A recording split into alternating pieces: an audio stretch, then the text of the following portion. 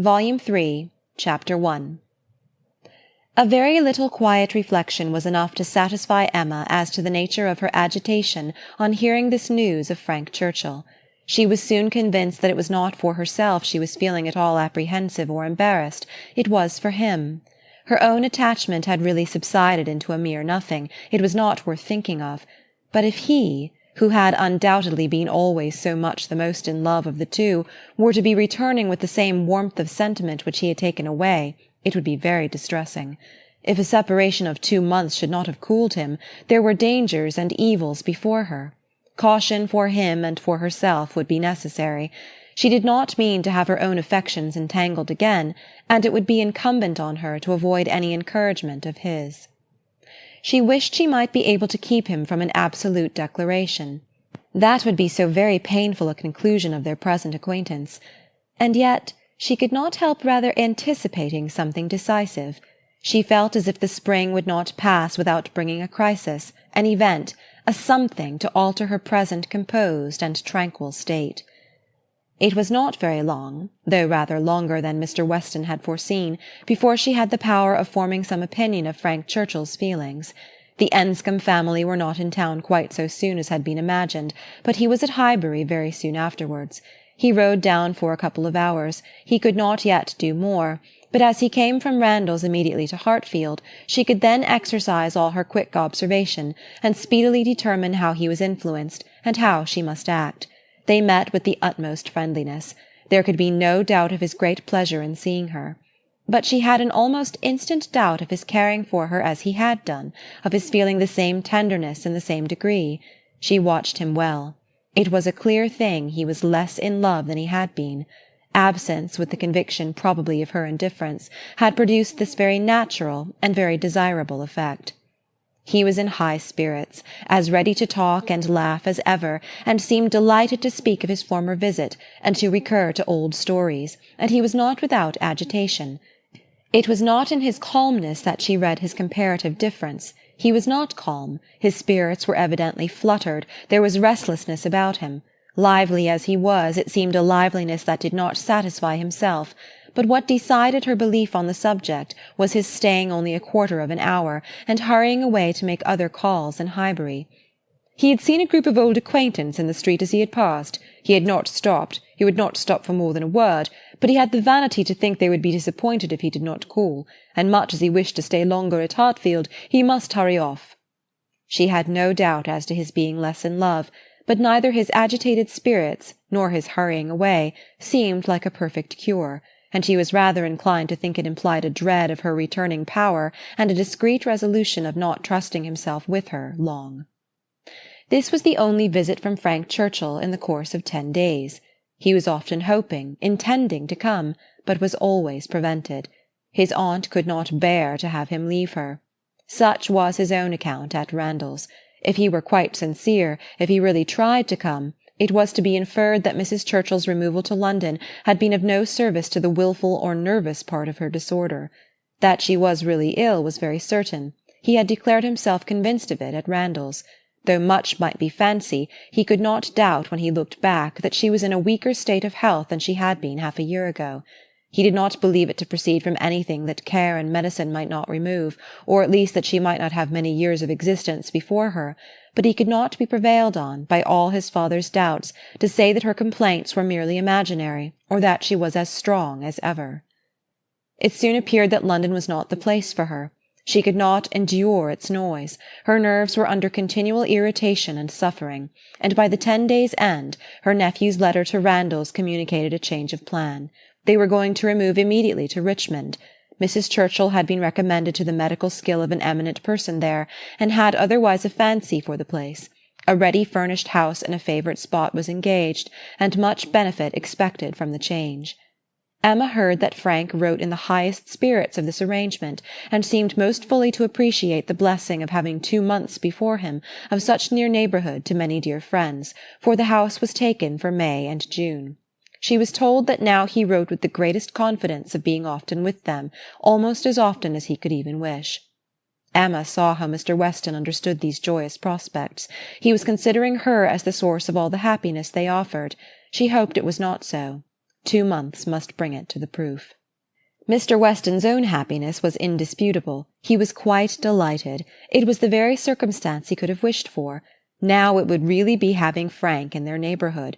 What were 9 miles to a young man? An hour's ride. He would be always coming over. The difference in that respect of Richmond and London was enough to make the whole difference of seeing him always and seeing him never. 16 miles, nay, 18, it must be full 18 to Manchester Street, was a serious obstacle. Were he ever able to get away, the day would be spent in coming and returning. There was no comfort in having him in London. He might as well be at Enscombe. But Richmond was the very distance for easy intercourse. Better than nearer. One good thing was immediately brought to a certainty by this removal, the ball at the Crown. It had not been forgotten before, but it had been soon acknowledged vain to attempt to fix a day. Now, however, it was absolutely to be. Every preparation was resumed, and very soon after the Churchills had removed to Richmond, a few lines from Frank, to say that his aunt felt already much better for the change, and that he had no doubt of being able to join them for 24 hours at any given time, induced them to name as early a day as possible. Mr. Weston's ball was to be a real thing. A very few to-morrows stood between the young people of Highbury and happiness. Mr. Woodhouse was resigned. The time of year lightened the evil to him. May was better for everything than February. Mrs. Bates was engaged to spend the evening at Hartfield. James had due notice, and he sanguinely hoped that neither dear little Henry nor dear little John would have anything the matter with them while dear Emma was gone. Chapter 2. No misfortune occurred again to prevent the ball. The day approached, the day arrived, and after a morning of some anxious watching, Frank Churchill, in all the certainty of his own self, reached Randalls before dinner, and everything was safe. No second meeting had there yet been between him and Emma.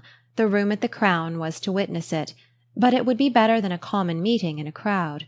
Mr. Weston had been so very earnest in his entreaties for her arriving there as soon as possible after themselves, for the purpose of taking her opinion as to the propriety and comfort of the rooms before any other persons came, that she could not refuse him, and must therefore spend some quiet interval in the young man's company. She was to convey Harriet, and they drove to the Crown in good time, the Randalls party just sufficiently before them. Frank Churchill seemed to have been on the watch, and though he did not say much, his eyes declared that he meant to have a delightful evening.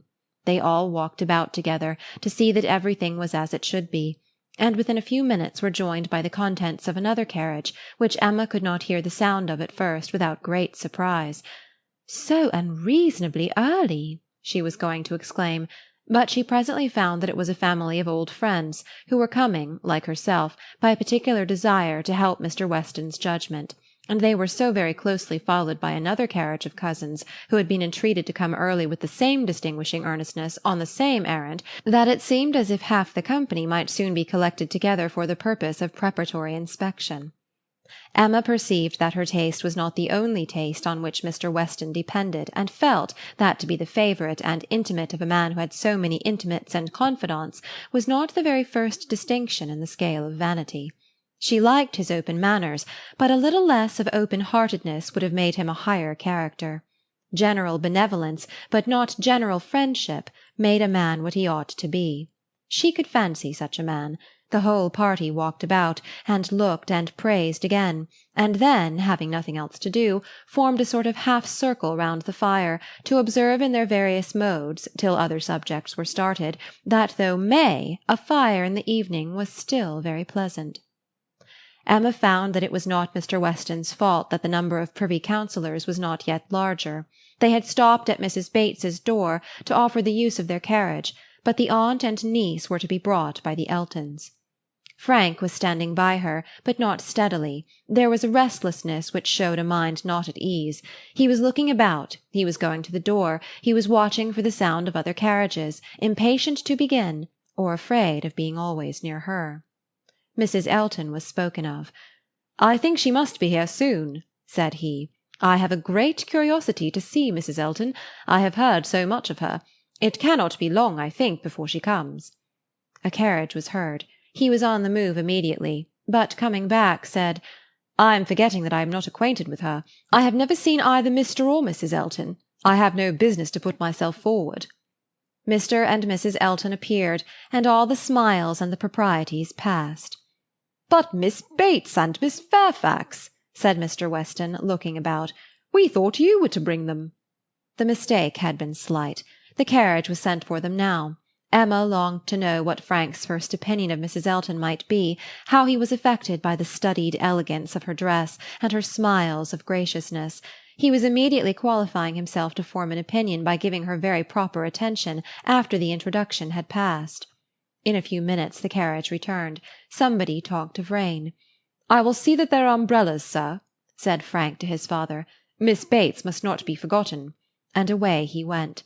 Mr. Weston was following, but Mrs. Elton detained him, to gratify him by her opinion of his son, and so briskly did she begin that the young man himself, though by no means moving slowly, could hardly be out of hearing. "A very fine young man indeed, Mr. Weston.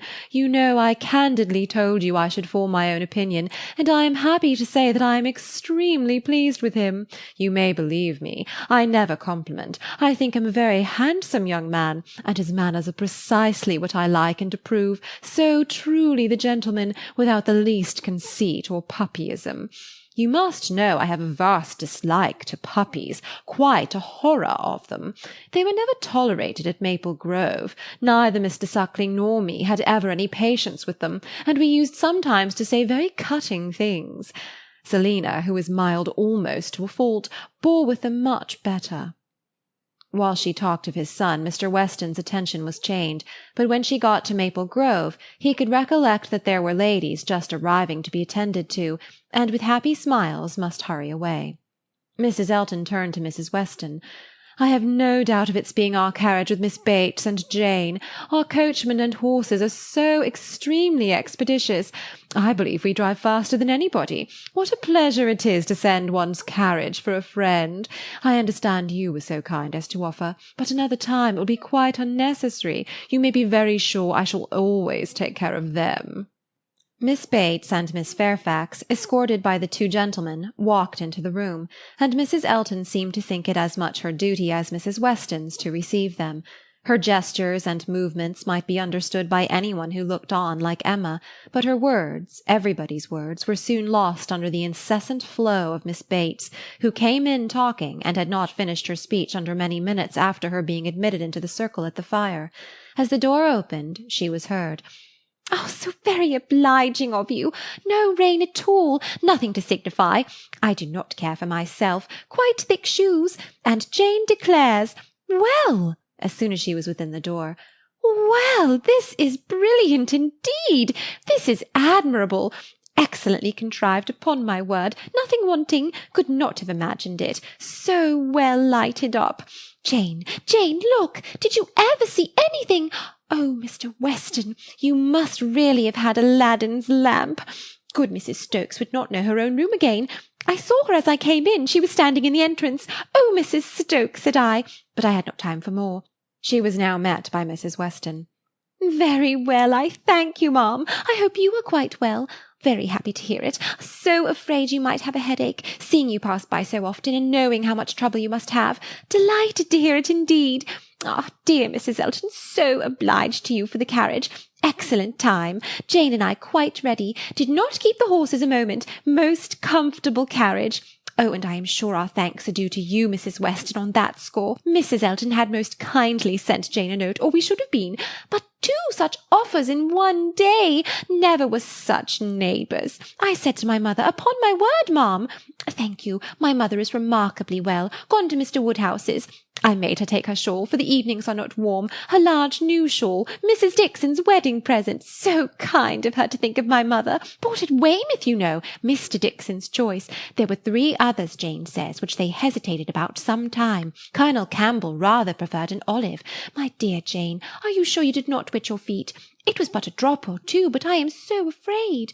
But Mr. Frank Churchill was so extremely, and there was a mat to step upon. I shall never forget his extreme politeness. Oh, Mr. Frank Churchill, I must tell you my mother's spectacles have never been in fault since. The rivet never came out again. My mother often talks of your good nature, does not she, Jane? Do we not often talk of Mr. Frank Churchill? Ah, here's Miss Woodhouse. Dear Miss Woodhouse, how do you do? Very well, I thank you, quite well. This is meeting quite in fairyland. Such a transformation. Must not compliment, I know. Eyeing Emma most complacently. That would be rude, but upon my word, Miss Woodhouse, you do look— How do you like Jane's hair? You are a judge. She did it all herself. Quite wonderful how she does her hair. No hairdresser from London, I think, could. Ah, Dr. Hughes, I declare, and Mrs. Hughes. Must go and speak to Dr. and Mrs. Hughes for a moment. How do you do? How do you do? Very well, I thank you. This is delightful, is it not? Where's dear Mr. Richard? Oh, there he is. Don't disturb him. Much better employed talking to the young ladies.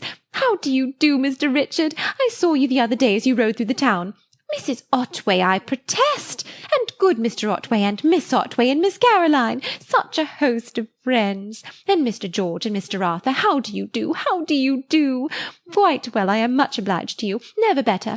Don't I hear another carriage? Who can this be? Oh, very likely the worthy Coles. Upon my word, this is charming to be standing out among such friends, and such a noble fire. I am quite roasted. No coffee, I thank you, for me never take coffee. A little tea, if you please, sir, by and by. No hurry. Oh, here it comes. Everything's so good. Frank Churchill returned to his station by Emma, and as soon as Miss Bates was quiet, she found herself necessarily overhearing the discourse of Mrs. Elton and Miss Fairfax, who were standing a little way behind her. He was thoughtful. Whether he were overhearing too, she could not determine. After a good many compliments to Jane on her dress and look, compliments very quietly and properly taken, Mrs. Elton was evidently wanting to be complimented herself, and it was, "How do you like my gown? How do you like my trimming? How has Wright done my hair?" with many other relative questions, all answered with patient politeness. Mrs. Elton then said, "Nobody can think less of dress in general than I do, but upon such an occasion as this, when everybody's eyes are so much upon me, and in compliment to the Westons, who I have no doubt are giving this ball chiefly to do me honour, I would not wish to be inferior to others, and I see very few pearls in the room except mine. So Frank Churchill is a capital dancer, I understand. We shall see if our styles suit. A fine young man, certainly, is Mr. Frank Churchill. I like him very well."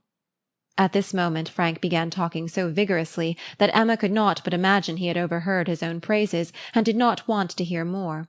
And the voices of the ladies were drowned for a while, till another suspension brought Mrs. Elton's tones again distinctly forward. Mr. Elton had just joined them, and his wife was exclaiming, "Oh, so you have found us out at last, have you, in our seclusion? I was this moment telling Jane I thought you would begin to be impatient for tidings of us."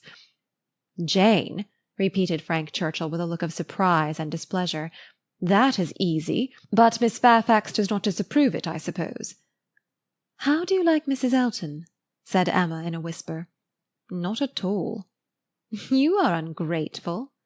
"Ungrateful? What do you mean?" Then changing from a frown to a smile, "No, do not tell me. I do not want to know what you mean.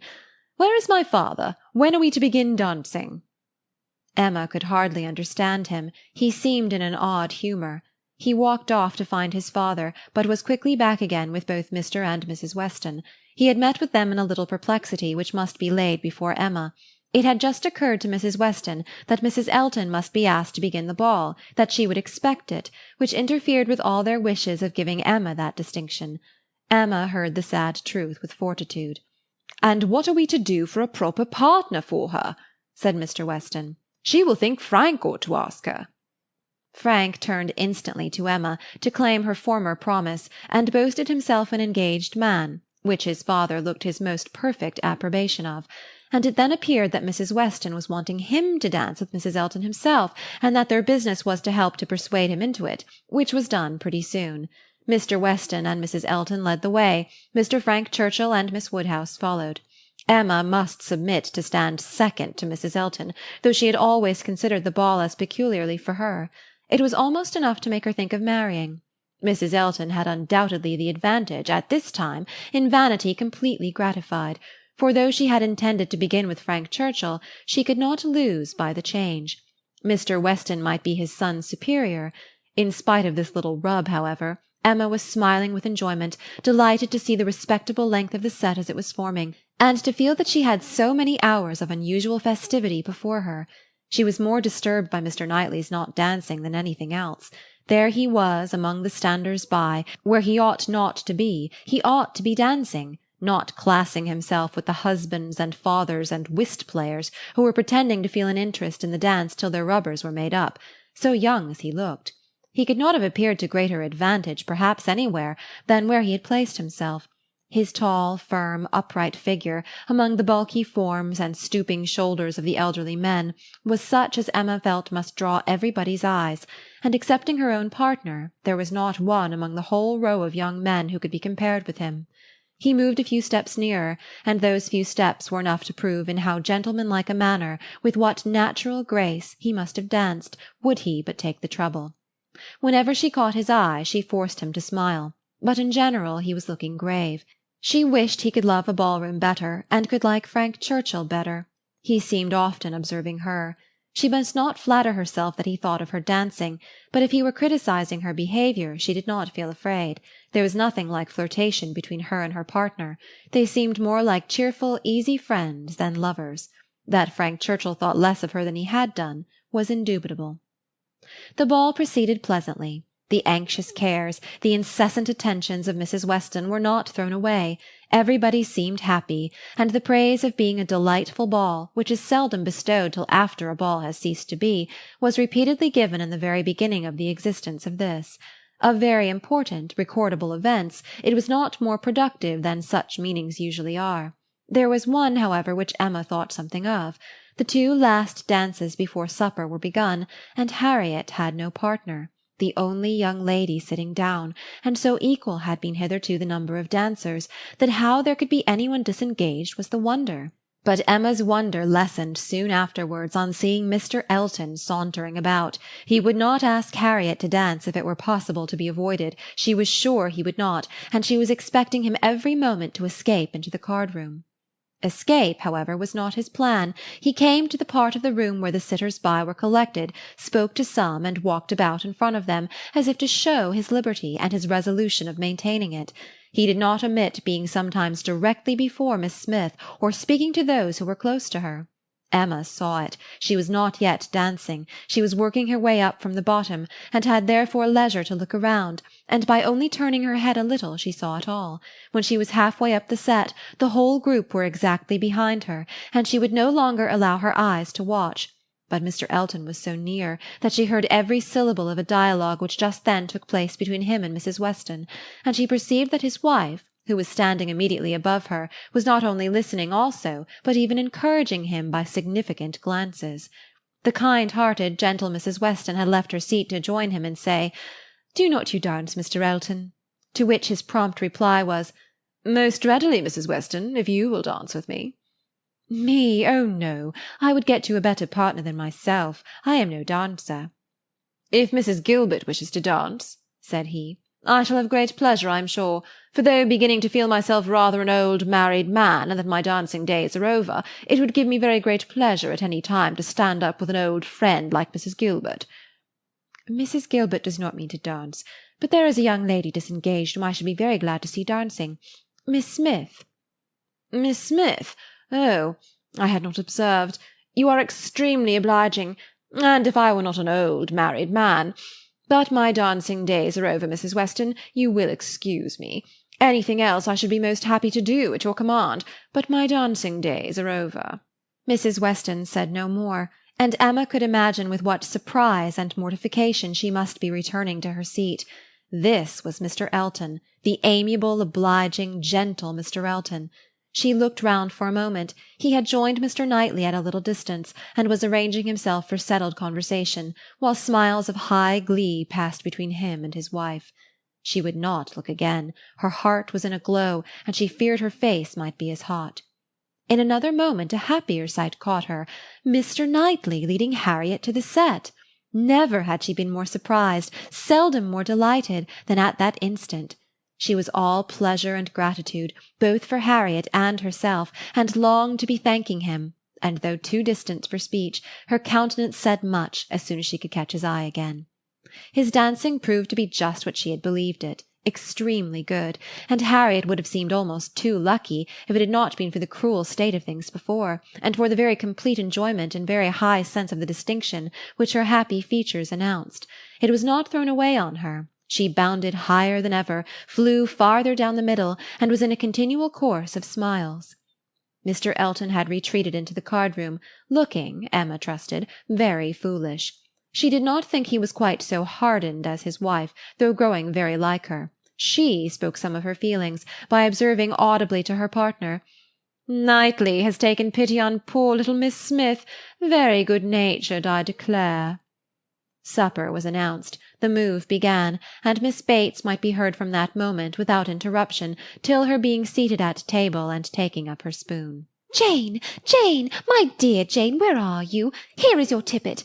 Mrs. Weston begs you to put on your tippet. She says she is afraid there will be draughts in the passage, though everything has been done. One door nailed up, quantities of matting. My dear Jane, indeed you must. Mr. Churchill, oh, you are too obliging. How well you put it on! So gratified! Excellent dancing indeed! Yes, my dear, I ran home as I said I should to help grandmamma to bed, and got back again, and nobody missed me. I set off without saying a word, just as I told you. Grandmamma was quite well, had a charming evening with Mr. Woodhouse, a vast deal of chat and backgammon. Tea was made downstairs, biscuits and baked apples and wine before she came away. Amazing luck in some of her throws, and she inquired a great deal about you, how you were amused, and who were your partners. Oh, said I shall not forestall Jane. I left her dancing with Mr. George Otway. She will love to tell you all about it herself to-morrow. Her first partner was Mr. Elton. I do not know who will ask her next, except perhaps Mr. William Cox. My dear sir, you are too obliging. Is there nobody you would not rather? I am not helpless. Sir, you are most kind. Upon my word, Jane on one arm and me on the other. Stop, let us stand a little back. Mrs. Elton is going. Dear Mrs. Elton, how elegant she looks! Beautiful lace. Now we all follow in her train. Quite the queen of the evening. Well, here we are at the passage. 2 steps, Jane. Take care of the 2 steps. Oh, no, there is but one. Well, I was persuaded there were 2. How very odd. I was convinced there were 2, and there is but one. I never saw anything equal to the comfort and style. Candles everywhere. I was telling you of your grandmamma, Jane. There was a little disappointment. The baked apples and biscuits, excellent in their way, you know, but there was a delicate fricassee of sweetbread and some asparagus brought in first, and good Mr. Woodhouse, not thinking the asparagus quite boiled enough, sent it out again. Now there is nothing grandmamma loves better than sweetbread and asparagus, so she was rather disappointed, but we agreed we would not speak of it to anybody, for fear of its getting round to dear Miss Woodhouse, who would be so very much concerned. Well, this is brilliant. I am all amazement. Could not have supposed anything. Such elegance and profusion. I have seen nothing like it since. Well, where shall we sit? Where shall we sit? Anywhere, so that Jane is not in a draught. Where I sit is of no consequence. Oh, do you recommend this side? Well, I am sure, Mr. Churchill, only it seems too good. But just as you please. What you direct in this house cannot be wrong. Dear Jane, how shall we ever recollect half the dishes for grandmamma? Soup too, bless me! I should not be helped so soon, but it smells most excellent, and I cannot help beginning. Emma had no opportunity of speaking to Mr. Knightley till after supper, but when they were all in the ball-room again, her eyes invited him irresistibly to come to her and be thanked. He was warm in his reprobation of Mr. Elton's conduct. It had been unpardonable rudeness, and Mrs. Elton's looks also received the due share of censure. "They aimed at wounding more than Harriet," said he. "Emma, why is it that they are your enemies?" He looked with smiling penetration, and on receiving no answer, added, "She ought not to be angry with you, I suspect, whatever he may be. To that surmise you say nothing, of course, but confess, Emma, that you did want him to marry Harriet." "I did," replied Emma, "and they cannot forgive me." He shook his head, but there was a smile of indulgence with it, and he only said, "I shall not scold you. I leave you to your own reflections." "Can you trust me with such flatterers? Does my vain spirit ever tell me I am wrong?" "Not your vain spirit, but your serious spirit. If one leads you wrong, I am sure the other tells you of it." "I do own myself to have been completely mistaken in Mr. Elton. There is a littleness about him which you discovered and which I did not, and I was fully convinced of his being in love with Harriet. It was through a series of strange blunders." "And in return for your acknowledging so much, I will do you the justice to say that you would have chosen for him better than he has chosen for himself. Harriet Smith has some first-rate qualities, which Mrs. Elton is totally without. An unpretending, single-minded, artless girl, infinitely to be preferred by any man of sense and taste to a woman such as Mrs. Elton. I found Harriet more conversable than I expected." Emma was extremely gratified. They were interrupted by the bustle of Mr. Weston calling on everybody to begin dancing again. "Come, Miss Woodhouse, Miss Otway, Miss Fairfax, what are you all doing? Come, Emma, set your companions the example. Everybody is lazy, everybody's asleep." "I am ready," said Emma, "whenever I am wanted." "Whom are you going to dance with?" asked Mr. Knightley. She hesitated a moment and then replied, "With you, if you will ask me." "Will you?" said he, offering his hand. "Indeed I will. You have shown that you can dance, and you know we are not really so much brother and sister as to make it at all improper." "Brother and sister? No, indeed." Chapter 3.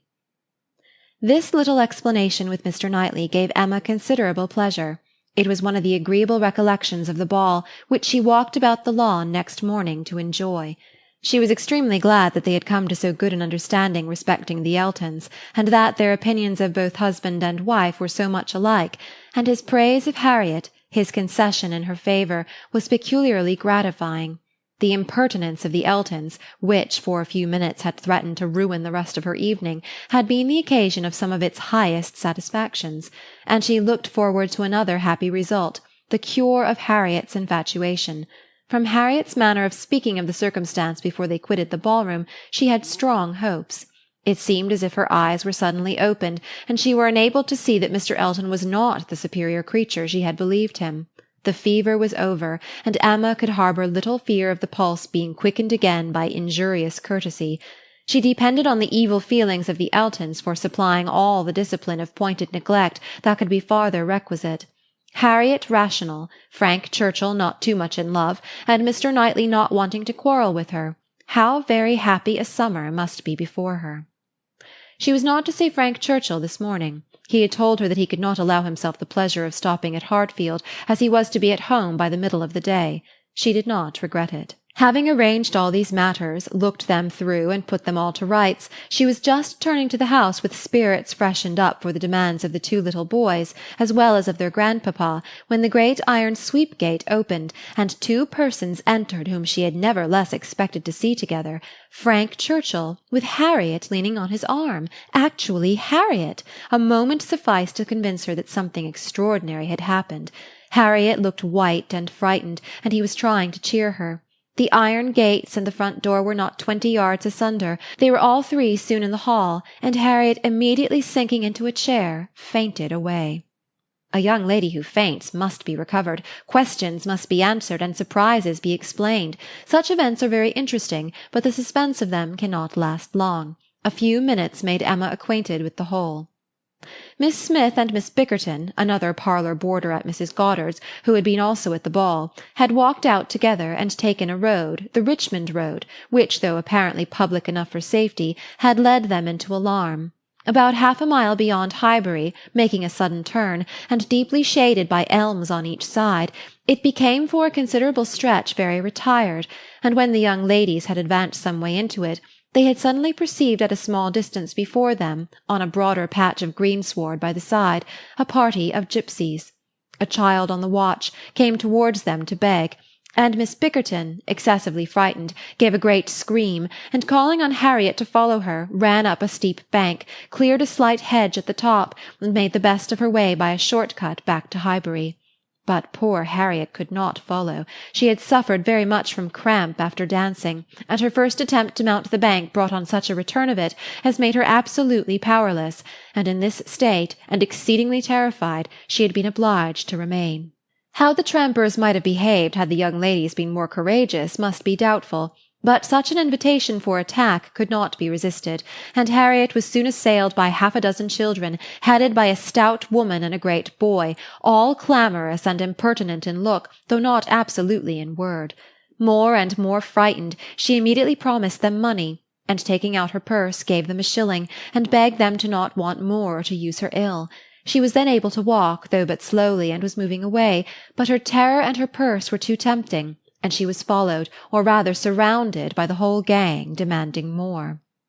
In this state Frank Churchill had found her, she trembling and conditioning, they loud and insolent. By a most fortunate chance his leaving Highbury had been delayed so as to bring him to her assistance at this critical moment.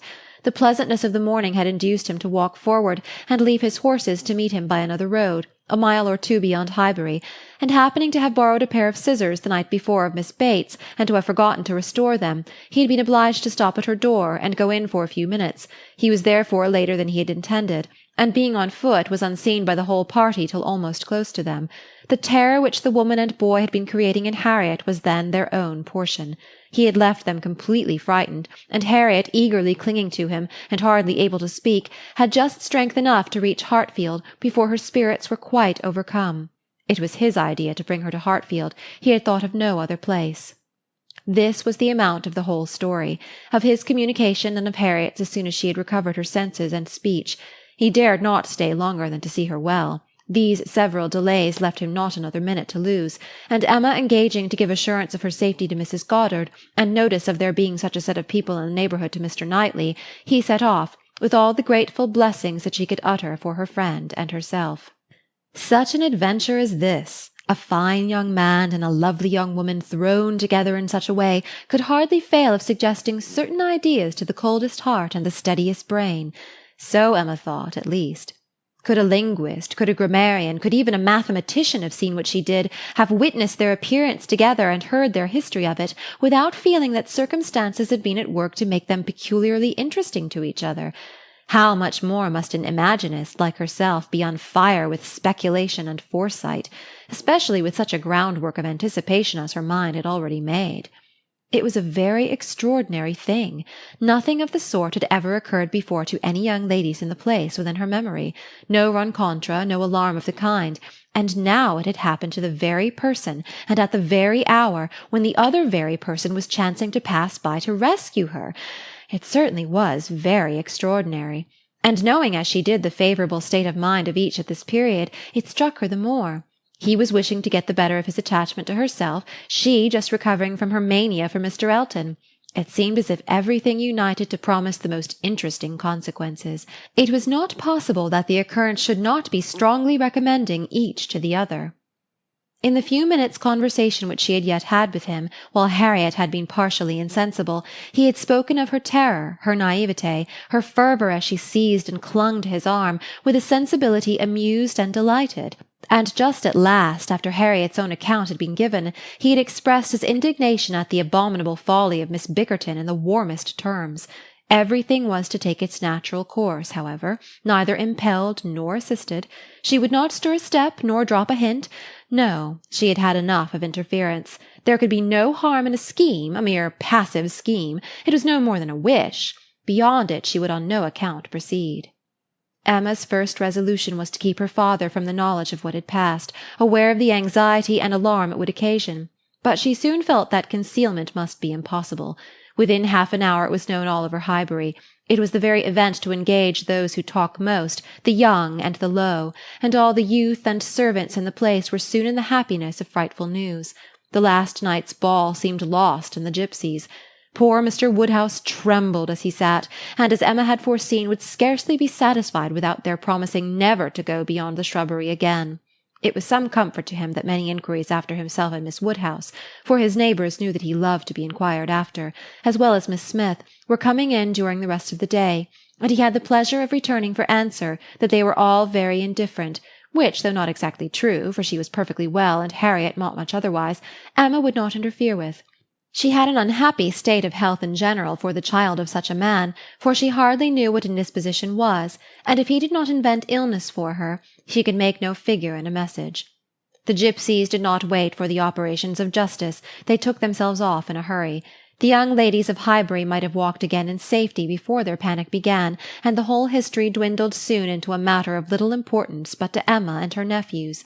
In her imagination it maintained its ground, and Henry and John were still asking every day for the story of Harriet and the gipsies, and still tenaciously setting her right if she varied in the slightest particular from the original recital. Chapter 4. A very few days had passed after this adventure, when Harriet came one morning to Emma with a small parcel in her hand, and after sitting down and hesitating, thus began. Miss Woodhouse, if you are at leisure, I have something that I should like to tell you, a sort of confession to make, and then, you know, it will be all over. Emma was a good deal surprised, but begged her to speak. There was a seriousness in Harriet's manner which prepared her, quite as much as her words, for something more than ordinary. It is my duty, and I am sure it is my wish, she continued, to have no reserves with you on this subject. As I am happily quite an altered creature in one respect, it is very fit that you should have the satisfaction of knowing it. I do not want to say more than is necessary. I am too much ashamed of having given way as I have done, and I dare say you understand me. Yes, said Emma, I hope I do. How could I so long a time be fancying myself? Cried Harriet warmly. It seems like madness. I can see nothing at all extraordinary in him now. I do not care whether I meet him or not, except that of the two I had rather not see him, and indeed I would go any distance round to avoid him. But I do not envy his wife in the least. I neither admire her nor envy her, as I have done. She is very charming, I dare say, and all that, but I think her very ill-tempered and disagreeable. I shall never forget her look the other night. However, I assure you, Miss Woodhouse, I wish her no evil. No, let them be ever so happy together, it will not give me another moment's pang. And to convince you that I have been speaking truth, I am now going to destroy what I ought to have destroyed long ago, what I ought never to have kept.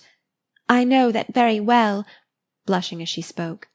However, now I will destroy it all, and it is my particular wish to do it in your presence, that you may see how rational I am grown. Cannot you guess what this parcel holds? Said she with a conscious look. Not the least in the world.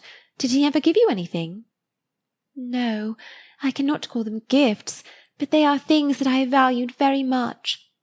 She held the parcel towards her, and Emma read the words, "Most precious treasures," on the top.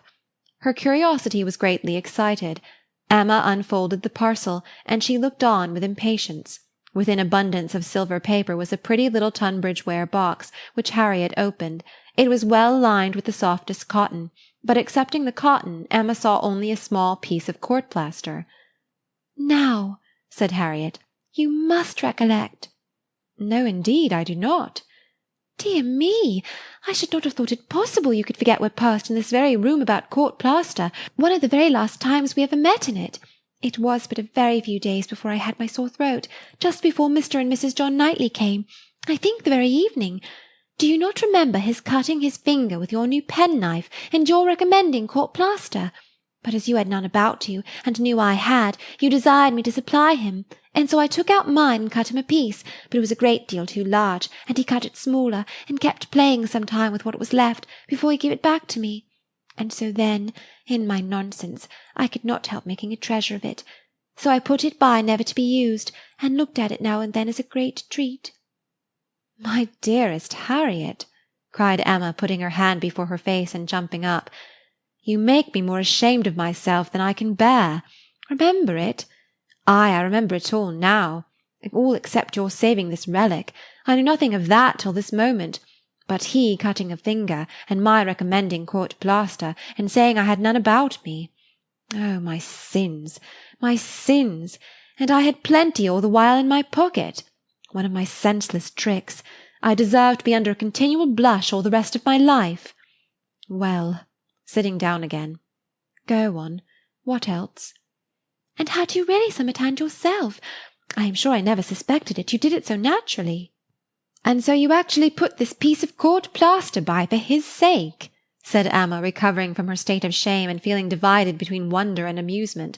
And secretly she added to herself, "Lord bless me, when should I ever have thought of putting by in cotton a piece of court-plaster that Frank Churchill had been pulling about? I never was equal to this." "Here," resumed Harriet, turning to her box again, "here is something still more valuable, I mean that has been more valuable, because this is what really once did belong to him, which the court-plaster never did." Emma was quite eager to see this superior treasure. It was the end of an old pencil, the part without any lead. "This was really his," said Harriet. "Do not you remember one morning? No, I dare say you do not.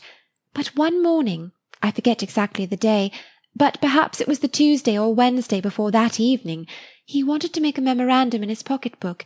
It was about spruce beer. Mr. Knightley had been telling him something about brewing spruce beer, and he wanted to put it down, but when he took out his pencil, there was so little lead that he soon cut it all away, and it would not do, so you lent him another, and this was left upon the table as good for nothing. But I kept my eye on it, and as soon as I dared, caught it up, and never parted with it again from that moment." "I do remember it," cried Emma. "I perfectly remember it. Talking about spruce beer. Oh yes, Mr. Knightley and I both saying we liked it, and Mr. Elton seeming resolved to learn to like it too. I perfectly remember it. Stop, Mr. Knightley was standing just here, was not he? I have an idea he was standing just here." "Ah, I do not know. I cannot recollect. It is very odd, but I cannot recollect. Mr. Elton was sitting here, I remember, much about where I am now." "Well, go on." "Oh, that's all. I have nothing more to show you or to say, except that I am now going to throw them both behind the fire, and I wish you to see me do it." "My poor dear Harriet, and have you actually found happiness in treasuring up these things?" "Yes, simpleton as I was, but I am quite ashamed of it now, and wish I could forget as easily as I can burn them. It was very wrong of me, you know, to keep any remembrances after he was married. I knew it was, but had not resolution enough to part with them." "But, Harriet, is it necessary to burn the court plaster? I have not a word to say for the bit of old pencil, but the court plaster might be useful." "I shall be happier to burn it," replied Harriet. "It has a disagreeable look to me. I must get rid of everything. There it goes, and there is an end, thank heaven, of Mr. Elton." "And when," thought Emma, "will there be a beginning of Mr. Churchill?" She had soon afterwards reason to believe that the beginning was already made, and could not but hope that the gipsy, though she had told no fortune, might be proved to have made Harriet's. About a fortnight after the alarm, they came to a sufficient explanation, and quite undesignedly. Emma was not thinking of it at the moment, which made the information she received more valuable. She merely said, in the course of some trivial chat, "Well, Harriet, whenever you marry, I would advise you to do so and so," and thought no more of it, till after a minute's silence she heard Harriet say in a very serious tone, "I shall never marry." Emma then looked up, and immediately saw how it was, and after a moment's debate as to whether it should pass unnoticed or not, replied, "Never marry? This is a new resolution." "It is one that I shall never change, however." After another short hesitation, "I hope it does not proceed I hope it is not in compliment to Mr. Elton." "Mr. Elton, indeed!" cried Harriet indignantly. "Oh, no!" and Emma could just catch the words. "So superior to Mr. Elton." She then took a longer time for consideration. Should she proceed no farther? Should she let it pass, and seem to suspect nothing? Perhaps Harriet might think her cold or angry if she did, or perhaps if she were totally silent, it might only drive Harriet into asking her to hear too much. And against anything like such an unreserve as had been, such an open and frequent discussion of hopes and chances, she was perfectly resolved. She believed it would be wiser for her to say and know at once all that she meant to say and know. Plain dealing was always best.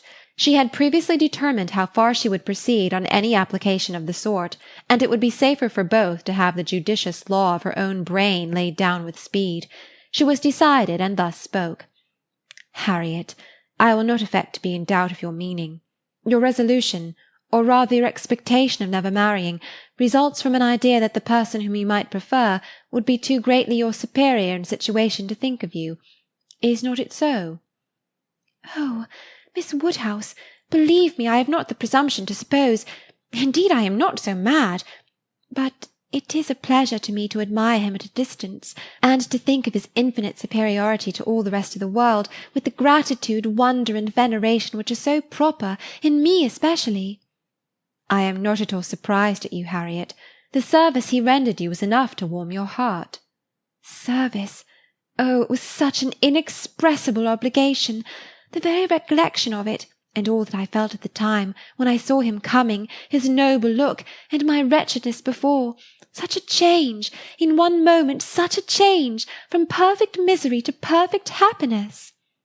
"It is very natural. It is natural, and it is honourable. Yes, honourable, I think, to choose so well and so gratefully. but that it will be a fortunate preference is more than I can promise. I do not advise you to give way to it, Harriet. I do not by any means engage for its being returned. Consider what you are about. Perhaps it will be wisest in you to check your feelings while you can. At any rate, do not let them carry you far, unless you are persuaded of his liking you. Be observant of him. Let his behaviour be the guide of your sensations. I give you this caution now, because I shall never speak to you again on the subject. I am determined against all interference. Henceforward I know nothing of the matter. Let no name ever pass our lips. We were very wrong before. We will be cautious now. He is your superior, no doubt, and there do seem objections and obstacles of a very serious nature. But yet, Harriet, more wonderful things have taken place. There have been matches of greater disparity. But take care of yourself. I would not have you too sanguine, though, however it may end, be assured your raising your thoughts to him is a mark of good taste which I shall always know how to value. Harriet kissed her hand in silent and submissive gratitude.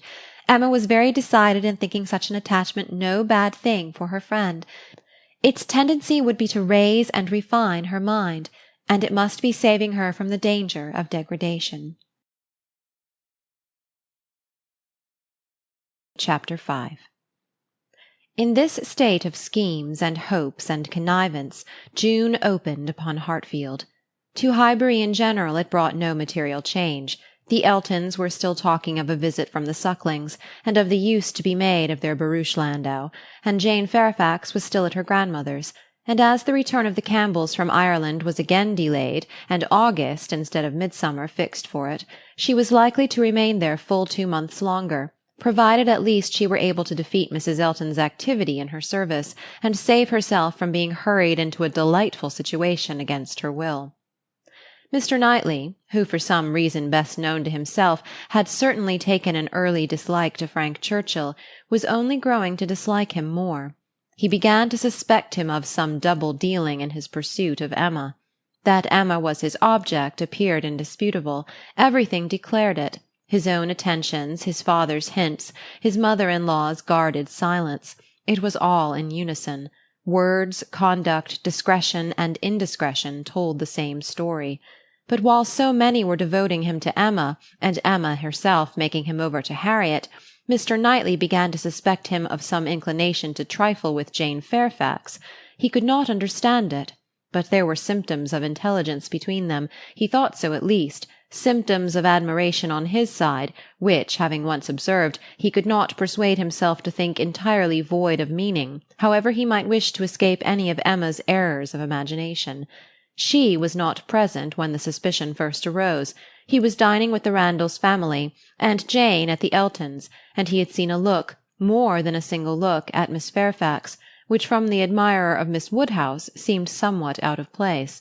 When he was again in their company, he could not help remembering what he had seen, nor could he avoid observations which, unless it were like Cowper and his fire at twilight, myself creating what I saw, brought him yet stronger suspicion of there being a something of private liking, of private understanding even, between Frank Churchill and Jane.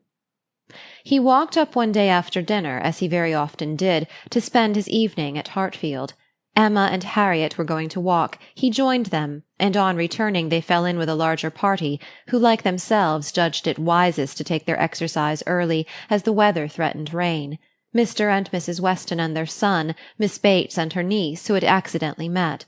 They all united, and on reaching Hartfield gates, Emma, who knew it was exactly the sort of visiting that would be welcome to her father, pressed them all to go in and drink tea with him.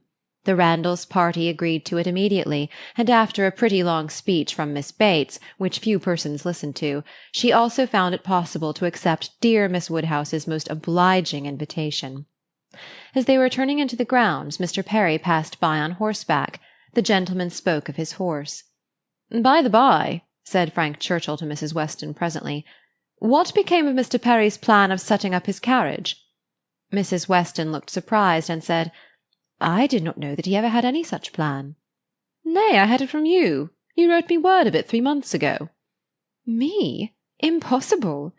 "Indeed you did. I remember it perfectly. You mentioned it as what was certainly to be very soon.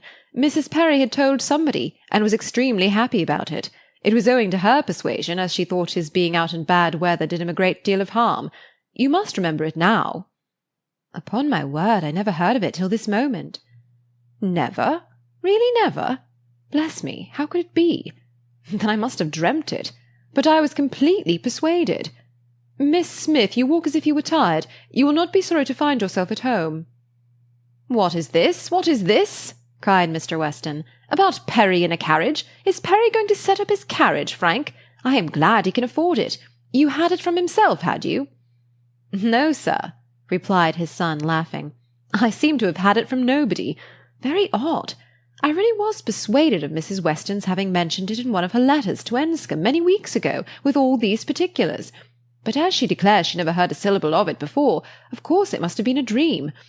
I am a great dreamer. I dream of everybody at Highbury when I am away, and when I have gone through my particular friends, then I begin dreaming of Mr. and Mrs. Perry." "It is odd, though," observed his father, "that you should have had such a regular connected dream about people whom it was not very likely you should be thinking of at Enscombe. Perry setting up his carriage, and his wife's persuading him to it, out of care for his health. Just what will happen, I have no doubt, some time or other, only a little premature. What an air of probability sometimes runs through a dream, and at others what a heap of absurdities it is. Well, Frank, your dream certainly shows that Highbury is in your thoughts when you are absent. Emma, you are a great dreamer, I think." Emma was out of hearing. She had hurried on before her guests to prepare her father for their appearance, and was beyond the reach of Mr. Weston's hint. "Why, to own the truth," cried Miss Bates, who had been trying in vain to be heard the last 2 minutes, "if I must speak on this subject, there is no denying that Mr. Frank Churchill might have— I do not mean to say he did not dream it. I am sure I have sometimes the oddest dreams in the world, but if I am questioned about it, I must acknowledge that there was such an idea last spring, for Mrs. Perry herself mentioned it to my mother, and the Coles knew of it as well as ourselves. But it was quite a secret, known to nobody else, and only thought of about 3 days ago. Mrs. Perry was very anxious that he should have a carriage, and came to my mother in great spirits one morning, because she thought she had prevailed. Jane, don't you remember grandmamma's telling us of it when we got home? I forget where we had been walking to. Very likely to Randall's. Yes, I think it was to Randall's. Mrs. Perry was always particularly fond of my mother. Indeed, I do not know who is not. And she had mentioned it to her in confidence. She had no objection to her telling us, of course, but it was not to go beyond. And from that day to this, I never mentioned it to a soul that I know of. At the same time, I will not positively answer for my never having dropped a hint, because I know I do sometimes pop out a thing before I am aware. I am a talker, you know. I am rather a talker, and now and then I have let a thing escape me which I should not. I am not like Jane. I wish I were. I will answer for it. She never betrayed the least thing in the world. Where is she? Oh, just behind. Perfectly remember Mrs. Perry's coming. Extraordinary dream indeed." They were entering the hall.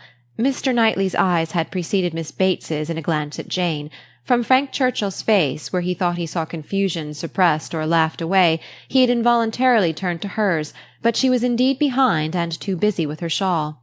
Mr. Weston had walked in. The other 2 gentlemen waited at the door to let her pass. Mr. Knightley suspected in Frank Churchill the determination of catching her eye. He seemed watching her intently. In vain, however, if it were so. Jane passed between them into the hall, and looked at neither. There was no time for farther remark or explanation. The dream must be borne with, and Mr. Knightley must take his seat with the rest round the large modern circular table which Emma had introduced at Hartfield, and which none but Emma could have had power to place there and persuade her father to use, instead of the small-sized Pembroke on which 2 of his daily meals had, for 40 years, been crowded. Tea passed pleasantly, but nobody seemed in a hurry to move.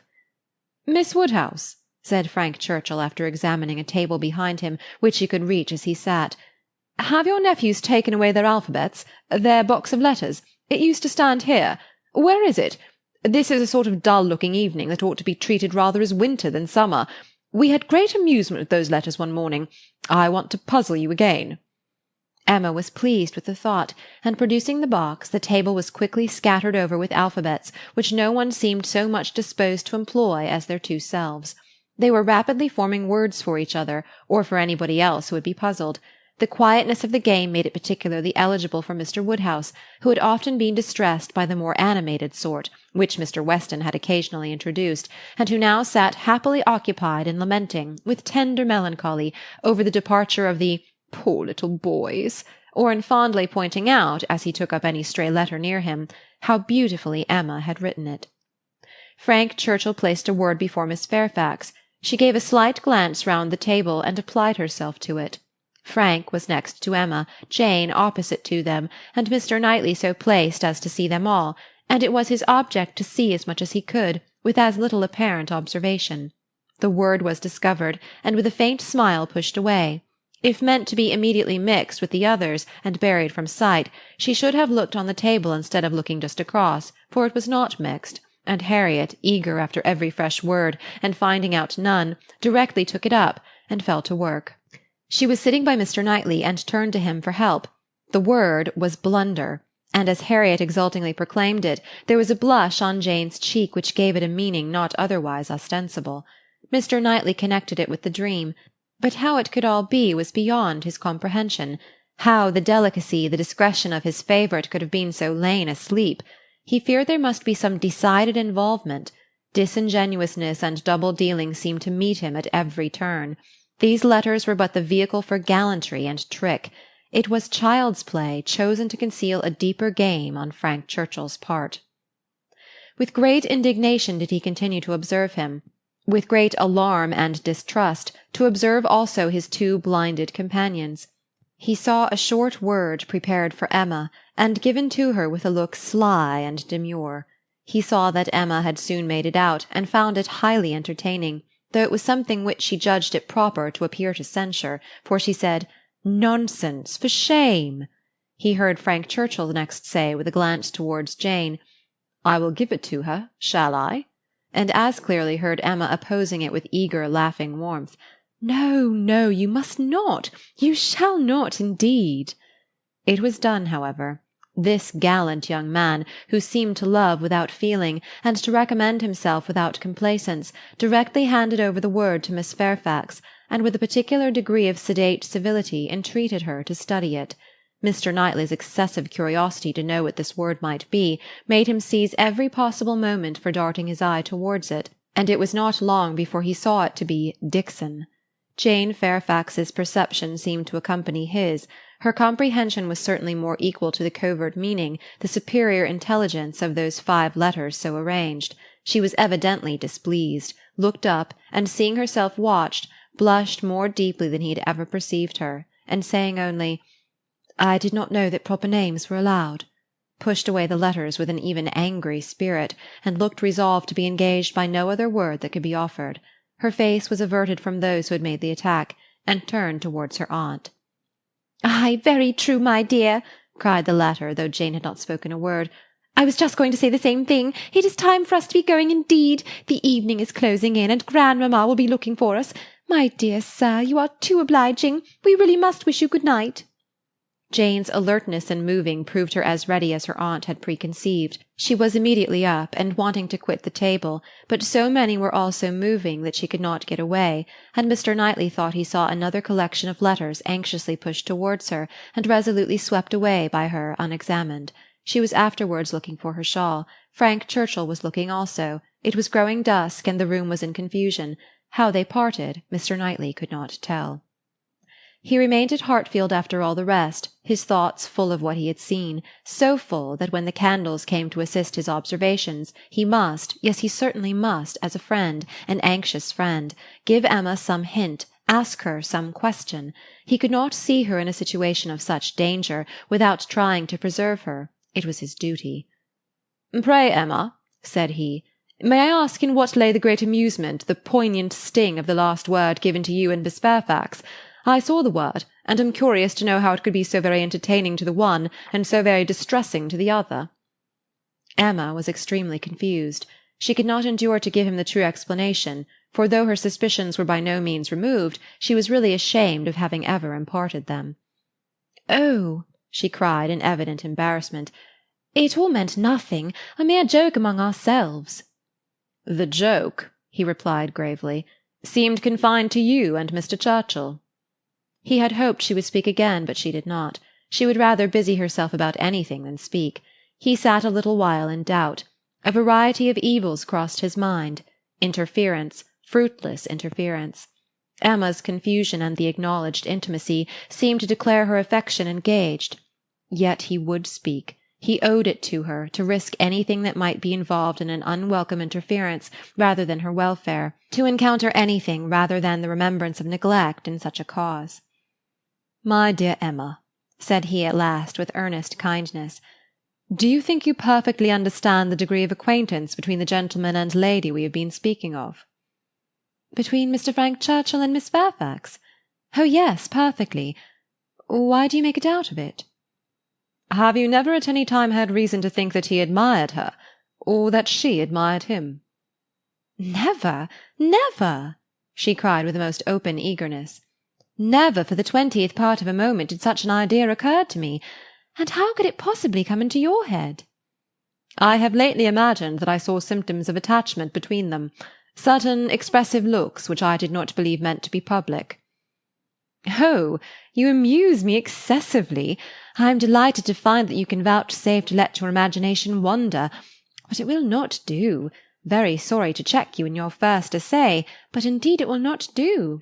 There is no admiration between them, I do assure you, and the appearances which have caught you have arisen from some peculiar circumstances, feelings rather of a totally different nature. It is impossible exactly to explain. There is a good deal of nonsense in it, but the part which is capable of being communicated, which is sense, is that they are as far from any attachment or admiration for one another as any two beings in the world can be. That is, I presume it to be so on her side, and I can answer for its being so on his. I will answer for the gentleman's indifference." She spoke with a confidence which staggered, with a satisfaction which silenced Mr. Knightley. She was in gay spirits, and would have prolonged the conversation, wanting to hear the particulars of his suspicions, every look described, and all the wheres and hows of a circumstance which highly entertained her, but his gaiety did not meet hers. He found he could not be useful, and his feelings were too much irritated for talking. That he might not be irritated into an absolute fever by the fire which Mr. Woodhouse's tender habits required almost every evening throughout the year, he soon afterwards took a hasty leave, and walked home to the coolness and solitude of Donwell Abbey. Chapter 6. After being long fed with hopes of a speedy visit from Mr. and Mrs. Suckling, the Highbury world were obliged to endure the mortification of hearing that they could not possibly come till the autumn. No such importation of novelties could enrich their intellectual stores at present. In the daily interchange of news, they must be again restricted to the other topics with which for a while the Sucklings' coming had been united, such as the last accounts of Mrs. Churchill, whose health seemed every day to supply a different report, and the situation of Mrs. Weston, whose happiness it was to be hoped might eventually be as much increased by the arrival of a child as that of all her neighbours was by the approach of it. Mrs. Elton was very much disappointed. It was the delay of a great deal of pleasure and parade. Her introductions and recommendations must all wait, and every projected party be still only talked of. So she thought at first, but a little consideration convinced her that everything need not be put off. Why should not they explore to Box Hill, though the Sucklings did not come? They could go there again with them in the autumn. It was settled that they should go to Box Hill. That there was to be such a party had been long generally known. It had even given the idea of another. Emma had never been to Box Hill. She wished to see what everybody found so well worth seeing, and she and Mr. Weston had agreed to choose some fine morning and drive thither. 2 or 3 more of the chosen only were to be admitted to join them, and it was to be done in a quiet, unpretending, elegant way, infinitely superior to the bustle and preparation, the regular eating and drinking and picnic parade of the Eltons and the Sucklings. This was so very well understood between them that Emma could not but feel some surprise and a little displeasure on hearing from Mr. Weston that he had been proposing to Mrs. Elton, as her brother and sister had failed her, that the 2 parties should unite and go together, and that as Mrs. Elton had very readily acceded to it, so it was to be, if she had no objection. Now, as her objection was nothing but her very great dislike of Mrs. Elton, of which Mr. Weston must already be perfectly aware, it was not worth bringing forward again. It could not be done without a reproof to him, which would be giving pain to his wife, and she found herself therefore obliged to consent to an arrangement which she would have done a great deal to avoid. an arrangement which would probably expose her even to the degradation of being said to be of Mrs. Elton's party. Every feeling was offended, and the forbearance of her outward submission left a heavy arrear due of secret severity in her reflections on the unmanageable goodwill of Mr. Weston's temper. "I am glad you approve of what I have done," said he very comfortably, "but I thought you would. Such schemes as these are nothing without numbers. One cannot have too large a party. A large party secures its own amusement, and she is a good-natured woman after all. One could not leave her out." Emma denied none of it aloud, and agreed to none of it in private. It was now the middle of June, and the weather fine, and Mrs. Elton was growing impatient to name the day, and settle with Mr. Weston as to pigeon pies and cold lamb, when a lame carriage-horse threw everything into sad uncertainty. It might be weeks, it might be only a few days, before the horse were usable, but no preparations could be ventured on, and it was all melancholy stagnation. Mrs. Elton's resources were inadequate to such an attack. "Is not this most vexatious, Knightley?" she cried. "And such weather for exploring! These delays and disappointments are quite odious. What are we to do? The year will wear away at this rate, and nothing done. Before this time last year, I assure you, we had had a delightful exploring party from Maple Grove to King's Weston." "You had better explore to Donwell," replied Mr. Knightley. "That may be done without horses. Come and eat my strawberries. They are ripening fast." If Mr. Knightley did not begin seriously, he was obliged to proceed so, for his proposal was caught at with delight, and the "Oh, I should like it of all things" was not plainer in words than manner. Donwell was famous for its strawberry beds, which seemed a plea for the invitation, but no plea was necessary. Cabbage beds would have been enough to tempt the lady, who only wanted to be going somewhere. She promised him again and again to come, much oftener than he doubted, and was extremely gratified by such a proof of intimacy, such a distinguishing compliment as she chose to consider it. "You may depend upon me," said she. "I certainly will come. Name your day, and I will come. You will allow me to bring Jane Fairfax?" "I cannot name a day," said he, "till I have spoken to some others whom I would wish to meet you." "Oh, leave all that to me. Only give me a carte blanche. I am lady patroness, you know. It is my party. I will bring friends with me." "I hope you'll bring Elton," said he, "but I will not trouble you to give any other invitations." "Oh, now you are looking very sly. But consider, you need not be afraid of delegating power to me. I am no young lady on her preferment. Married women, you know, may be safely authorized. It is my party. Leave it all to me. I will invite your guests." "No," he calmly replied, "there is but one married woman in the world whom I can ever allow to invite what guests she please to Donwell, and that one is—" "Mrs. Weston, I suppose," interrupted Mrs. Elton, rather mortified. "No, Mrs. Knightley, and till she is in being I will manage such matters myself." "Ah, you are an odd creature," cried she, satisfied to have no one preferred to herself. "You are a humourist, and may say what you like. Quite a humourist. Well, I shall bring Jane with me, Jane and her aunt. The rest I leave to you. I have no objections at all to meeting the Hartfield family. Don't scruple. I know you are attached to them." "You certainly will meet them, if I can prevail, and I shall call on Miss Bates in my way home."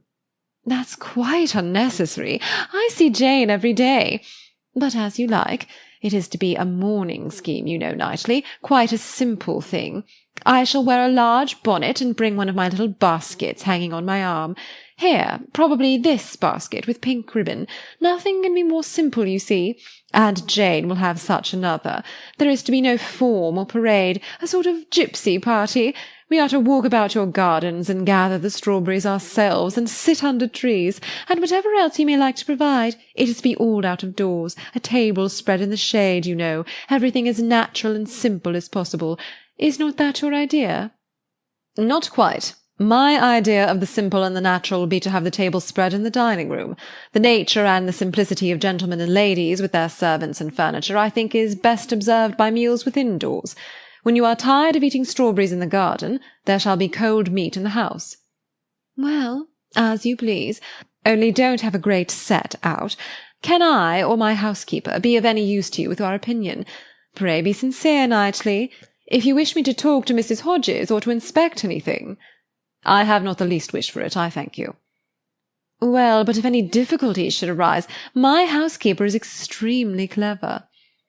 "I will answer for it that mine thinks herself full as clever, and would spurn anybody's assistance." "I wish we had a donkey. The thing would be for all of us to come on donkeys, Jane, Miss Bates, and me, and my caro sposo walking by. I really must talk to him about purchasing a donkey. In a country life I conceive it to be a sort of necessary, for let a woman have ever so many resources, it is not possible for her to be always shut up at home, and very long walks, you know. In summer there is dust, and in winter there is dirt." "You will not find either between Donwell and Highbury. Donwell Lane is never dusty, and now it is perfectly dry. Come on a donkey, however, if you prefer it. You can borrow Mrs. Cole's. I would wish everything to be as much to your taste as possible." "That I am sure you would. Indeed I do you justice, my good friend. Under that peculiar sort of dry, blunt manner, I know you have the warmest heart. As I tell Mr. E., you are a thorough humourist. Yes, believe me, Knightley, I am fully sensible of your attention to me in the whole of this scheme. You have hit upon the very thing to please me." Mr. Knightley had another reason for avoiding a table in the shade. He wished to persuade Mr. Woodhouse, as well as Emma, to join the party, and he knew that to have any of them sitting down out of doors to eat would inevitably make him ill.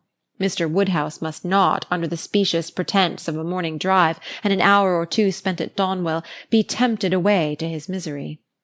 He was invited on good faith. No lurking horrors were to upbraid him for his easy credulity. He did consent. He had not been at Donwell for 2 years. Some very fine morning he and Emma and Harriet could go very well, and he could sit still with Mrs. Weston while the dear girls walked about the gardens.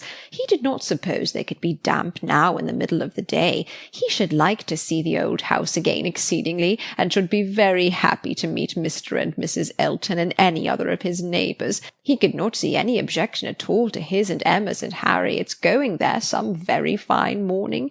He thought it all very well done of Mr. Knightley to invite them. Very kind and sensible, much cleverer than dining out. He was not fond of dining out. Mr. Knightley was fortunate in everybody's most ready concurrence. The invitation was everywhere so well received that it seemed as if, like Mrs. Elton, they were all taking the scheme as a particular compliment to themselves.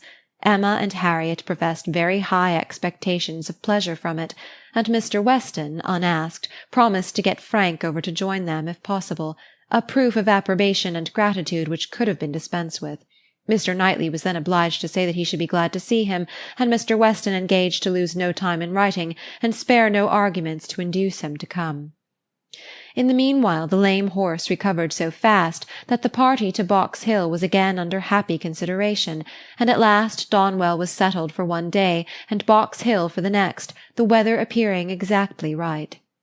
Under a bright midday sun, at almost midsummer, Mr. Woodhouse was safely conveyed in his carriage, with one window down, to partake of this alfresco party, and in one of the most comfortable rooms in the Abbey, especially prepared for him by a fire all the morning, he was happily placed, quite at his ease, ready to talk with pleasure of what had been achieved, and advise everybody to come and sit down and not to heat themselves.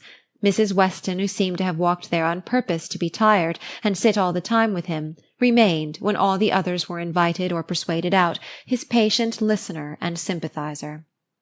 It was so long since Emma had been at the Abbey that as soon as she was satisfied of her father's comfort, she was glad to leave him and look around her, eager to refresh and correct her memory with more particular observation, more exact understanding of a house and grounds which must ever be so interesting to her and all her family.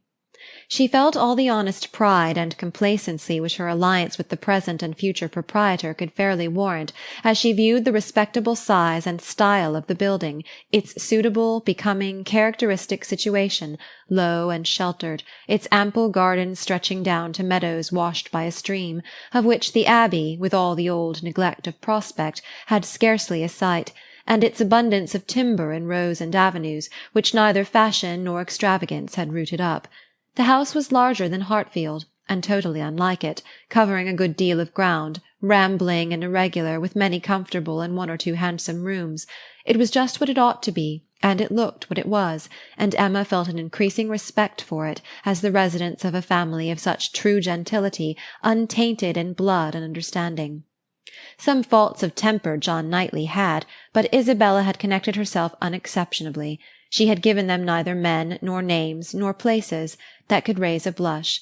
These were pleasant feelings, and as she walked about and indulged them till it was necessary to do as the others did, and collect round the strawberry beds, the whole party were assembled, excepting Frank Churchill, who was expected every moment from Richmond, and Mrs. Elton, in her apparatus of happiness, her large bonnet and her basket, was very ready to lead the way in gathering, accepting, or talking. Strawberries, and only strawberries, could now be thought or spoken of. The best fruit in England, everybody's favourite, always wholesome.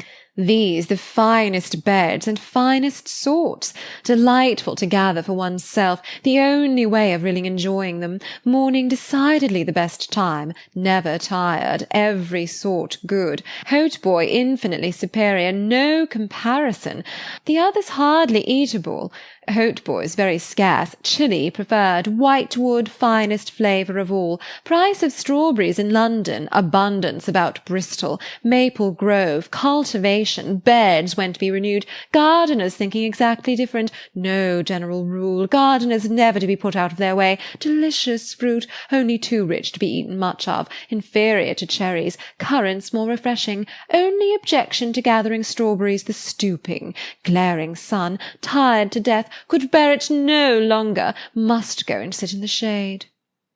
Such for half an hour was the conversation, interrupted only once by Mrs. Weston, who came out, in her solicitude after her son-in-law, to inquire if he were come, and she was a little uneasy. She had some fears of his horse. Seats tolerably in the shade were found, and now Emma was obliged to overhear what Mrs. Elton and Jane Fairfax were talking of. A situation, a most desirable situation, was in question. Mrs. Elton had received notice of it that morning, and was in raptures. It was not with Mrs. Suckling, it was not with Mrs. Bragg, but in felicity and splendour it fell short only of them. It was with a cousin of Mrs. Bragg, an acquaintance of Mrs. Suckling, a lady known at Maple Grove, delightful, charming, superior, first circles, spheres, lines, ranks, everything, and Mrs. Elton was wild to have the offer closed with immediately. On her side all was warmth, energy, and triumph, and she positively refused to take her friend's negative, though Miss Fairfax continued to assure her that she would not at present engage in anything, repeating the same motives which she had been heard to urge before. Still Mrs. Elton insisted on being authorized to write an acquiescence by the morning's post. How Jane could bear it at all was astonishing to Emma. She did look vexed, she did speak pointedly, and at last, with a decision of action unusual to her, proposed a removal. Should they not walk? Would not Mr. Knightley show them the gardens, all the gardens? She wished to see the whole extent. The pertinacity of her friend seemed more than she could bear. It was hot, and after walking some time over the gardens in a scattered, dispersed way, scarcely any three together, they insensibly followed one another to the delicious shade of a broad short avenue of limes, which, stretching beyond the garden at an equal distance from the river, seemed the finish of the pleasure grounds. It led to nothing, nothing but a view at the end over a low stone wall with high pillars, which seemed intended, in their erection, to give the appearance of an approach to the house, which never had been there. Disputable, however, as might be the taste of such a termination, it was in itself a charming walk, and the view which closed it extremely pretty.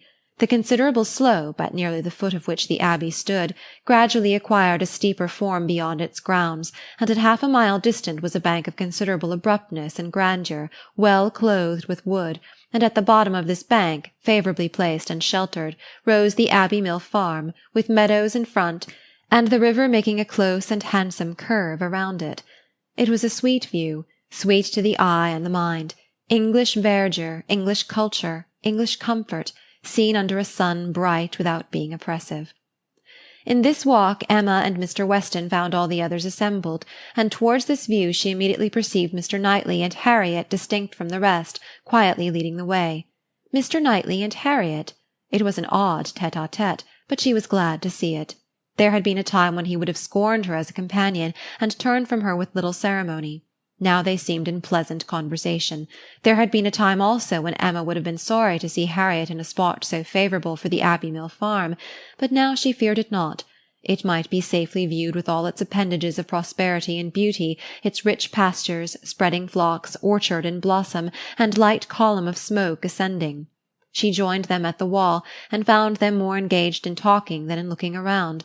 He was giving Harriet information as to the modes of agriculture, etc., and Emma received a smile which seemed to say, "These are my own concerns. I have a right to talk on such subjects, without being suspected of introducing Robert Martin." She did not suspect him. It was too old a story. Robert Martin had probably ceased to think of Harriet. They took a few turns together along the walk. The shade was most refreshing, and Emma found it the pleasantest part of the day. The next remove was to the house. They must all go in and eat, and they were all seated and busy, and still Frank Churchill did not come. Mrs. Weston looked and looked in vain. His father would not own himself uneasy, and laughed at her fears, but she could not be cured of wishing that he would part with his black mare. He had expressed himself as to coming with more than common certainty. His aunt was so much better that he had not a doubt of getting over to them. Mrs. Churchill's state, however, as many were ready to remind her, was liable to such sudden variation as might disappoint her nephew in the most reasonable dependence, and Mrs. Weston was at last persuaded to believe, or to say, that it must be by some attack of Mrs. Churchill that he was prevented coming. Emma looked at Harriet while the point was under consideration. She behaved very well, and betrayed no emotion. The cold repast was over, and the party were to go out once more to see what had not yet been seen, the old Abbey fish-ponds, perhaps get as far as the clover, which was to be begun cutting on the morrow, or at any rate have the pleasure of being hot and growing cool again. Mr. Woodhouse, who had already taken his little round in the highest part of the gardens, where no damps from the river were imagined even by him, stirred no more, and his daughter resolved to remain with him, that Mrs. Weston might be persuaded away by her husband to the exercise and variety which her spirits seemed to need. Mr. Knightley had done all in his power for Mr. Woodhouse's entertainment. Books of engravings, drawers of medals, cameos, corals, shells, and every other family collection within his cabinets had been prepared for his old friend, to while away the morning, and the kindness had perfectly answered. Mr. Woodhouse had been exceedingly well amused.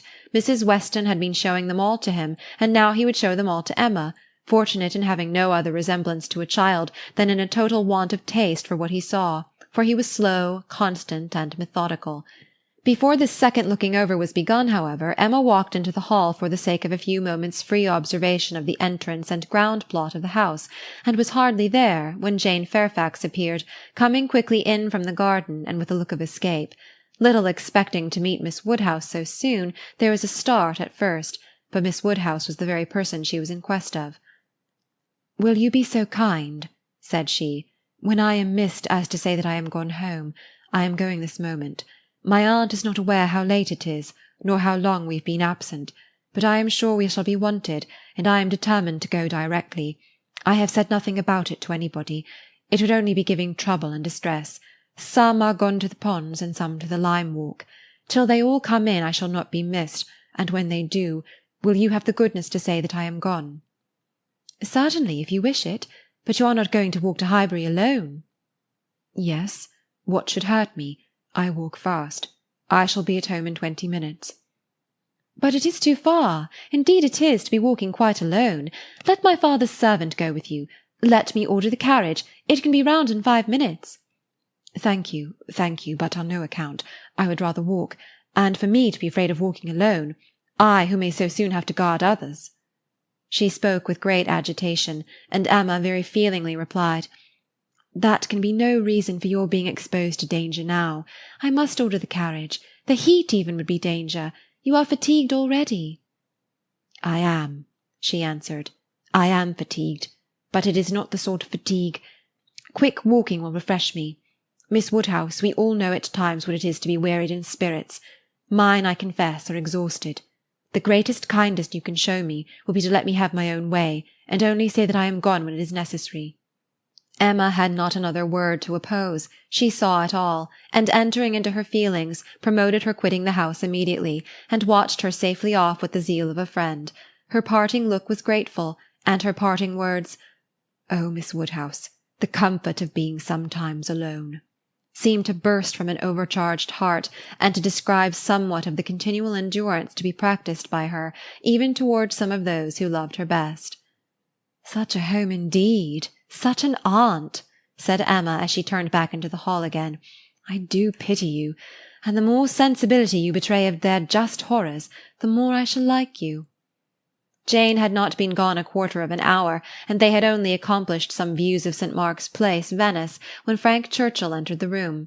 Emma had not been thinking of him. She had forgotten to think of him, but she was very glad to see him. Mrs. Weston would be at ease. The black mare was blameless. They were right who had named Mrs. Churchill as the cause.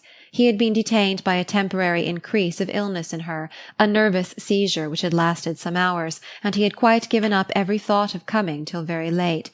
And had he known how hot a ride he should have, and how late, with all his hurry, he must be, he believed he should not have come at all. The heat was excessive. He had never suffered anything like it, almost wished he had stayed at home. Nothing killed him like heat. He could bear any degree of cold, etc., but heat was intolerable, and he sat down at the greatest possible distance from the slight remains of Mr. Woodhouse's fire, looking very deplorable.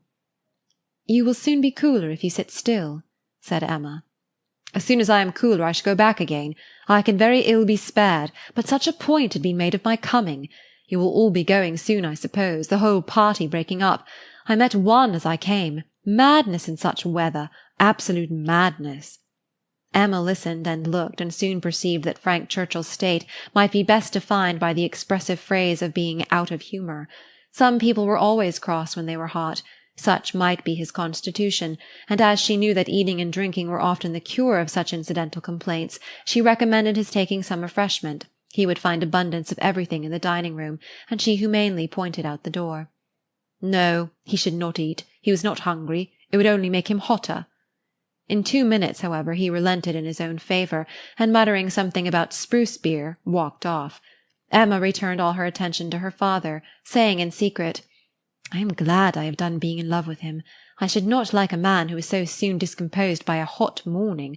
Harriet's sweet easy temper will not mind it." He was gone long enough to have had a very comfortable meal, and came back all the better, grown quite cool, and with good manners, like himself, able to draw a chair close to them, take an interest in their employment, and regret in a reasonable way that he should be so late. He was not in his best spirits, but seemed trying to improve them, and at last made himself talk nonsense very agreeably. They were looking over views in Switzerland.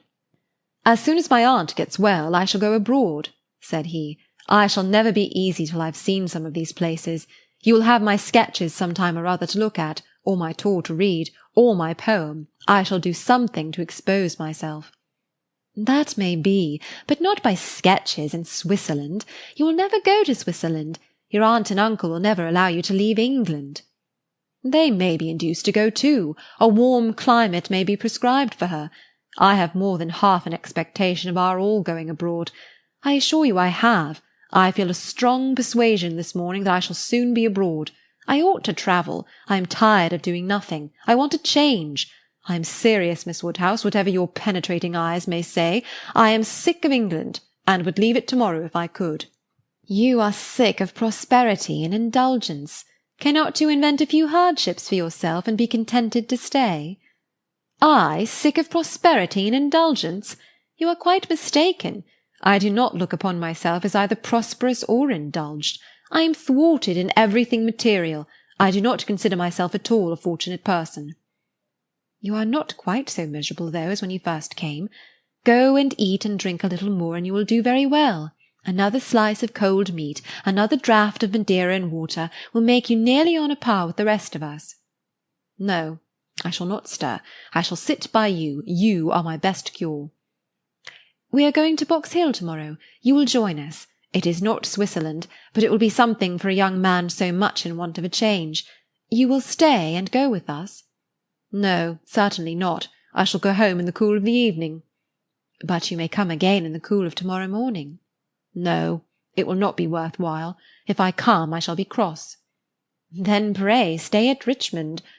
"But if I do, I shall be crosser still. I can never bear to think of you all there without me." "These are difficulties which you must settle for yourself. Choose your own degree of crossness. I shall press you no more." The rest of the party were now returning, and all were soon collected. With some there was great joy at the sight of Frank Churchill, others took it very composedly, but there was a very general distress and disturbance on Miss Fairfax's disappearance being explained. That it was time for everybody to go concluded the subject, and with a short final arrangement for the next day's scheme, they parted. Frank Churchill's little inclination to exclude himself increased so much that his last words to Emma were, "Well, if you wish me to stay and join the party, I will."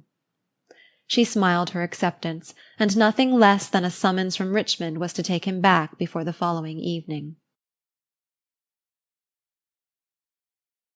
Chapter 7.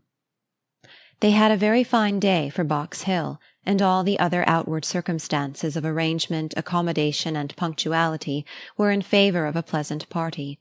Mr. Weston directed the whole, officiating safely between Hartfield and the vicarage, and everybody was in good time. Emma and Harriet went together, Miss Bates and her niece, with the Eltons, the gentlemen on horseback. Mrs. Weston remained with Mr. Woodhouse. Nothing was wanting but to be happy when they got there.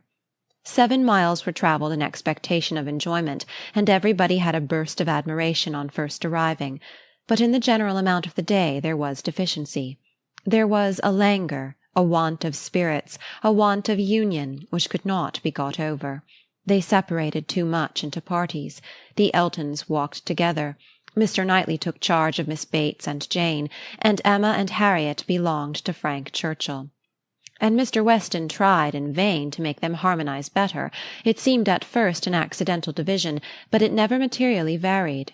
Mr. and Mrs. Elton, indeed, showed no unwillingness to mix, and might be as agreeable as they could, but during the 2 whole hours that were spent on the hill, there seemed a principle of separation between the other parties, too strong for any fine prospects, or any cold collation, or any cheerful Mr. Weston to remove. At first it was downright dullness to Emma. She had never seen Frank Churchill so silent and stupid. He said nothing worth hearing, looked without seeing, admired without intelligence, listened without knowing what she said. While he was so dull, it was no wonder that Harriet should be dull likewise, and they were both insufferable. When they all sat down it was better, to her taste a great deal better, for Frank Churchill grew talkative and gay, making her his first object. Every distinguishing attention that could be paid was paid to her. To amuse her and be agreeable in her eyes seemed all that he cared for, and Emma, glad to be enlivened, not sorry to be flattered, was gay and easy too, and gave him all the friendly encouragement, the admission to be gallant, which she had ever given in the first and most animating period of their acquaintance, but which now, in her own estimation, meant nothing, though in the judgment of most people looking on it must have had such an appearance as no English word but flirtation could very well describe. Mr. Frank Churchill and Miss Woodhouse flirted together excessively. They were laying themselves open to that very phrase, and to having it sent off in a letter to Maple Grove by one lady, to Ireland by another. Not that Emma was gay and thoughtless from any real felicity, it was rather because she felt less happy than she had expected. She laughed because she was disappointed, and though she liked him for his attentions, and thought them all, whether in friendship, admiration, or playfulness, extremely judicious, they were not winning back her heart. She still intended him for her friend.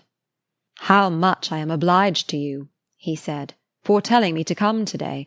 If it had not been for you, I should certainly have lost all the happiness of this party. I had quite determined to go away again." "Yes, you were very cross, and I do not know what about, except that you were too late for the best strawberries. I was a kinder friend than you deserved. But you were humble, you begged hard to be commanded to come." "Don't say I was cross. I was fatigued. The heat overcame me." "It is hotter to-day." "Not to my feelings. I am perfectly comfortable to-day." "You are comfortable because you are under command." "Your command? Yes." "Perhaps I intended you to say so, but I meant self-command. You had, somehow or other, broken bounds yesterday, and run away from your own management, but to-day you are got back again, and as I cannot always be with you, it is best to believe your temper under your own command rather than mine." "It comes to the same thing. I can have no self-command without a motive. You order me whether you speak or not, and you can always be with me. You are always with me. Dating from 3 o'clock yesterday. My perpetual influence could not begin earlier, or you would not have been so much out of humour before. 3 o'clock yesterday? That is your date? I thought I had seen you first in February. Your gallantry is really unanswerable. But, lowering her voice, nobody speaks except ourselves, and it is rather too much to be talking nonsense for the entertainment of 7 silent people. I say nothing of which I am ashamed, replied he with a lively impudence. I saw you first in February. Let everybody on the hill hear me if they can. Let my accent swell to Mickleham on one side and Dorking on the other. I saw you first in February. And then, whispering, Our companions are excessively stupid. What shall we do to rouse them? Any nonsense will serve. They shall talk. Ladies and gentlemen, I am ordered by Miss Woodhouse, who, wherever she is, presides, to say that she desires to know what you are all thinking of. Some laughed and answered good-humouredly. Miss Bates said a great deal. Mrs. Elton swelled at the idea of Miss Woodhouse's presiding.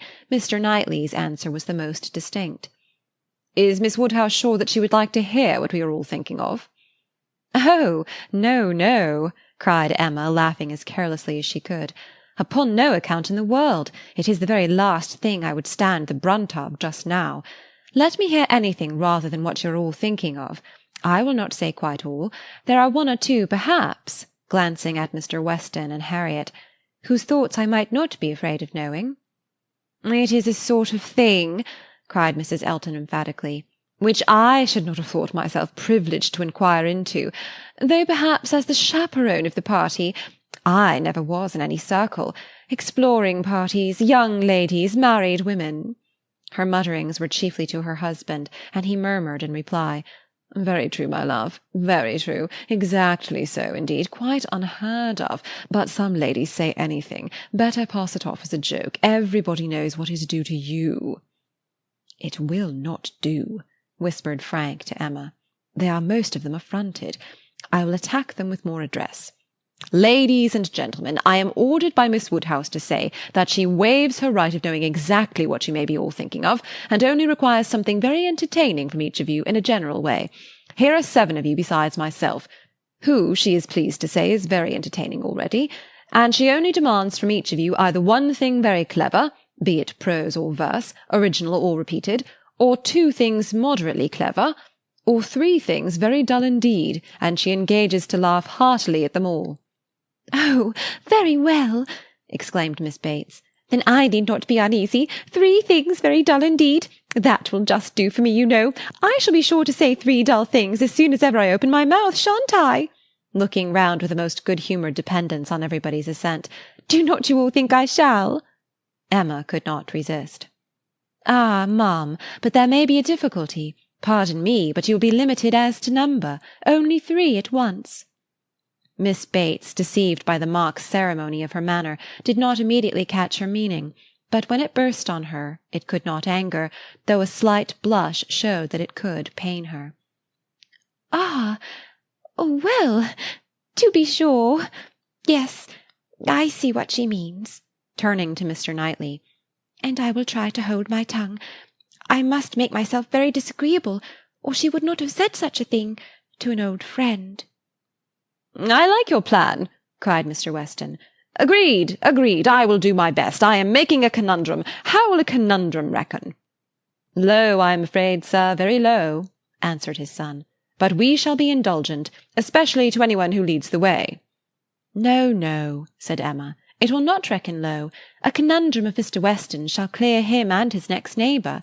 Come, sir, pray let me hear it. I doubt its being very clever myself, said Mr. Weston. It is too much a matter of fact, but here it is. What 2 letters of the alphabet are there that express perfection? What 2 letters express perfection? I am sure I do not know. Ah, you will never guess. You, to Emma, I am certain will never guess. I will tell you. M and A. M-ma. Do you understand? Understanding and gratification came together. It might be a very indifferent piece of wit, but Emma found a great deal to laugh at and enjoy in it. So did Harriet and Frank. It did not seem to touch the rest of the party equally.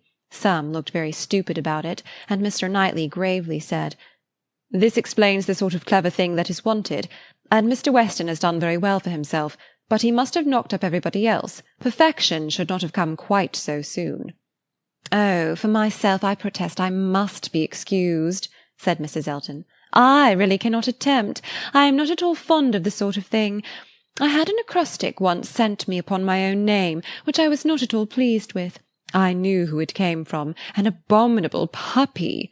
You know who I mean," nodding to her husband. "These kinds of things are very well at Christmas, when one is sitting round the fire, but quite out of place, in my opinion, when one is exploring about the country in summer. Miss Woodhouse must excuse me.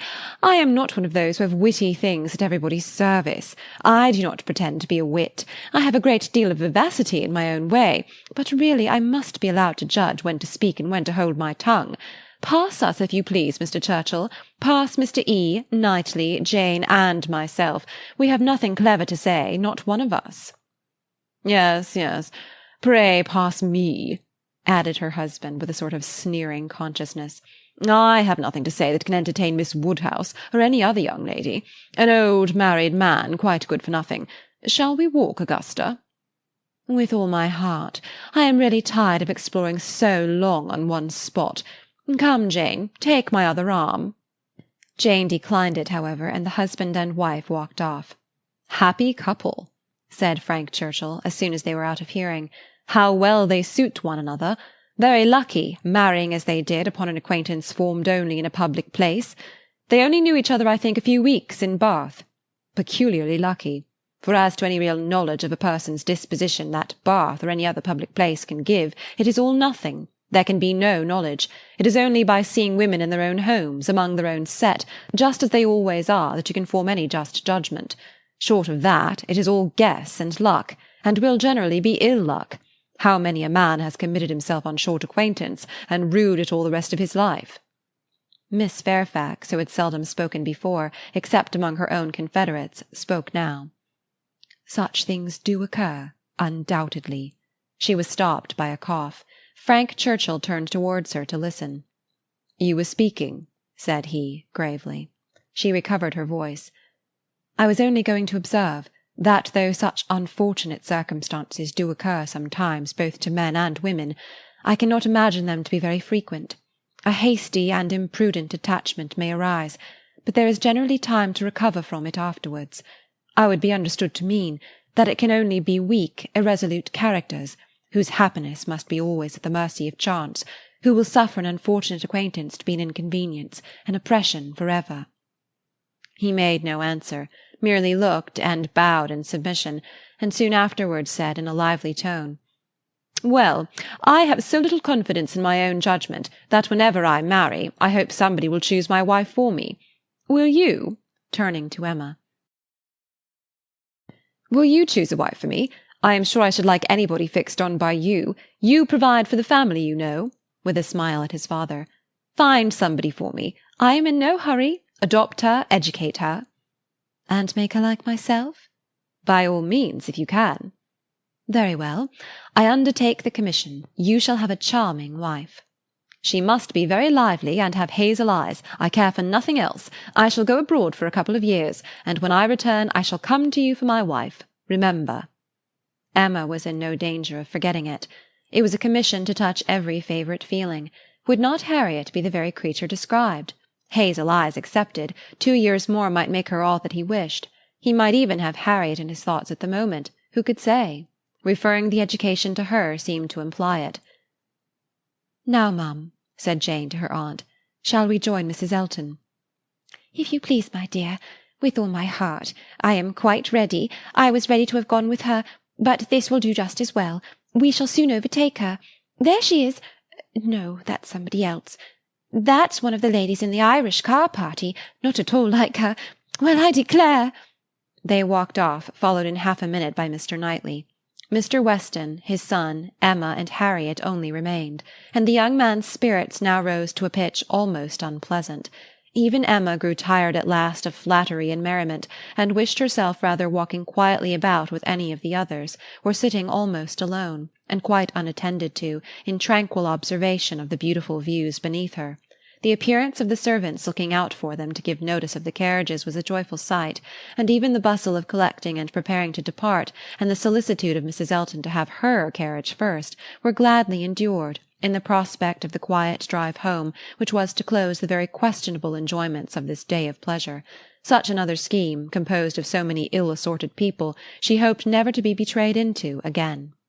While waiting for the carriage, she found Mr. Knightley by her side. He looked around, as if to see that no one were near, and then said, "Emma, I must once more speak to you as I have been used to do, a privilege rather endured than allowed, perhaps, but I must still use it. I cannot see you acting wrong without a remonstrance. How could you be so unfeeling to Miss Bates? How could you be so insolent in your wit to a woman of her character, age, and situation? Emma, I had not thought it possible." Emma recollected, blushed, was sorry, but tried to laugh it off. "Nay, how could I help saying what I did? Nobody could have helped it. It was not so very bad. I dare say she did not understand me." "I assure you she did. She felt your full meaning. She has talked of it since. I wish you could have heard how she talked of it, with what candour and generosity. I wish you could have heard her honouring your forbearance in being able to pay her such attentions as she was for ever receiving from yourself and your father, when her society must be so irksome." "Oh," cried Emma, "I know there is not a better creature in the world, but you must allow that what is good and what is ridiculous are most unfortunately blended in her." "They are blended," said he, "I acknowledge, and were she prosperous, I could allow much for the occasional prevalence of the ridiculous over the good. Were she a woman of fortune, I would leave every harmless absurdity to take its chance. I would not quarrel with you for any liberties of manner. Were she your equal in situation. But, Emma, consider how far this is from being the case. She is poor. She has sunk from the comfort she was born to, and if she lived to old age must probably sink more. Her situation should secure your compassion. It was badly done indeed. You, whom she had known from an infant, whom she had seen grow up from a period when her notice was an honour, to have you now, in thoughtless spirits and the pride of the moment, laugh at her, humble her, and before her niece too, and before others, many of whom, certainly some, would be entirely guided by your treatment of her. This is not pleasant to you, Emma, and it is very far from pleasant to me. But I will tell you truths while I can, satisfied with proving myself your friend by very faithful counsel, and trusting that you will some time or other do me greater justice than you can do now." While they talked, they were advancing towards the carriage. It was ready, and before she could speak again, he had handed her in. He had misinterpreted the feelings which had kept her face averted, and her tongue motionless. They were combined only of anger against herself, mortification, and deep concern. She had not been able to speak, and on entering the carriage, sunk back for a moment overcome. Then, reproaching herself for having taken no leave, making no acknowledgment, parting in apparent sullenness, she looked out with voice and hand, eager to show a difference, but it was just too late. He had turned away, and the horses were in motion. She continued to look back, but in vain, and soon, with what appeared unusual speed, they were half-way down the hill, and everything left far behind.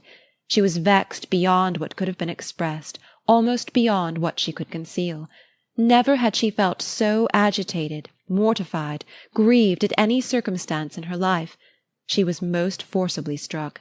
The truth of this representation there was no denying. She felt it at her heart. How could she have been so brutal, so cruel to Miss Bates? How could she have exposed herself to such ill opinion in any one she valued? And how suffer him to leave her without saying one word of gratitude, of concurrence, of common kindness? Time did not compose her. As she reflected more, she seemed but to feel it more. She had never been so depressed. Happily it was not necessary to speak. There was only Harriet, who seemed not in spirits herself, fagged and very willing to be silent, and Emma felt the tears running down her cheeks almost all the way home, without being at any trouble to check them, extraordinary as they were. Chapter 8. The wretchedness of a scheme to Box Hill was in Emma's thoughts all the evening.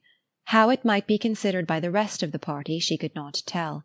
They, in their different homes and their different ways, might be looking back on it with pleasure, but in her view it was a morning more completely misspent, more totally bare of rational satisfaction at the time, and more to be abhorred in recollection, than any she had ever passed. A whole evening of backgammon with her father was felicity to it. There, indeed, lay real pleasure, for there she was giving up the sweetest hours of the 24 to his comfort, and feeling that, unmerited as might be the degree of his fond affection and confiding esteem, she could not, in her general conduct, be open to any severe reproach. As a daughter, she hoped she was not without a heart. She hoped no one could have said to her, "How could you be so unfeeling to your father? I will tell you truths while I can." Miss Bates should never again. No, never. If attention in future could do away the past, she might hope to be forgiven. She had been often remiss, her conscience told her so. Remiss, perhaps, more in thought than in fact, scornful, ungracious. But it should be so no more. In the warmth of true contrition, she would call upon her the very next morning, and it should be the beginning, on her side, of a regular, equal, kindly intercourse. She was just as determined when the morrow came, and went early, that nothing might prevent her. It was not unlikely, she thought, that she might see Mr. Knightley in her way, or perhaps he might come in while she were paying her visit. She had no objection. She would not be ashamed of the appearance of the penitence, so justly and truly hers. Her eyes were towards Donwell as she walked, but she saw him not. The ladies were all at home. She had never rejoiced at the sound before, nor ever before entered the passage, nor walked up the stairs, with any wish of giving pleasure, but in conferring obligation, or of deriving it except in subsequent ridicule. There was a bustle on her approach, a good deal of moving and talking. She heard Miss Bates's voice. Something was to be done in a hurry. The maid looked frightened and awkward, hoped she would be pleased to wait a moment, and then ushered her in too soon. The aunt and niece seemed both escaping into the adjoining room. Jane she had a distinct glimpse of, looking extremely ill. And before the door had shut them out, she heard Miss Bates saying, "Well, my dear, I shall say you are laid down upon the bed, and I am sure you are ill enough." Poor old Mrs. Bates, civil and humble as usual, looked as if she did not quite understand what was going on. "I am afraid Jane is not very well," said she, "but I do not know. They tell me she is well. I dare say my daughter will be here presently, Miss Woodhouse. I hope you find a chair. I wish Hetty had not gone. I am very little able. Have you a chair, ma'am? Do you sit where you like? I am sure she will be here presently." Emma seriously hoped she would. She had a moment's fear of Miss Bates keeping away from her. But Miss Bates came soon. "Very happy and obliged." But Emma's conscience told her that there was not the same cheerful volubility as before, less ease of look and manner. A very friendly inquiry after Miss Fairfax, she hoped, might lead the way to a return of old feelings. The touch seemed immediate. "Ah, Miss Woodhouse, how kind you are! I suppose you have heard, and are come to give us joy. This does not seem much like joy, indeed, in me," twinkling away a tear or two. "But it will be very trying for us to part with her, after having had her so long, and she has a dreadful headache just now, writing all the morning. Such long letters, you know, to be written to Colonel Campbell and Mrs. Dixon. My dear, said I, you will blind yourself, for tears were in her eyes perpetually. One cannot wonder, one cannot wonder. It is a great change, and though she is amazingly fortunate, such a situation, I suppose, as no young woman has ever before met with on first going out. Do not think us ungrateful, Miss Woodhouse, for such surprising good fortune," again dispersing her tears. "But poor dear soul, if you were to see what a headache she has. When one is in great pain, you know one cannot feel any blessing quite as it may deserve. She is as low as possible. To look at her, nobody would think how delighted and happy she is to have secured such a situation. You will excuse her not coming to you. She is not able. She has gone into her own room. I want her to lie down upon the bed. My dear, said I shall say you are laid down upon the bed. But however she is not, she is walking about the room. But now that she has written her letters, she says she shall soon be well. She will be extremely sorry to miss seeing you, Miss Woodhouse, but your kindness will excuse her. You were kept waiting at the door. I was quite ashamed, but somehow there was a little bustle, for it so happened that we had not heard the knock, and until you were on the stairs, we did not know anybody was coming. It is only Mrs. Cole, said I, depend upon it, nobody else had come so early. Well, said she, it must be born some time or other, and it may as well be now. But then Patty came in and said it was you. Oh, said I, it is Miss Woodhouse. I am sure you will like to see her. I can see nobody, said she, and up she got and would go away, and that was what made us keep you waiting, and extremely sorry and ashamed we were. If you must go, my dear, said I, you must, and I will say you are laid down upon the bed. Emma was most sincerely interested.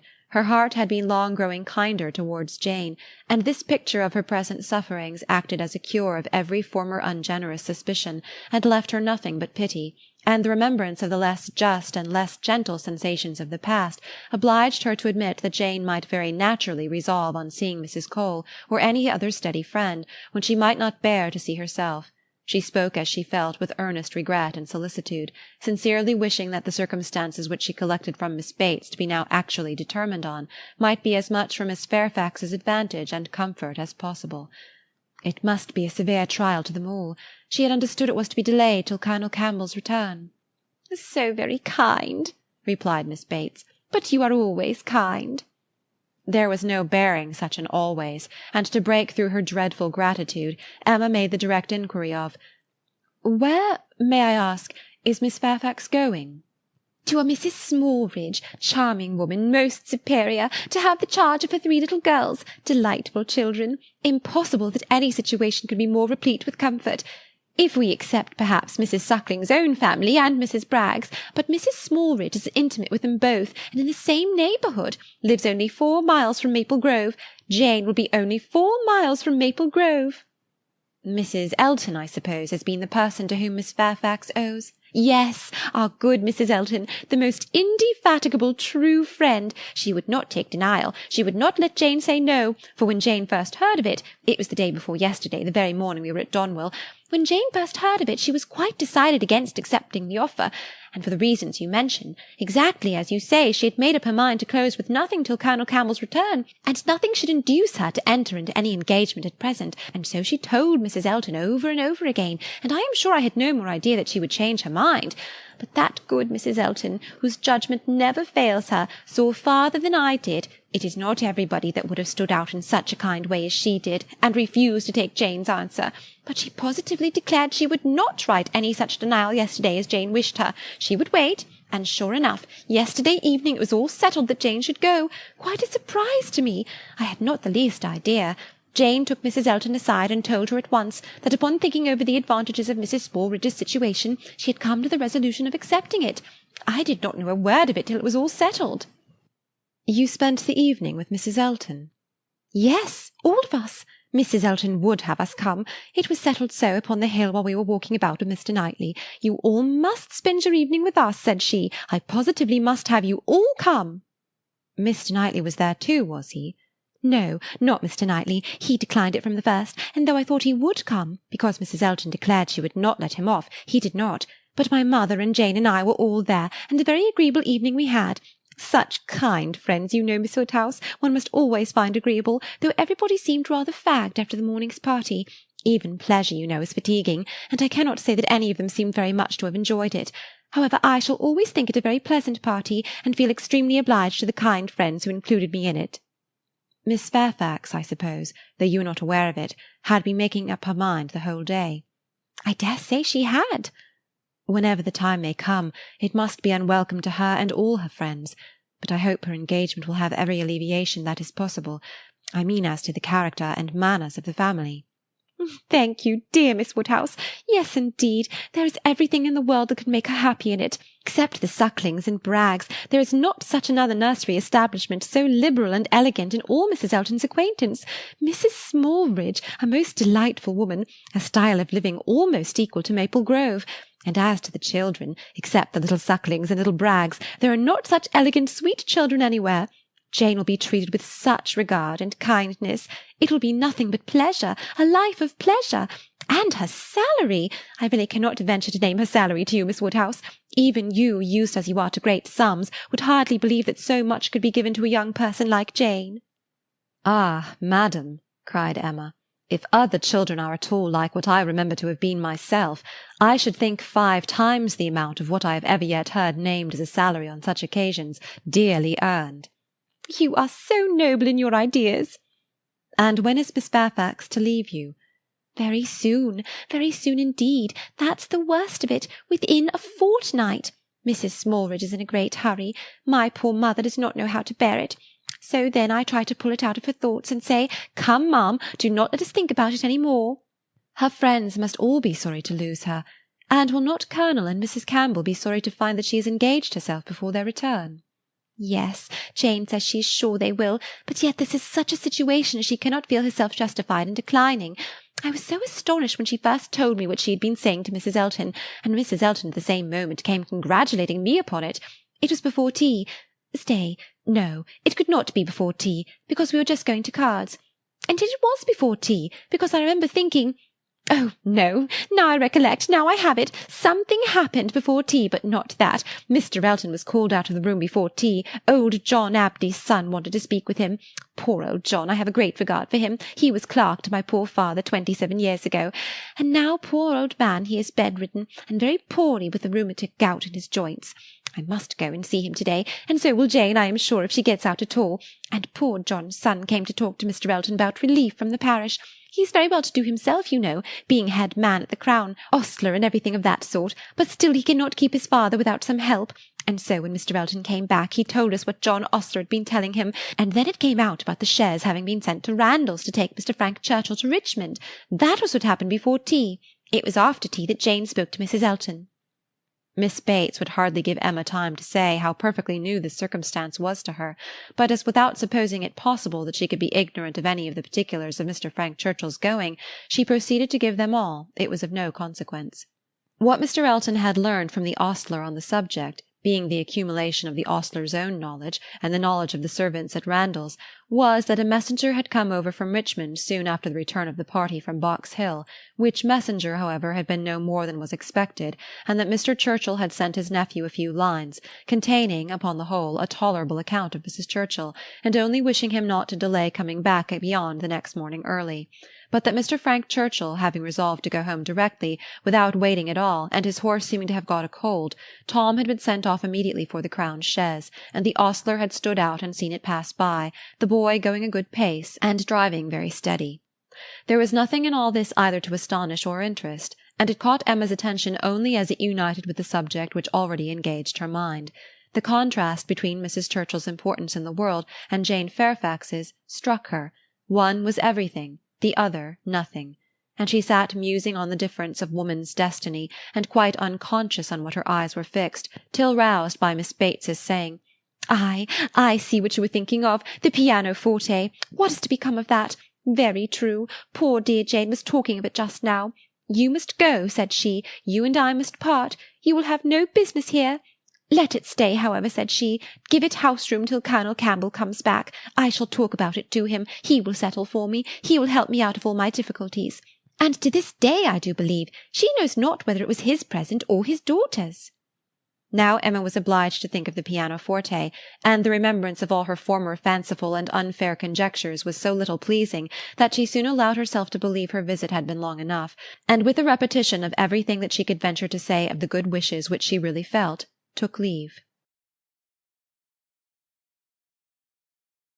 Chapter 9. Emma's pensive meditations as she walked home were not interrupted, but on entering the parlour she found those who must rouse her. Mr. Knightley and Harriet had arrived during her absence, and were sitting with her father. Mr. Knightley immediately got up, and in a manner decidedly graver than usual said, "I would not go away without seeing you, but I have no time to spare, and therefore must now be gone directly. I am going to London, to spend a few days with John and Isabella. Have you anything to send or say, besides the love which nobody carries?" "Nothing at all. But is not this a sudden scheme?" "Yes, rather. I have been thinking of it some little time." Emma was sure he had not forgiven her. He looked unlike himself. Time, however, she thought, would tell him that they ought to be friends again. While he stood, as if meaning to go, but not going, her father began his inquiries. "Well, my dear, and did you get there safely? And how did you find my worthy old friend and her daughter? I dare say they must have been very much obliged to you for coming. Dear Emma has been to call on Mrs. and Miss Bates, Mr. Knightley, as I told you before. She is always so attentive to them." Emma's colour was heightened by this unjust praise, and with a smile and shake of the head which spoke much, she looked at Mr. Knightley. It seemed as if there were an instantaneous impression in her favour, as if his eyes received the truth from hers, and all that had passed of good in her feelings were at once caught and honoured. He looked at her with a glow of regard. she was warmly gratified, and in another moment still more so, by a little movement of more than common friendliness on his part. He took her hand. Whether she had not herself made the first motion, she could not say. She might, perhaps, have rather offered it, but he took her hand, pressed it, and certainly was on the point of carrying it to his lips, when, from some fancy or other, he suddenly let it go. Why he should feel such a scruple, why he should change his mind when it was all but done, she could not perceive. He would have judged better, she thought, if he had not stopped. The intention, however, was indubitable, and whether it was that his manners had in general so little gallantry, or however else it happened, but she thought nothing became him more. It was with him of so simple, yet so dignified a nature. She could not but recall the attempt with great satisfaction. It spoke such perfect amity. He left them immediately afterwards, gone in a moment. He always moved with the alertness of a mind which could neither be undecided nor dilatory, but now he seemed more sudden than usual in his disappearance.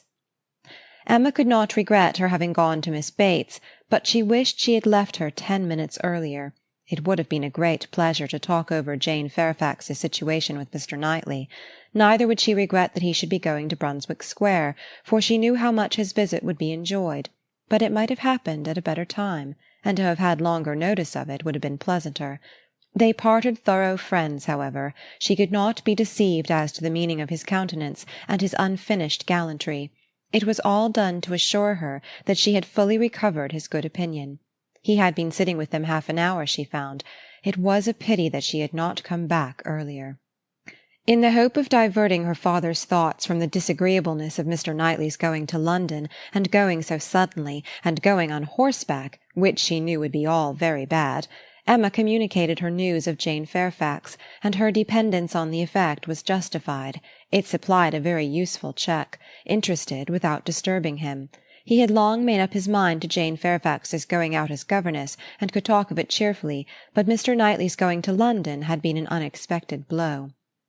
"I am very glad indeed, my dear, to hear she is to be so comfortably settled. Mrs. Elton is very good-natured and agreeable, and I dare say her acquaintances are just what they ought to be. I hope it is a dry situation, and that her health will be taken good care of. It ought to be a first object, as I am sure poor Miss Taylor's always was with me. You know, my dear, she is going to be to this new lady what Miss Taylor was to us, and I hope she'll be better off in one respect, and not be induced to go away after it has been her home so long." The following day brought news from Richmond to throw everything else into the background. An express arrived at Randalls to announce the death of Mrs. Churchill. Though her nephew had had no particular reason to hasten back on her account, she had not lived above 36 hours after his return. A sudden seizure of a different nature from anything foreboded by her general state had carried her off after a short struggle. The great Mrs. Churchill was no more. It was felt as such things must be felt. Everybody had a degree of gravity and sorrow, tenderness towards the departed, solicitude for the surviving friends, and, in a reasonable time, curiosity to know where she would be buried. Goldsmith tells us that when lovely woman stoops to folly, she has nothing to do but to die, and when she stoops to be disagreeable, it is equally to be recommended as a clear of ill fame. Mrs. Churchill, after being disliked at least 25 years, was now spoken of with compassionate allowances. In one point she was fully justified. She had never been admitted before to be seriously ill. The event acquitted her of all the fancifulness and all the selfishness of imaginary complaints. Poor Mrs. Churchill! No doubt she had been suffering a great deal, more than anybody had ever supposed, and continual pain would try the temper. It was a sad event, a great shock. With all her faults, what would Mr. Churchill do without her? Mr. Churchill's loss would be dreadful indeed. Mr. Churchill would never get over it. Even Mr. Weston shook his head and looked solemn and said, "Ah, poor woman, who would have thought it?" and resolved that his mourning should be as handsome as possible, and his wife sat sighing and moralizing over her broad hems with a commiseration and good sense, true and steady. How it would affect Frank was among the earliest thoughts of both. It was also a very early speculation with Emma. The character of Mrs. Churchill, the grief of her husband, her mind glanced over them both with awe and compassion, and then rested with lightened feelings on how Frank might be affected by the event, how benefited, how freed. She saw in a moment all the possible good. Now an attachment to Harriet Smith would have nothing to encounter. Mr. Churchill, independent of his wife, was feared by nobody, an easy, guidable man to be persuaded into anything by his nephew. All that remained to be wished was, that the nephew should form the attachment, as, with all her goodwill in the cause, Emma could feel no certainty of its being already formed. Harriet behaved extremely well on the occasion, with great self-command. Whatever she might feel of brighter hope, she betrayed nothing. Emma was gratified to observe such a proof in her of strengthened character, and refrained from any allusion that might endanger its maintenance. They spoke, therefore, of Mrs. Churchill's death with mutual forbearance. Short letters from Frank were received at Randalls, communicating all that was immediately important of their state and plans. Mr. Churchill was better than could be expected, and their first removal, on the departure of the funeral for Yorkshire, was to be to the house of a very old friend in Windsor, to whom Mr. Churchill had been promising a visit the last 10 years. At present there was nothing to be done for Harriet. Good wishes for the future were all that could yet be possible on Emma's side. It was a more pressing concern to show attention to Jane Fairfax, whose prospects were closing, while Harriet's opened, and whose engagements now allowed of no delay in any one at Highbury who wished to show her kindness. And with Emma it was grown into a first wish. She had scarcely a stronger regret than for her past coldness, and the person whom she had been so many months neglecting was now the very one on whom she would have lavished every distinction of regard or sympathy. She wanted to be of use to her, wanted to show a value for her society, and testify respect and consideration. She resolved to prevail on her to spend a day at Hartfield. A note was written to urge it. The invitation was refused, and by a verbal message. Miss Fairfax was not well enough to write, and when Mr. Perry called at Hartfield the same morning, it appeared that she was so much indisposed as to have been visited, though against her own consent, by himself, and that she was suffering under severe headaches and a nervous fever to a degree which made him doubt the possibility of her going to Mrs. Smallridge's at the time proposed. Her health seemed for the moment completely deranged, appetite quite gone, and though there were absolutely no alarming symptoms, nothing touching the pulmonary complaint, which was the standing apprehension of the family, Mr. Perry was uneasy about her. He thought she had undertaken more than she was equal to, and that she felt it so herself, though she would not own it. Her spirits seemed overcome. Her present home, he could not but observe, was unfavourable to a nervous disorder, confined always to one room. He could have wished it otherwise, and her good aunt, though his very old friend, he must acknowledge to be not the best companion for an invalid of that description. Her care and attention could not be questioned. They were, in fact, only too great. He very much feared that Miss Fairfax derived more evil than good from them. Emma listened with the warmest concern, grieved for her more and more, and looked around eager to discover some way of being useful, to take her, be it only an hour or two, from her aunt, to give her change of air and scene, and quiet, rational conversation, even for an hour or two, might do her good. And the following morning she wrote again to say, in the most feeling language she could command, that she would call for her in the carriage at any hour that Jane would name, mentioning that she had Mr. Perry's decided opinion in favour of such exercise for his patient. The answer was only in this short note: Miss Fairfax's compliments and thanks, but is quite unequal to any exercise. Emma felt that her own note had deserved something better, but it was impossible to quarrel with words, whose tremulous inequality showed indisposition so plainly, and she thought only of how she might best counteract this unwillingness to be seen or assisted. In spite of the answer, therefore, she ordered the carriage, and drove to Mrs. Bates's, in the hope that Jane would be induced to join her, but it would not do. Miss Bates came to the carriage door, all gratitude, and agreeing with her most earnestly in thinking an airing might be of the greatest service, and everything that message could do was tried, but all in vain. Miss Bates was obliged to return without success. Jane was quite unpersuadable. The mere proposal of going out seemed to make her worse. Emma wished she could have seen her and tried her own powers, but almost before she could hint the wish, Miss Bates made it appear that she had promised her niece on no account to let Miss Woodhouse in. Indeed, the truth was that poor dear Jane could not bear to see anybody at all. Mrs. Elton, indeed, could not be denied, and Mrs. Cole had made such a point, and Mrs. Perry had said so much, but except them Jane would really see nobody. Emma did not want to be classed with the Mrs. Eltons, the Mrs. Perrys, and the Mrs. Coles, who would force themselves anywhere. Neither could she feel any right of preference herself. She submitted, therefore, and only questioned Miss Bates farther as to her niece's appetite and diet, which she longed to be able to assist. On that subject poor Miss Bates was very unhappy and very communicative. Jane would hardly eat anything. Mr. Perry recommended nourishing food, but everything they could command, and never had anybody such good neighbours, was distasteful. Emma, on reaching home, called the housekeeper directly to an examination of her stores, and some arrowroot of very superior quality was speedily dispatched to Miss Bates with a most friendly note. In half an hour the arrowroot was returned, with 1,000 thanks from Miss Bates, but dear Jane would not be satisfied without its being sent back. It was a thing she could not take, and moreover she insisted on her saying that she was not at all in want of anything. When Emma afterwards heard that Jane Fairfax had been seen wandering about the meadows at some distance from Highbury on the afternoon of the very day on which she had, under the plea of being unequal to any exercise, so peremptorily refused to go out with her in the carriage, she could have no doubt, putting everything together, that Jane was resolved to receive no kindness from her. She was sorry, very sorry.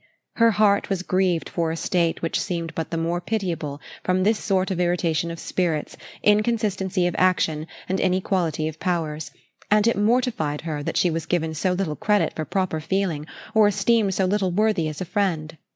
But she had the consolation of knowing that her intentions were good, and of being able to say to herself that could Mr. Knightley have been privy to all her attempts of assisting Jane Fairfax, could he even have seen into her heart, he would not, on this occasion, have found anything to reprove. Chapter 10. One morning, about 10 days after Mrs. Churchill's decease, Emma was called downstairs to Mr. Weston, who could not stay 5 minutes, and wanted particularly to speak with her.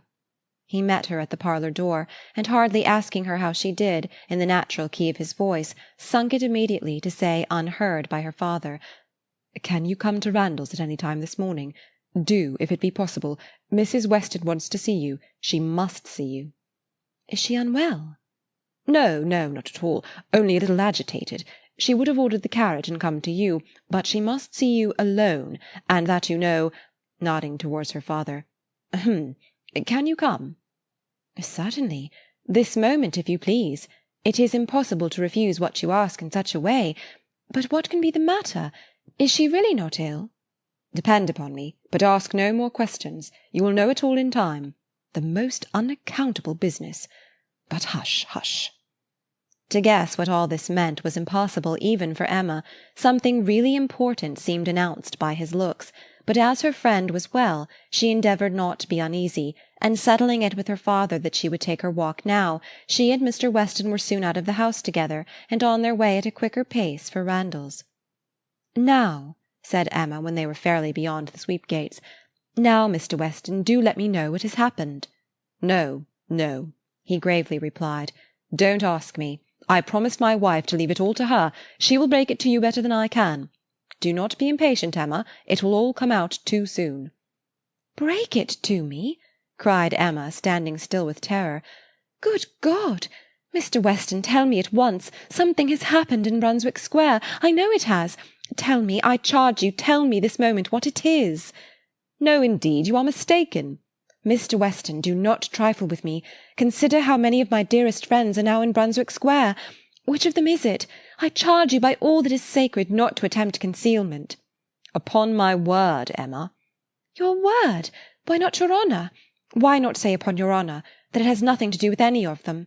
Good heavens, what can be to be broke to me that does not relate to one of that family?" "Upon my honour," said he very seriously, "it does not. It is not in the smallest degree connected with any human being of the name of Knightley." Emma's courage returned, and she walked on. "I was wrong," he continued, "in talking of its being broke to you. I should not have used the expression. In fact, it does not concern you. It concerns only myself. That is, we hope. In short, my dear Emma, there is no occasion to be so uneasy about it. I don't say that it is not a disagreeable business, but things might be much worse. If we walk fast, we shall soon be at Randalls." Emma found that she must wait, and now it required little effort. She asked no more questions, therefore, merely employed her own fancy, and that soon pointed out to her the probability of its being some money concern, something just come to light, of a disagreeable nature in the circumstances of the family, something which the late event at Richmond had brought forward. Her fancy was very active. 6 natural children, perhaps, and poor Frank cut off. This, though very undesirable, would be no matter of agony to her. It inspired little more than an animating curiosity. "Who is that gentleman on horseback?" said she as they proceeded, speaking more to assist Mr. Weston in keeping his secret than with any other view. "I do not know. One of the Otways. Not Frank. It is not Frank, I assure you. You will not see him. He is half-way to Windsor by this time." "Has your son been with you, then?" "Oh, yes. Did not you know? Well, never mind." For a moment he was silent, and then added in a tone much more guarded and demure, "Yes, Frank came over this morning just to ask us how we did." They hurried on, and were speedily at Randalls. "Well, my dear," said he as they entered the room, "I have brought her, and now I hope you will soon be better. I shall leave you together. There is no use in delay. I shall not be far off if you want me." And Emma distinctly heard him add in a lower tone before he quitted the room, "I have been as good as my word. She has not the least idea." Mrs. Weston was looking so ill, and had an air of so much perturbation, that Emma's uneasiness increased, and the moment they were alone she eagerly said, "What is it, my dear friend? Something of a very unpleasant nature, I find, has occurred. Do let me know directly what it is. I have been walking all this way in complete suspense. We both abhor suspense. Do not let mine continue longer. It will do you good to speak of your distress, whatever it may be." "Have you indeed no idea?" said Mrs. Weston in a trembling voice. "Cannot you, my dear Emma, cannot you form a guess as to what you are to hear?" "So far as that it relates to Mr. Frank Churchill, I do guess." "You are right. It does relate to him, and I will tell you directly," resuming her work and seeming resolved against looking up. "He has been here this very morning, on a most extraordinary errand. It is impossible to express our surprise. He came to speak to his father on a subject, to announce an attachment." She stopped to breathe. Emma thought first of herself, and then of Harriet. "More than an attachment, indeed," resumed Mrs. Weston. "An engagement, a positive engagement. What will you say, Emma? What will anybody say, when it is known that Frank Churchill and Miss Fairfax are engaged, nay, that they have been long engaged?" Emma even jumped with surprise, and horror-struck exclaimed, "Jane Fairfax! Good God! You are not serious? You do not mean it?" "You may well be amazed," returned Mrs. Weston, still averting her eyes and talking on with eagerness, that Emma might have time to recover. "You may well be amazed, but it is even so. There has been a solemn engagement between them ever since October, formed at Weymouth, and kept a secret from everybody. Not a creature knowing it but themselves, neither the Campbells nor her family nor his. It is so wonderful that though perfectly convinced of the fact, it is yet almost incredible to myself. I can hardly believe it. I thought I knew him." Emma scarcely heard what was said. Her mind was divided between two ideas, her own former conversations with him about Miss Fairfax, and poor Harriet. And for some time she could only exclaim and require confirmation, repeated confirmation. "Well," said she at last, trying to recover herself, "this is a circumstance which I must think of at least half a day before I can at all comprehend it. What! Engaged to her all the winter, before either of them came to Highbury? Engaged since October, secretly engaged. It has hurt me, Emma, very much. It has hurt his father equally. Some part of his conduct we cannot excuse." Emma pondered a moment, and then replied, "I will not pretend not to understand you, and to give you all the relief in my power. Be assured that no such effect has followed his attentions to me as you are apprehensive of." Mrs. Weston looked up, afraid to believe, but Emma's countenance was as steady as her words. "That you may have less difficulty in believing this boast of my present perfect indifference," she continued, "I will farther tell you that there was a period in the early part of our acquaintance when I did like him, when I was very much disposed to be attached to him. nay, was attached, and how it came to cease is perhaps the wonder. Fortunately, however, it did cease. I have really, for some time past, for at least these 3 months, cared nothing about him. You may believe me, Mrs. Weston, that is the simple truth." Mrs. Weston kissed her with tears of joy, and when she could find utterance, assured her that this protestation had done her more good than anything else in the world could do. "Mr. Weston will be almost as much relieved as myself," said she. "On this point we have been wretched. It was our darling wish that you might be attached to each other, and we were persuaded that it was so. Imagine what we have been feeling on your account. I have escaped, and that I should escape may be a matter of grateful wonder to you and myself. But this does not acquit him, Mrs. Weston, and I must say that I think him greatly to blame. What right had he to come among us with affection and faith engaged, and with manners so very disengaged? What right had he to endeavour to please, as he certainly did, to distinguish any one young woman with persevering attention, as he certainly did, while he really belonged to another? How could he tell what mischief he might be doing? How could he tell that he might not be making me in love with him? Very wrong indeed." "From something that he said, my dear Emma, I rather imagine. And how could she bear such behaviour? Composure with a witness! To look on while repeated attentions were offering to another woman before her face, and not resent it! That is a degree of placidity which I can neither comprehend nor respect." "There were misunderstandings between them, Emma. He said so expressly. He had not much time to enter into much explanation. He was here only a quarter of an hour, and in a state of agitation which did not allow the full use even of the time he could stay. But that there had been misunderstandings he decidedly said. The present crisis, indeed, seemed to be brought on by them, and those misunderstandings might possibly arise from the impropriety of his conduct." "Impropriety? Oh, Mrs. Weston, it is too calm a censure. Much, much beyond impropriety. It has sunk him. I cannot say how it has sunk him, in my opinion. So unlike what a man should be. None of that upright integrity, that strict adherence to truth and principle, that disdain of trick and littleness, which a man should display in every transaction of his life. Nay, dear Emma, now I must take his part, for though he has been wrong in this instance, I have known him long enough to answer for his having many, very many good qualities, and—" "Good God!" cried Emma, not attending to her. "Mrs. Smallridge, too! Jane actually on the point of going as governess! What could he mean by such horrible indelicacy?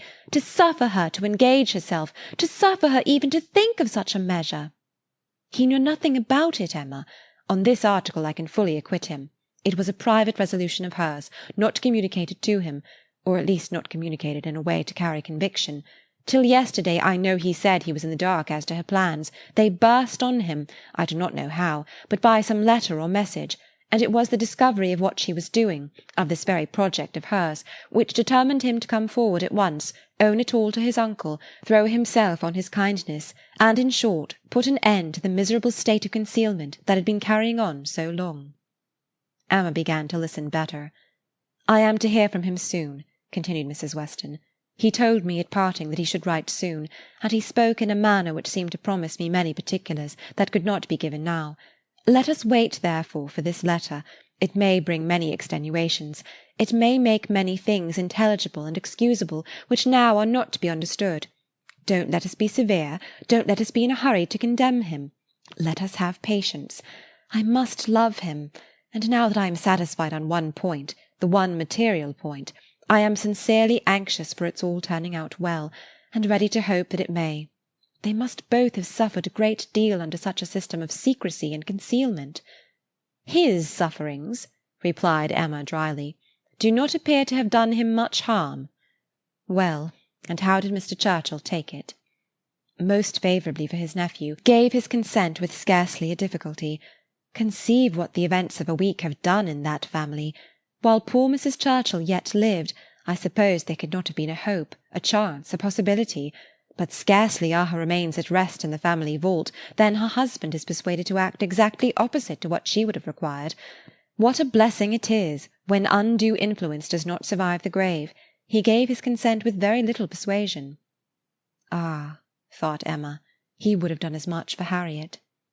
This was settled last night, and Frank was off with the light this morning. He stopped at Highbury, at the Bateses, I fancy, some time, and then came on hither, but was in such a hurry to get back to his uncle, to whom he is just now more necessary than ever, that, as I tell you, he could stay with us but a quarter of an hour.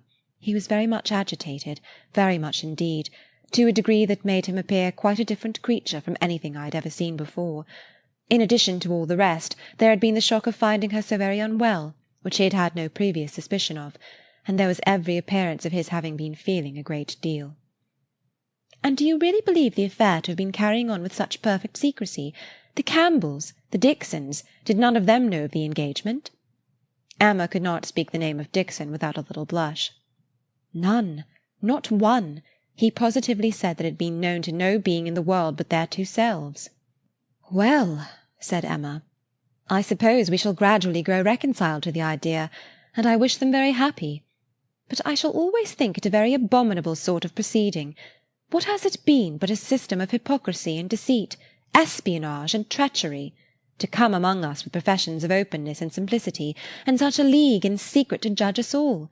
Here have we been, the whole winter and spring, completely duped, fancying ourselves all on an equal footing of truth and honour, with two people in the midst of us who may have been carrying round, comparing and sitting in judgment on sentiments and words that were never meant for both to hear.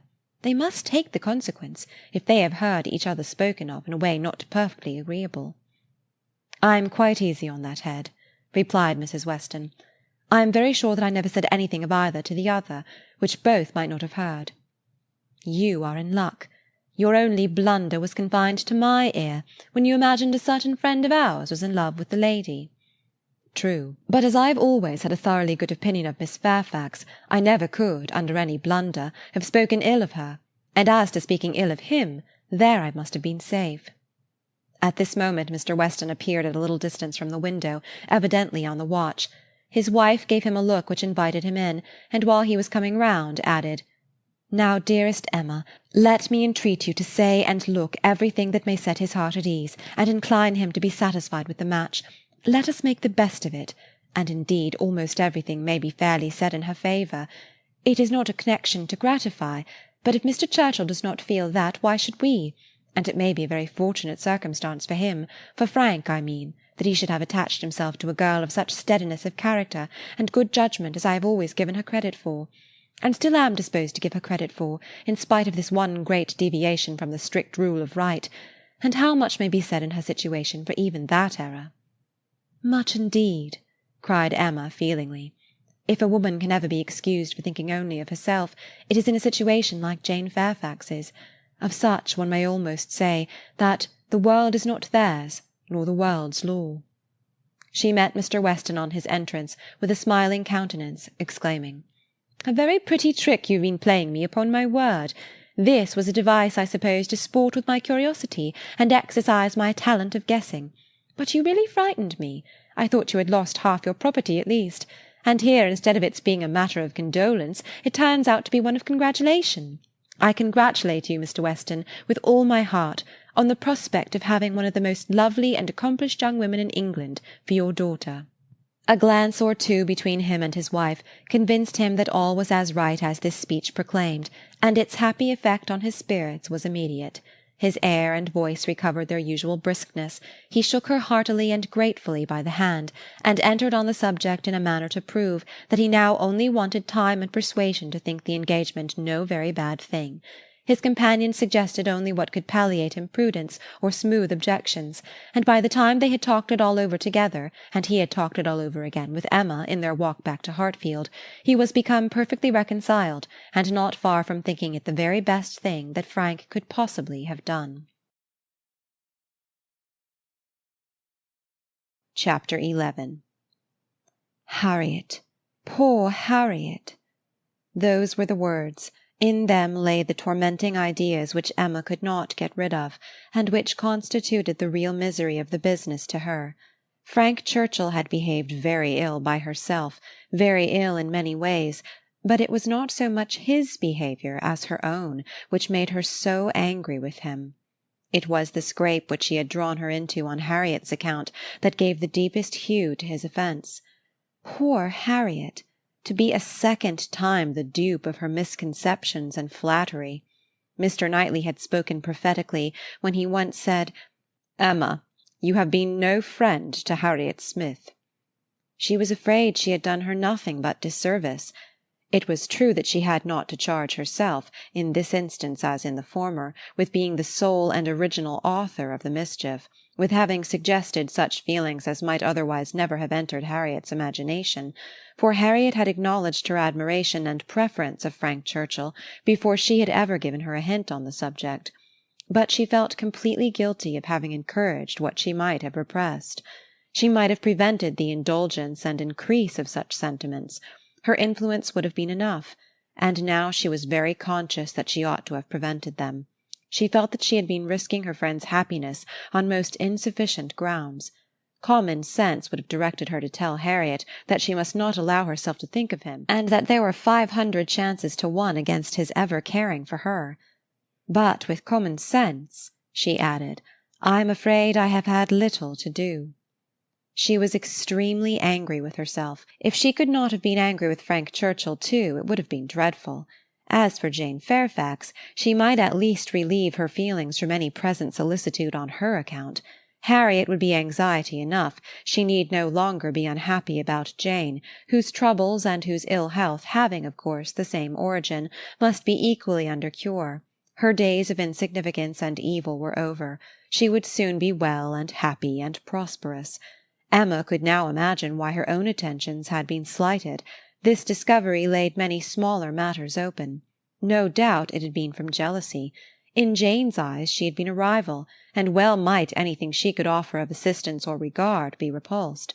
An airing in the Hartfield carriage would have been the rack, and arrowroot from the Hartfield storeroom must have been poison. She understood it all, and as far as her mind could disengage itself from the injustice and selfishness of angry feelings, she acknowledged that Jane Fairfax would have neither elevation nor happiness beyond her desert. But poor Harriet was such an engrossing charge. There was little sympathy to be spared for anybody else. Emma was sadly fearful that this second disappointment would be more severe than the first. Considering the very superior claims of the object, it ought, and judging by its apparently stronger effect on Harriet's mind, producing reserve and self-command, it would. She must communicate the painful truth, however, and as soon as possible. An injunction of secrecy had been among Mr. Weston's parting words. For the present the whole affair was to be completely a secret. Mr. Churchill had made a point of it, as a token of respect to the wife he had so very recently lost, and everybody admitted it to be no more than due decorum. Emma had promised, but still Harriet must be accepted. It was her superior duty. In spite of her vexation, she could not help feeling it almost ridiculous that she should have the very same distressing and delicate office to perform by Harriet which Mrs. Weston had just gone through by herself. The intelligence which had been so anxiously announced to her, she was now to be anxiously announcing to another.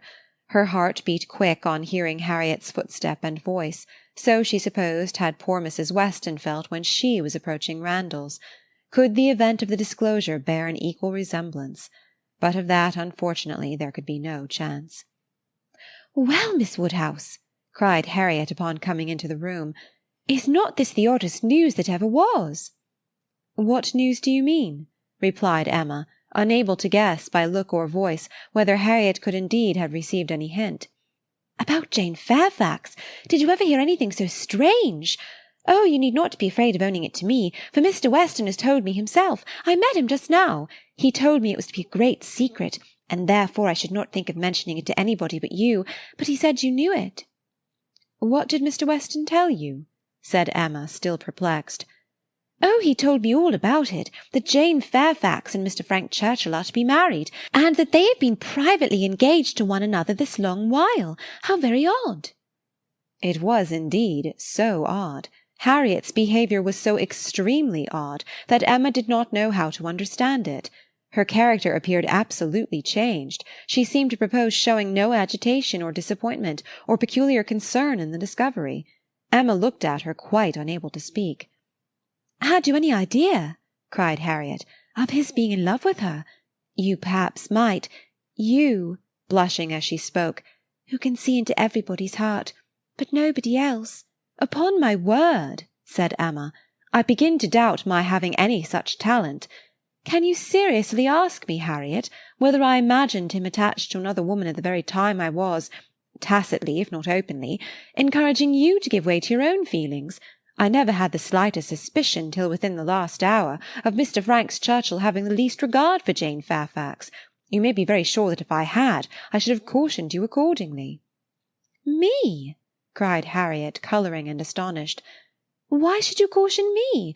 You do not think I care about Mr. Frank Churchill?" "I am delighted to hear you speak so stoutly on the subject," replied Emma, smiling. "But you do not mean to deny that there was a time, and not very distant either, when you gave me reason to understand that you did care about him." "Him? Never, never! Dear Miss Woodhouse, how could you mistake me so?" turning away distressed. "Harriet," cried Emma after a moment's pause, "what do you mean? Good heaven, what do you mean? Mistake you? Am I to suppose, then—" She could not speak another word. Her voice was lost, and she sat down, waiting in great terror till Harriet should answer. Harriet, who was standing at some distance, and with face turned from her, did not immediately say anything, and when she did speak, it was in a voice nearly as agitated as Emma's. "I should not have thought it possible," she began, "that you could have misunderstood me. I know we agreed never to name him, but considering how infinitely superior he is to everybody else, I should not have thought it possible that I could be supposed to mean any other person. Mr. Frank Churchill, indeed! I do not know who would ever look at him in the company of the other. I hope I have a better taste than to think of Mr. Frank Churchill, who is like nobody by his side. And that you should have been so mistaken is amazing. I am sure, but for believing that you entirely approved and meant to encourage me in my attachment, I should have considered it at first too great a presumption almost to dare to think of him. At first, if you had not told me that more wonderful things had happened, that there had been matches of greater disparity, those were your very words, I should not have dared to give way to, I should not have thought it possible. But if you, who had been always acquainted with him— "Harriet," cried Emma, collecting herself resolutely, "let us understand each other now, without the possibility of farther mistake. Are you speaking of Mr. Knightley?" "To be sure I am. I never could have an idea of anybody else, and so I thought you knew. When we talked about him, it was as clear as possible." "Not quite," returned Emma with forced calmness, "for all that you had then said appeared to me to relate to a different person. I could almost assert that you had named Mr. Frank Churchill. I am sure the service Mr. Frank Churchill had rendered you in protecting you from the gipsies was spoken of." "Oh, Miss Woodhouse, how you do forget!" "My dear Harriet, I perfectly remember the substance of what I said on the occasion. I told you that I did not wonder at your attachment, that considering the service he had rendered you, it was extremely natural.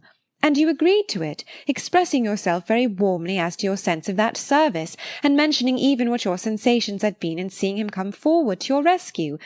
The impression of it is strong on my memory." "Oh dear," cried Harriet, "now I recollect what you mean, but I was thinking of something very different at the time. It was not the gipsies, it was not Mr. Frank Churchill that I meant. No," with some elevation, "I was thinking of a much more precious circumstance, of Mr. Knightley's coming and asking me to dance, when Mr. Elton would not stand up with me, and when there was no other partner in the room. That was the kind action, that was the noble benevolence and generosity, that was the service which made me begin to feel how superior he was to every other being upon earth." "Good God!" cried Emma, "this has been a most unfortunate, a most deplorable mistake. What is to be done?" "You would not have encouraged me, then, if you had understood me. At least, however, I cannot be worse off than I should have been, if the other had been the person. And now it is possible." She paused a few moments. Emma could not speak. "I do not wonder, Miss Woodhouse," she resumed, "that you should feel a great difference between the two, as to me or as to anybody. You must think one 500,000,000 times more above me than the other. But I hope, Miss Woodhouse, that supposing, that if, strange as it may appear, but you know they were your own words, that more wonderful things had happened, matches of greater disparity had taken place than between Mr. Frank Churchill and me, and therefore it seems as if such a thing even as this may have occurred before.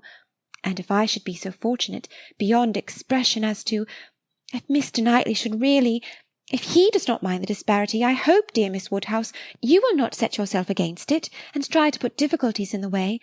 But you are too good for that, I am sure." Harriet was standing at one of the windows. Emma turned round to look at her in consternation, and hastily added, "Have you any idea of Mr. Knightley's returning your affection?" "Yes," replied Harriet modestly, but not fearfully. "I must say that I have." Emma's eyes were instantly withdrawn, and she sat silently meditating in a fixed attitude for a few minutes. A few minutes were sufficient for making her acquainted with her own heart. A mind like hers, once opening to suspicion, made rapid progress. She touched, she admitted, she acknowledged the whole truth. Why was it so much worse that Harriet should be in love with Mr. Knightley than with Mr. Frank Churchill? Why was the evil so dreadfully increased by Harriet's having some hope of a return? It darted through her, with the speed of an arrow, that Mr. Knightley must marry no one but herself. Her own conduct, as well as her own heart, was before her in the same few minutes. She saw it all with a clearness which had never blessed her before. How improperly had she been acting by Harriet! How inconsiderate, how indelicate, how irrational, how unfeeling had been her conduct! What blindness, what madness had led her on! It struck her with dreadful force, and she was ready to give it every bad name in the world. Some portion of respect for herself, however, in spite of all these demerits, some concern for her own appearance, and a strong sense of justice by Harriet— there would be no need of compassion to the girl who believed herself loved by Mr. Knightley, but justice required that she should not be made unhappy by any coldness now— gave Emma the resolution to sit and endure farther with calmness, with even apparent kindness. For her own advantage, indeed, it was fit that the utmost extent of Harriet's hope should be inquired into, and Harriet had done nothing to forfeit the regard and interest which had been so voluntarily formed and maintained, or to deserve to be slighted by the person, whose counsels had never led her right. Rousing from reflection, therefore, and subduing her emotion, she turned to Harriet again, and in a more inviting accent renewed the conversation, for as to the subject which had first introduced it, the wonderful story of Jane Fairfax, that was quite sunk and lost. Neither of them thought but of Mr. Knightley and themselves. Harriet, who had been standing in no unhappy reverie, was yet very glad to be called from it, by the now encouraging manner of such a judge and such a friend as Miss Woodhouse, and only wanted invitation to give the history of her hopes with great, though trembling delight. Emma's tremblings as she asked and as she listened were better concealed than Harriet's, but they were not less. Her voice was not unsteady, but her mind was in all the perturbation that such a development of self, such a burst of threatening evil, such a confusion of sudden and perplexing emotions must create. She listened with much inward suffering, but with great outward patience, to Harriet's detail. Methodical, or well arranged, or very well delivered, it could not be expected to be, but it contained, when separated from all the feebleness and tautology of the narration, a substance to sink her spirit, especially with the corroborating circumstances, which her own memory brought in favour of Mr. Knightley's most improved opinion of Harriet. Harriet had been conscious of a difference in his behaviour ever since those 2 decisive dances. Emma knew that he had, on that occasion, found her much superior to his expectation. From that evening, or at least from the time of Miss Woodhouse's encouraging her to think of him, Harriet had begun to be sensible of his talking to her much more than he had been used to do, and of his having indeed quite a different manner towards her, a manner of kindness and sweetness. Latterly she had been more and more aware of it. When they had been all walking together, he had so often come and walked by her and talked so very delightfully. He seemed to want to be acquainted with her. Emma knew it to have been very much the case. She had often observed the change to almost the same extent. Harriet repeated expressions of approbation and praise from him, and Emma felt them to be in the closest agreement with what she had known of his opinion of Harriet. He praised her for being without art or affectation, for having simple, honest, generous feelings. She knew that he saw such recommendations in Harriet. He had dwelt on them to her more than once. Much that lived in Harriet's memory, many little particulars of the notice she had received from him, a look, a speech, a removal from one chair to another, a compliment implied, a preference inferred, had been unnoticed, because unsuspected, by Emma. Circumstances that might swell to half an hour's relation, and contained multiplied proofs to her who had seen them, had passed undiscerned by her who now heard them. But the two latest occurrences to be mentioned, the two of strongest promise to Harriet, were not without some degree of witness from Emma herself. The first was his walking with her apart from the others in the lime walk at Donwell, where they had been walking some time before Emma came, and he had taken pains, as she was convinced, to draw her from the rest to himself. And at first he had talked to her in a more particular way than he had ever done before, in a very particular way indeed. Harriet could not recall it without a blush. He seemed to be almost asking her whether her affections were engaged. But as soon as she, Miss Woodhouse, appeared likely to join them, he changed the subject, and began talking about farming. The second was his having sat talking with her nearly half an hour before Emma came back from her visit, the very last morning of his being at Hartfield, though when he first came in he had said that he could not stay 5 minutes, and his having told her, during their conversation, that though he must go to London, it was very much against his inclination that he left home at all, which was much more, as Emma felt, than he had acknowledged to her. The superior degree of confidence towards Harriet, which this one article marked, gave her severe pain. On the subject of the first of the two circumstances, she did, after a little reflection, venture the following question. "Might he not, is not it possible, that when inquiring, as you thought, into the state of your affections, he might be alluding to Mr. Martin, he might have Mr. Martin's interest in view?" But Harriet rejected the suspicion with spirit. "Mr. Martin! No, indeed. There was not a hint of Mr. Martin. I hope I know better now than to care for Mr. Martin, or to be suspected of it." When Harriet had closed her evidence, she appealed to her dear Miss Woodhouse to say whether she had not got good ground for hope. "I should never have presumed to think of it at first," said she, "but for you. You told me to observe him carefully, and let his behaviour be the rule of mine, and so I have. But now I seem to feel that I may deserve him, and that if he does choose me, it will not be anything so very wonderful." The bitter feelings occasioned by this speech, the many bitter feelings, made the utmost exertion necessary on Emma's side, to enable her to say on reply, "Harriet, I will only venture to declare that Mr. Knightley is the last man in the world who would intentionally give any woman the idea of his feeling more for her than he really does." Harriet seemed ready to worship her friend for a sentence so satisfactory, and Emma was only saved from raptures and fondness, which at that moment would have been dreadful penance, by the sound of her father's footsteps. He was coming through the hall. Harriet was too much agitated to encounter him. "She could not compose herself. Mr. Woodhouse would be alarmed. She had better go." With most ready encouragement from her friend, therefore, she passed off through another door, and the moment she was gone, this was the spontaneous burst of Emma's feelings. "Oh God, that I had never seen her!" The rest of the day, the following night, were hardly enough for her thoughts. She was bewildered amidst the confusion of all that had rushed on her within the last few hours. Every moment had brought a fresh surprise, and every surprise must be matter of humiliation to her. How to understand it all? How to understand the deception she had been thus practising on herself and living under, the blunders, the blindness of her own head and heart?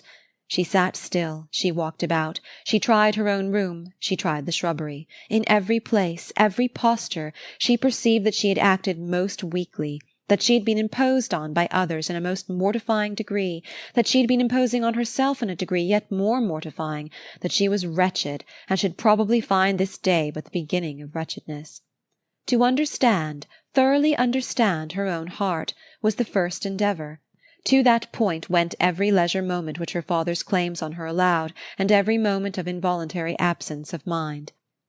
How long had Mr. Knightley been so dear to her, as every feeling declared him now to be? When had his influence, such influence, begun? When had he succeeded to that place in her affection which Frank Churchill had once, for a short period, occupied? She looked back, she compared the two, compared them as they had always stood in her estimation, from the time of the latter's becoming known to her, and as they must at any time have been compared by her, had it, by any blessed felicity, occurred to her to institute the comparison. She saw that there never had been a time when she did not consider Mr. Knightley as infinitely the superior, or when his regard for her had not been infinitely the most dear. She saw that in persuading herself, in fancying, in acting to the contrary, she had been entirely under a delusion, totally ignorant of her own heart, and in short that she had never really cared for Frank Churchill at all. This was the conclusion of the first series of reflection. This was the knowledge of herself on the first question of inquiry which she reached, and without being long in reaching it. She was most sorrowfully indignant, ashamed of every sensation but the one revealed to her, her affection for Mr. Knightley. Every other part of her mind was disgusting. With insufferable vanity had she believed herself in the secret of everybody's feelings, with unpardonable arrogance proposed to arrange everybody's destiny. She was proved to have been universally mistaken, and she had not quite done nothing, for she had done mischief. She had brought evil on Harriet, on herself, and she too much feared on Mr. Knightley. Were this most unequal of all connections to take place, on her must rest all the reproach of having given it a beginning. For his attachment she must believe to be produced only by a consciousness of Harriet's, and even were this not the case, he would never have known Harriet at all, but for her folly. Mr. Knightley and Harriet Smith! It was a union to distance every wonder of the kind.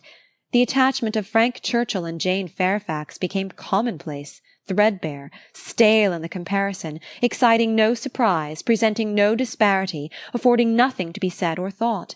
Mr. Knightley and Harriet Smith! Such an elevation on her side, such a debasement on his! It was horrible to Emma to think how it must sink him in the general opinion, to foresee the smiles, the sneers, the merriment it would prompt at his expense, the mortification and disdain of his brother, the thousand inconveniences to himself. Could it be? No, it was impossible, and yet it was far, very far from impossible. Was it a new circumstance for a man of first-rate abilities to be captivated by very inferior powers? Was it new for one, perhaps too busy to seek, to be the prize of a girl who would seek him? Was it new for anything in this world to be unequal, inconsistent, incongruous, or for chance and circumstance, as second causes, to direct the human fate? Oh, had she never brought Harriet forward, had she left her where she ought and where he had told her she ought, had she not, with a folly which no tongue could express, prevented her marrying the unexceptionable young man who would have made her happy and respectable in the line of life to which she ought to belong, all would have been safe, none of this dreadful sequel would have been. How Harriet could ever had the presumption to raise her thoughts to Mr. Knightley, how she could dare to fancy herself the chosen of such a man till actually assured of it. But Harriet was less humble, had fewer scruples than formerly. Her inferiority, whether of mind or situation, seemed little felt. She had seemed more sensible of Mr. Elton's being to stoop in marrying her than she now seemed of Mr. Knightley's. Alas! was not that her own doing too? Who had been at pains to give Harriet notions of self-consequence but herself? Who but herself had taught her that she was to elevate herself if possible, and that her claims were great to a high worldly establishment? If Harriet, from being humble, were grown vain, it was her doing too. Chapter 12. Till now that she was threatened with its loss, Emma had never known how much of her happiness depended on being first with Mr. Knightley, first in interest and affection. Satisfied that it was so, and feeling it her due, she had enjoyed it without reflection, and only in the dread of being supplanted found how inexpressibly important it had been. Long, very long, she felt she had been first, for, having no female connections of his own, there had been only Isabella whose claims could be compared with hers, and she had always known exactly how far he loved and esteemed Isabella. She had herself been first with him for many years past. She had not deserved it. She had often been negligent or perverse, slighting his advice, or even wilfully opposing him, insensible of half his merits, and quarrelling with him because he would not acknowledge her false and insolent estimation of her own. But still, from family attachment and habit, and thorough excellence of mind, he had loved her, and watched over her from a girl, with an endeavour to improve her, and an anxiety for her doing right, which no other creature had at all shared. In spite of all her faults, she knew she was dear to him. Might she not say, very dear?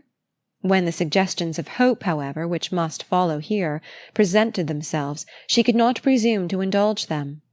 Harriet Smith might think herself not unworthy of being peculiarly, exclusively, passionately loved by Mr. Knightley. She could not. She could not flatter herself with any idea of blindness in his attachment to her. She had received a very recent proof of its impartiality. How shocked had he been by her behaviour to Miss Bates! How directly, how strongly had he expressed himself to her on the subject! Not too strongly for the offence, but far, far too strongly to issue from any feeling softer than upright justice and clear-sighted goodwill. She had no hope, nothing to deserve the name of hope, that he could have that sort of affection for herself which was now in question, but there was a hope, at times a slight one, at times much stronger, that Harriet might have deceived herself and be overrating his regard for her. Wish it she must for his sake, be the consequence nothing to herself but his remaining single all his life. Could she be secure of that, indeed, of his never marrying at all, she believed she should be perfectly satisfied. Let him but continue the same Mr. Knightley to her and her father, the same Mr. Knightley to all the world. Let Donwell and Hartfield lose none of their precious intercourse of friendship and confidence, and her peace would be fully secured. Marriage, in fact, would not do for her.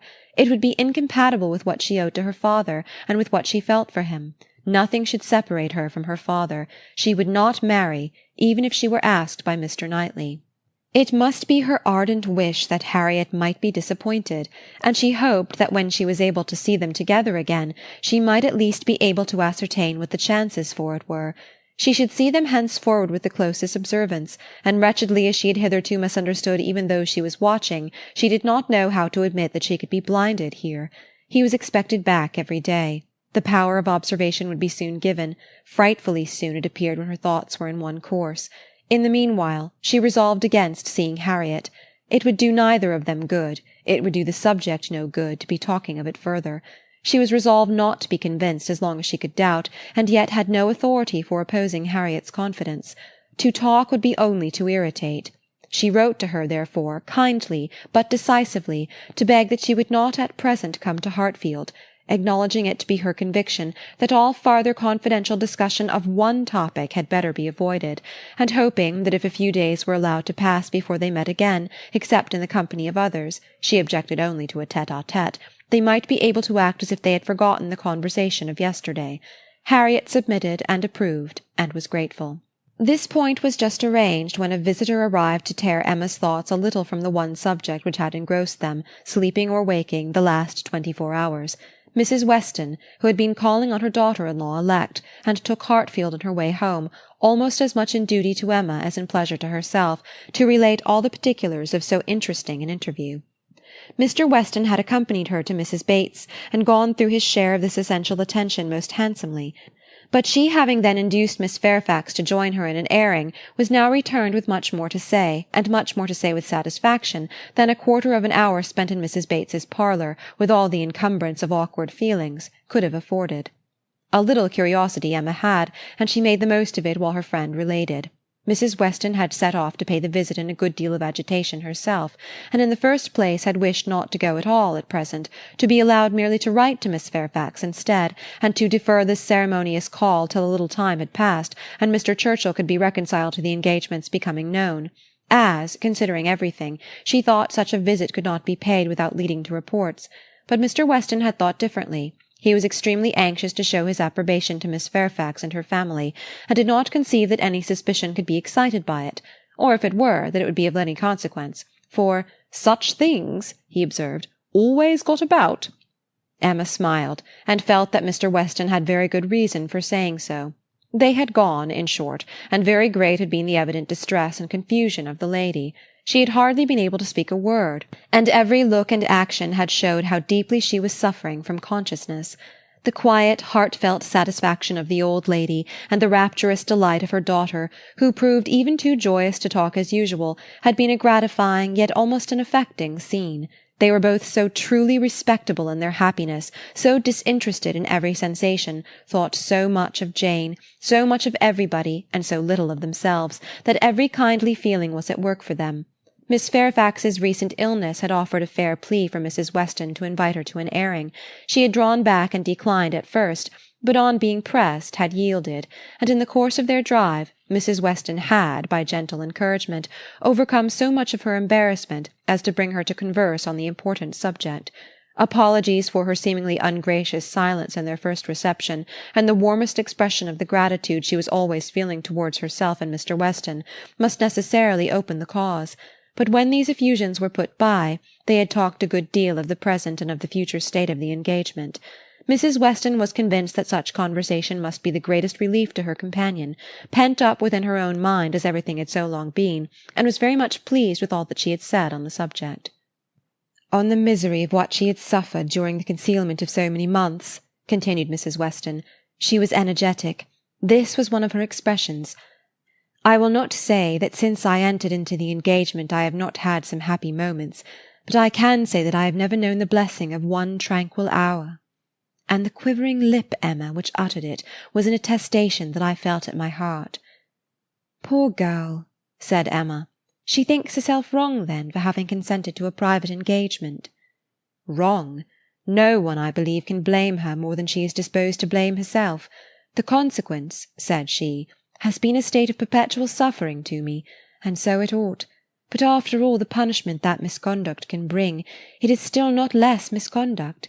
Pain is no expiation. I never can be blameless. I have been acting contrary to all my sense of right, and the fortunate turn that everything has taken, and the kindness I am now receiving, is what my conscience tells me ought not to be. Do not imagine, madam, she continued, that I was taught wrong. Do not let any reflection fall on the principles or the care of the friends who brought me up. The error has been all my own, and I do assure you that, with all the excuse that present circumstances may appear to give, I shall yet dread making the story known to Colonel Campbell. Poor girl, said Emma again. She loves him then excessively, I suppose. It must have been from attachment only that she could be led to form the engagement. Her affection must have overpowered her judgment. Yes, I have no doubt of her being extremely attached to him. I am afraid, returned Emma, sighing, that I must have often contributed to make her unhappy. On your side, my love, it was very innocently done, but she probably had something of that in her thoughts when alluding to the misunderstandings which she had given us hints of before. One natural consequence of the evil she had involved herself in, she said, was that of making her unreasonable. The consciousness of having done amiss had exposed her to 1,000 inquietudes, and made her captious and irritable to a degree that had been, hard for him to bear. I did not make the allowances, said she, which I ought to have done, for his temper and spirits, his delightful spirits, and that gaiety, that playfulness of disposition, which under any other circumstances would, I am sure, have been as constantly bewitching to me as they were at first. She then began to speak of you, and of the great kindness which you had shown her during her illness, and with a blush which showed me how it was all connected, desired me, whenever I had an opportunity, to thank you, I could not thank you too much, for every wish and every endeavour to do her good. She was sensible that you had never received any proper acknowledgment from herself. If I did not know her to be happy now, said Emma seriously, which, in spite of every little drawback from her scrupulous conscience, she must be, I could not bear these thanks. For, oh, Mrs. Weston, if there were an account drawn up of the evil and the good I have done Miss Fairfax. Well, checking herself and trying to be more lively, this is all to be forgotten. You are very kind to bring me these interesting particulars. They show her to the greatest advantage. I am sure she is very good. I hope she will be very happy. It is fit that the fortune should be all on his side, for I think the merit will be all on hers. Such a conclusion could not pass unanswered by Mrs. Weston. She thought well of Frank in almost every respect, and what was more, she loved him very much, and her defence was, therefore, earnest. She talked with a great deal of reason, and at least equal affection, but she had too much to urge for Emma's attention. It was soon gone to Brunswick Square or to Donwell. She forgot to attempt to listen, and when Mrs. Weston ended with, "We have not yet had the letter we are so anxious for, you know, but I hope it will soon come," she was obliged to pause before she answered, and at last obliged to answer at random, before she could at all recollect what letter it was which they were so anxious for. "Are you well, my Emma?" was Mrs. Weston's parting question. "Oh, perfectly. I am always well, you know. Be sure to give me intelligence of the letter as soon as possible." Mrs. Weston's communications furnished Emma with more food for unpleasant reflection by increasing her esteem and compassion, and her sense of past injustice towards Miss Fairfax. She bitterly regretted not having sought a closer acquaintance with her, and blushed for the envious feelings which had certainly been in some measure the cause. Had she followed Mr. Knightley's known wishes in paying that attention to Miss Fairfax which was every way her due, had she tried to know her better, had she done her part towards intimacy, had she endeavoured to find a friend there instead of in Harriet Smith, she must in all probability have been spared from every pain which pressed on her now. Birth, abilities, and education had been equally marking one as an associate for her, to be received with gratitude, and the other, what was she? Supposing even that they had never become intimate friends, that she had never been admitted into Miss Fairfax's confidence on this important matter, which was most probable, still, in knowing her as she ought, and as she might, she must have been preserved from the abominable suspicions of an improper attachment to Mr. Dickson, which she had not only so foolishly fashioned and harboured herself, but had so unpardonably imparted, an idea which she greatly feared had been made a subject of material distress to the delicacy of Jane's feelings by the levity or carelessness of Frank Churchill's. Of all the sources of evil surrounding the former, since her coming to Highbury, she was persuaded that she must herself have been the worst. She must have been a perpetual enemy. They never could have been all three together without her having stabbed Jane Fairfax's peace in 1,000 instances, and on Box Hill, perhaps, it had been the agony of a mind that would bear no more. The evening of this day was very long and melancholy at Hartfield. The weather added what it could of gloom. A cold, stormy rain set in, and nothing of July appeared but in the trees and shrubs, which the wind was despoiling, and the length of the day which only made such cruel sights the longer visible. The weather affected Mr. Woodhouse, and he could only be kept tolerably comfortable by almost ceaseless attention on his daughter's side, and by exertions which had never cost her half so much before. It reminded her of their first forlorn tête-à-tête on the evening of Mrs. Weston's wedding day. But Mr. Knightley had walked in then, soon after tea, and dissipated every melancholy fancy. Alas! Such delightful proofs of Hartfield's attraction as those sort of visits conveyed might shortly be over. The picture which she had then drawn of the privations of the approaching winter had proved erroneous. No friends had deserted them, no pleasures had been lost. But her present forebodings she feared would experience no similar contradiction. The prospect before her now was threatening to a degree that could not be entirely dispelled, that might not even be partly brightened. If all took place that might take place among the circle of her friends, Hartfield must be comparatively deserted, and she left to cheer her father with the spirits only of ruined happiness. The child to be born at Randalls must be a tie there even dearer than herself, and Mrs. Weston's heart and time would be occupied by it. They should lose her, and probably, in great measure, her husband also. Frank Churchill would return among them no more, and Miss Fairfax, it was reasonable to suppose, would soon cease to belong to Highbury. They would be married, and settled either at or near Enscombe. All that were good would be withdrawn, and if to these losses the loss of Donwell were to be added, what would remain of cheerful or of rational society within their reach? Mr. Knightley to be no longer coming there for his evening comfort, no longer walking in at all hours, as if ever willing to change his own home for theirs. How was it to be endured? And if he were to be lost to them for Harriet's sake, if he were to be thought of hereafter as finding in Harriet's society all that he wanted, if Harriet were to be the chosen, the first, the dearest, the friend, the wife to whom he looked for all the best blessings of existence, what could be increasing Emma's wretchedness but the reflection never far distant from her mind that it had all been her own work? When it came to such a pitch as this, she was not able to refrain from a start, or a heavy sigh, or even from walking about the room for a few seconds, and the only source whence anything like consolation or composure could be drawn was in the resolution of her own better conduct, and the hope that, however inferior in spirit and gaiety might be the following and every future winter of her life to the past, it would yet find her more rational, more acquainted with herself, and leave her less to regret when it were gone. Chapter 13. The weather continued much the same all the following morning, and the same loneliness and the same melancholy seemed to reign at Hartfield, but in the afternoon it cleared, the wind changed into a softer quarter, the clouds were carried off, the sun appeared, it was summer again. With all the eagerness which such a transition gives, Emma resolved to be out of doors as soon as possible. Never had the exquisite sight, smell, sensation of nature, tranquil, warm, and brilliant after a storm, been more attractive to her. She longed for the serenity they might gradually introduce, and on Mr. Perry's coming in soon after dinner with a disengaged hour to give her father, she lost no time in hurrying into the shrubbery. There, with spirits freshened, and thoughts a little relieved, she had taken a few turns, when she saw Mr. Knightley passing through the garden door and coming towards her. It was the first intimation of his being returned from London. She had been thinking of him the moment before as unquestionably 16 miles distant. There was time only for the quickest arrangement of mind. She must be collected and calm. In half a minute they were together. The how-do-you-dos were quiet and constrained on each side. She asked after their mutual friends. They were all well. When had he left them? Only that morning. He must have had a wet ride. Yes. He meant to walk with her, she found. He had just looked into the dining-room, and as he was not wanted there, preferred being out of doors.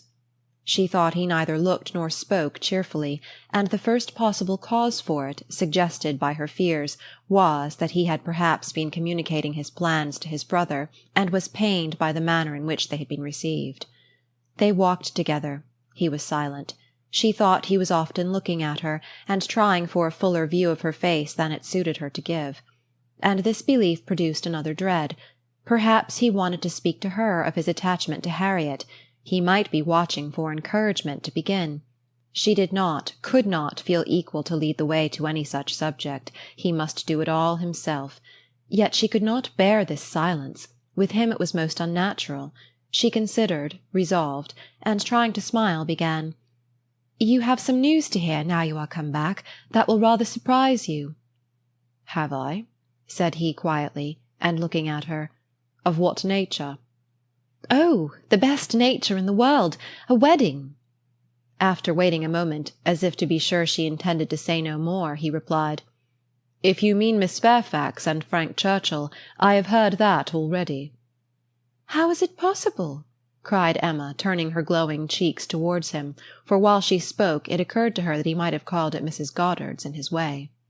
"I had a few lines on parish business from Mr. Weston this morning, and at the end of them he gave me a brief account of what had happened." Emma was quite relieved, and could presently say with a little more composure, "You probably have been less surprised than any of us, for you have had your suspicions. I have not forgotten that you once tried to give me a caution.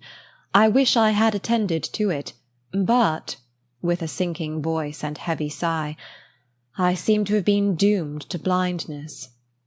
For a moment or two nothing was said, and she was unsuspicious of having excited any particular interest, till she found her arm drawn within his and pressed against his heart, and heard him thus saying, in a tone of great sensibility, speaking low, "Time, my dearest Emma, will heal the wound. Your own excellent sense, your exertions for your father's sake, I know you will not allow yourself—" Her arm was pressed again, as he added, in a more broken and subdued accent, "the feelings of the warmest friendship, indignation, abominable scoundrel," and in a louder, steadier tone he concluded with, "He will soon be gone. They will soon be in Yorkshire. I am sorry for her. She deserves a better fate." Emma understood him, and as soon as she could recover from the flutter of pleasure excited by such tender consideration, replied, "You are very kind, but you are mistaken, and I must set you right.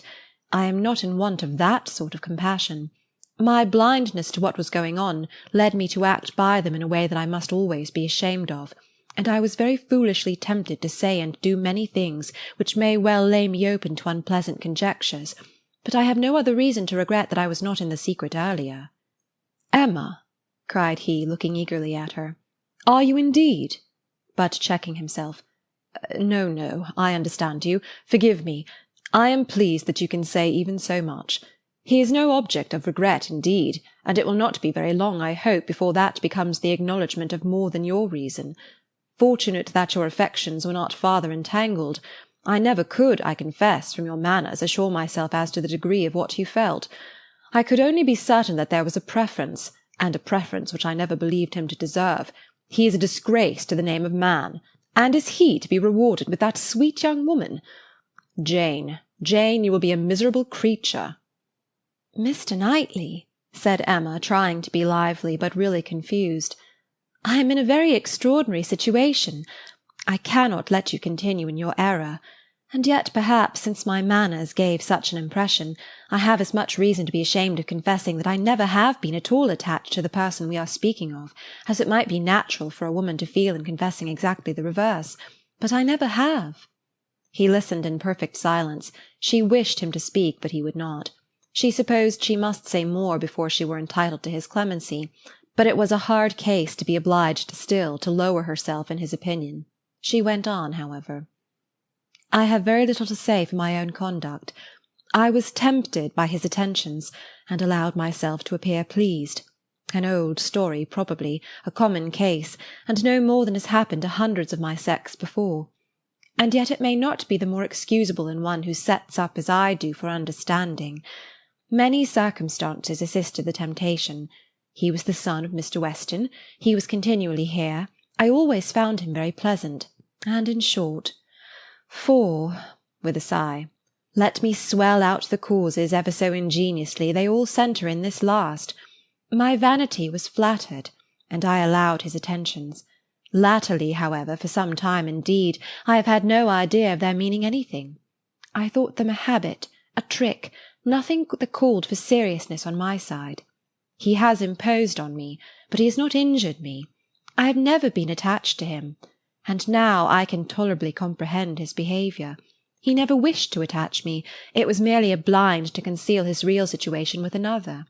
It was his object to blind all about him, and no one, I am sure, could be more effectually blinded than myself. Except that I was not blinded, that it was my good fortune, that, in short, I was somehow or other safe from him." She had hoped for an answer here, for a few words to say that her conduct was at least intelligible, but he was silent, and, as far as she could judge, deep in thought. At last, and tolerably in his usual tone, he said, "I have never had a high opinion of Frank Churchill. I can suppose, however, that I may have underrated him. My acquaintance with him has been but trifling, and even if I have not underrated him hitherto, he may yet turn out well. With such a woman he has a chance. I have no motive for wishing him ill, and for her sake, whose happiness will be involved in his good character and conduct, I shall certainly wish him well." "I have no doubt of their being happy together," said Emma. "I believe them to be very mutually and very sincerely attached." "He is a most fortunate man," returned Mr. Knightley with energy. "So early in life, at 23, a period when, if a man chooses a wife, he generally chooses ill, at 23 to have drawn such a prize. What years of felicity that man in all human calculation has before him, assured of the love of such a woman, the disinterested love, for Jane Fairfax's character vouches for her disinterestedness, everything in his favour, equality of situation, I mean as far as regards society, and all the habits and manners that are important, equality in every point but one, and that one, since the purity of her heart is not to be doubted, such as must increase his felicity, for it will be his to bestow the only advantages she wants. A man would always wish to give a woman a better home than the one he takes her from, and he who can do it, where there is no doubt of her regard, must, I think, be the happiest of mortals. Frank Churchill is, indeed, the favourite of fortune. Everything turns out for his good. He meets with a young woman at a watering-place, gains her affection, cannot even weary her by negligent treatment, and had he and all his family sought round the world for a perfect wife for him, they could not have found her superior.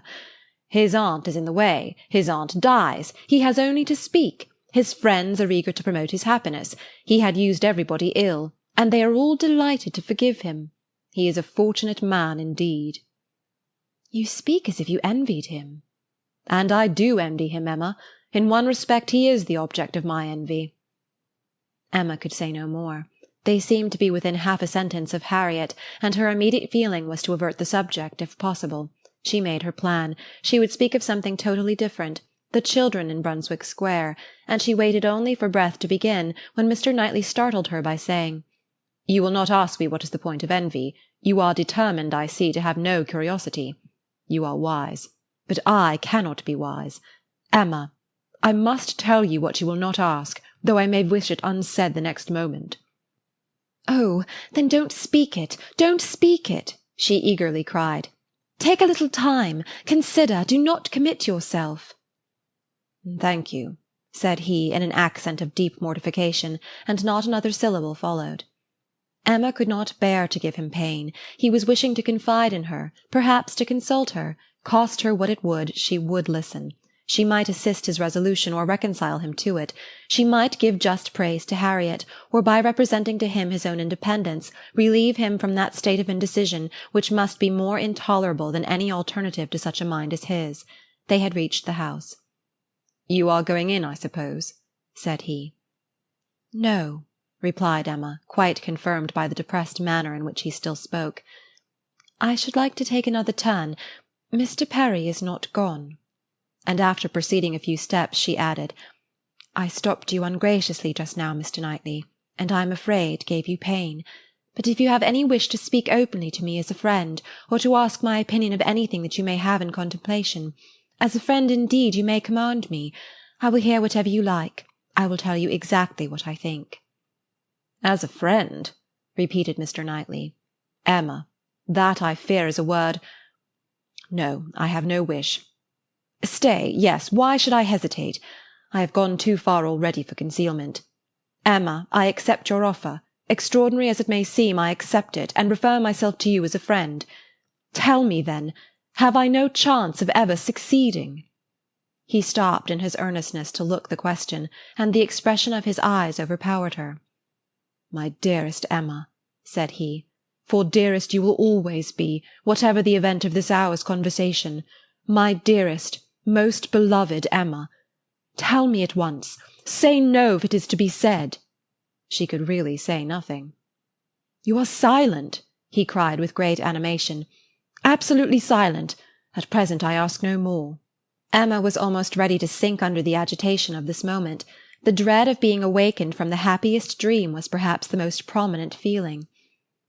"I cannot make speeches, Emma," he soon resumed, and in a tone of such sincere, decided, intelligible tenderness as was tolerably convincing. "If I loved you less, I might be able to talk about it more. But you know what I am. You hear nothing but truth from me. I have blamed you and lectured you, and you have borne it as no other woman in England would have borne it. Bear with the truths I would tell you now, dearest Emma, as well as you have borne with them. The manner, perhaps, may have as little to recommend them. God knows I have been a very indifferent lover. But you understand me. Yes, you see, you understand my feelings, and will return them if you can. At present I ask only to hear, once to hear your voice." While he spoke, Emma's mind was most busy, and with all the wonderful velocity of thought had been able, and yet without losing a word, to catch and comprehend the exact truth of the whole, to see that Harriet's hopes had been entirely groundless, a mistake, a delusion, as complete a delusion as any of her own, that Harriet was nothing, that she was everything herself, that what she had been saying relative to Harriet had been all taken as the language of her own feelings, and that her agitation, her doubts, her reluctance, her discouragement, had been all received as discouragement from herself. And not only was there time for these convictions, with all their glow of attendant happiness, there was time also to rejoice that Harriet's secret had not escaped her, and to resolve that it need not and should not. It was all the service she could now render her poor friend, for as to any of that heroism of sentiment which might have prompted her to entreat him to transfer his affection from herself to Harriet, as infinitely the most worthy of the two, or even the more simple sublimity of resolving to refuse him at once and for ever, without vouchsafing any motive, because he could not marry them both, Emma had it not. She felt for Harriet with pain and with contrition, but no flight of generosity run mad, opposing all that could be probable or reasonable, entered her brain. She had led her friend astray, and it would be a reproach to her forever, but her judgment was as strong as her feelings, and as strong as it had ever been before, in reprobating any such alliance for him, as most unequal and degrading. Her way was clear, though not quite smooth. She spoke then, on being so entreated. What did she say? Just what she ought, of course. A lady always does. She said enough to show there need not be despair, and to invite him to say more himself. He had despaired at one period. He had received such an injunction to caution and silence as for the time crushed every hope. She had begun by refusing to hear him. The change had perhaps been somewhat sudden, her proposal of taking another turn, her renewing the conversation which she had just put an end to, might be a little extraordinary. She felt its inconsistency, but Mr. Knightley was so obliging as to put up with it, and seek no farther explanation. Seldom, very seldom does complete truth belong to any human disclosure. Seldom can it happen that something is not a little disguised or a little mistaken. But where, as in this case, though the conduct is mistaken, the feelings are not, it may not be very material. Mr. Knightley could not impute to Emma a more relenting heart than she possessed, or a heart more disposed to accept of his. He had, in fact, been wholly unsuspicious of his own influence. He had followed her into the shrubbery with no idea of trying it. He had come, in his anxiety to see how she bore Frank Churchill's engagement, with no selfish view, no view at all, but of endeavouring, if she allowed him an opening, to soothe or to counsel her. The rest had been the work of the moment, the immediate effect of what he heard on his feelings. The delightful assurance of her total indifference towards Frank Churchill, of her having a heart completely disengaged from him, had given birth to the hope that in time he might gain her affection himself. But it had been no present hope. He had only, in the momentary conquest of eagerness over judgment, aspired to be told that she did not forbid his attempt to attach her. The superior hopes which gradually opened were so much the more enchanting. The affection which he had been asking to be allowed to create, if he could, was already his. Within half an hour he had passed from a thoroughly distressed state of mind to something so like perfect happiness that it could bear no other name. Her change was equal. This 1/2 hour had given to each the same precious certainty of being beloved, had cleared from each the same degree of ignorance, jealousy, or distrust.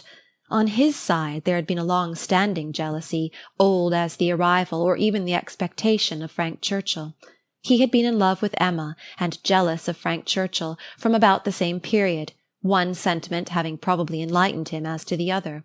It was his jealousy of Frank Churchill that had taken him from the country. The Box Hill party had decided him on going away. He would save himself from witnessing again such permitted encouraged attentions. He had gone to learn to be indifferent. But he had gone to a wrong place. There was too much domestic happiness in his brother's house. Woman wore too amiable a form in it. Isabella was too much like Emma, differing only in those striking inferiorities which always brought the other in brilliancy before him, for much to have been done, even had his time been longer. He had stayed on, however, vigorously, day after day, till this very morning's post had conveyed the history of Jane Fairfax. Then, with the gladness which must be felt, nay, which he did not scruple to feel, having never believed Frank Churchill to be at all deserving Emma, was there so much fond solicitude, so much keen anxiety for her, that he could stay no longer. He had ridden home through the rain, and had walked up directly after dinner, to see how this sweetest and best of all creatures, faultless in spite of all her faults, bore the discovery. He had found her agitated and low. Frank Churchill was a villain. He heard her declare that she had never loved him. Frank Churchill's character was not desperate. She was his own Emma, by hand and word, when they returned into the house, and if he could have thought of Frank Churchill then, he might have deemed him a very good sort of fellow. Chapter 14. What totally different feelings did Emma take back into the house from what she had brought out! She had then been only daring to hope for a little respite of suffering. She was now in an exquisite flutter of happiness, and such happiness, moreover, as she believed must still be greater when the flutter should have passed away. They sat down to tea, the same party round the same table. How often it had been collected! And how often had her eyes fallen on the same shrubs in the lawn, and observed the same beautiful effect of the western sun! But never in such a state of spirits, never in anything like it, and it was with difficulty that she could summon enough of her usual self to be the attentive lady of the house, or even the attentive daughter. Poor Mr. Woodhouse little suspected what was plotting against him in the breast of that man whom he was so cordially welcoming, and so anxiously hoping might not have taken cold from his ride. Could he have seen the heart, he would have cared very little for the lungs, but without the most distant imagination of the impending evil, without the slightest perception of anything extraordinary in the looks or ways of either, he repeated to them very comfortably all the articles of news he had received from Mr. Perry, and talked on with much self-contentment, totally unsuspicious of what they could have told him in return. As long as Mr. Knightley remained with them, Emma's fever continued, but when he was gone she began to be a little tranquillized and subdued, and in the course of the sleepless night, which was the tax for such an evening, she found one or two such very serious points to consider as made her feel that even her happiness must have some alloy. Her father and Harriet. She could not be alone without feeling the full weight of their separate claims, and how to guard the comfort of both to the utmost was the question. With respect to her father it was a question soon answered. She hardly knew yet what Mr. Knightley would ask, but a very short parley with her own heart produced the most solemn resolution of never quitting her father. She even wept over the idea of it, as a sin of thought. While he lived it must be only an engagement. But she flattered herself that if divested of the danger of drawing her away, it might become an increase of comfort to him. How to do her best by Harriet was of more difficult decision. How to spare her from any unnecessary pain, how to make her any possible atonement, how to appear least her enemy. On these subjects her perplexity and distress were very great, and her mind had to pass again and again through every bitter reproach and sorrowful regret that had ever surrounded it. She could only resolve at last that she would still avoid a meeting with her, and communicate all that need be told by letter, that it would be inexpressibly desirable to have her removed just now for a time from Highbury, and, indulging in one more scheme, nearly resolve that it might be practicable to get an invitation for her to Brunswick Square. Isabella had been pleased with Harriet, and a few weeks spent in London must give her some amusement. She did not think it in Harriet's nature to escape being benefited by novelty and variety, by the streets, the shops, and the children. At any rate, it would be a proof of attention and kindness in herself, from whom everything was due, a separation for the present, an averting of the evil day when they must all be together again. She rose early, and wrote her letter to Harriet, an employment which left her so very serious, so nearly sad, that Mr. Knightley, in walking up to Hartfield to breakfast, did not arrive at all too soon, and half an hour stolen afterwards to go over the same ground again with him, literally and figuratively, was quite necessary to reinstate her in a proper share of the happiness of the evening before. He had not long left her, by no means long enough for her to have the slightest inclination for thinking of anybody else, when a letter was brought her from Randalls, a very thick letter. She guessed what it must contain, and deprecated the necessity of reading it.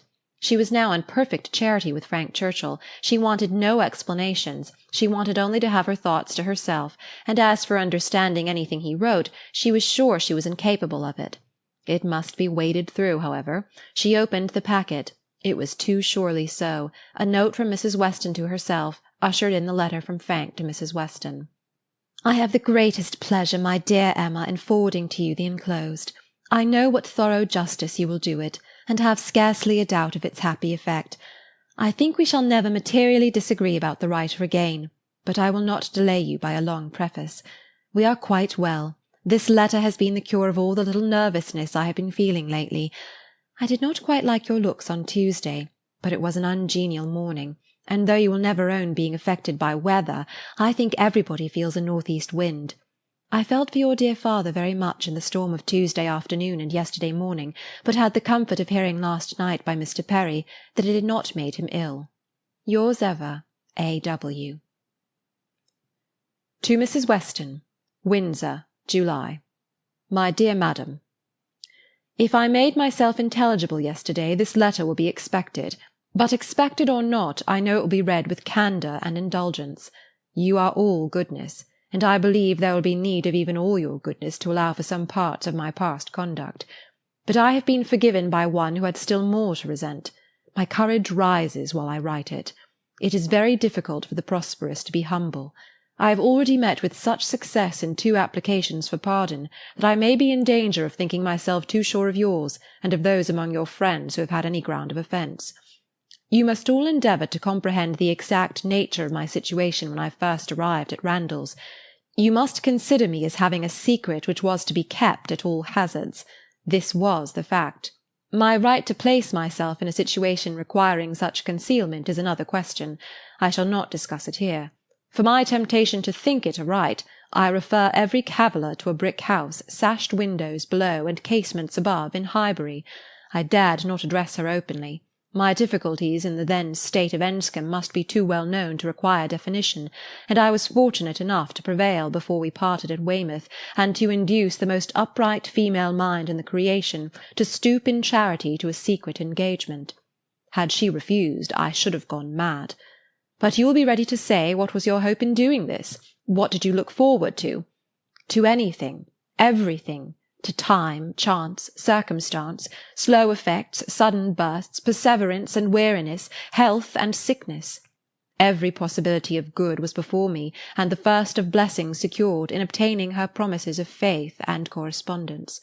If you need farther explanation, I have the honour, my dear madam, of being your husband's son, and the advantage of inheriting a disposition to hope for good, which no inheritance of houses or lands can ever equal the value of.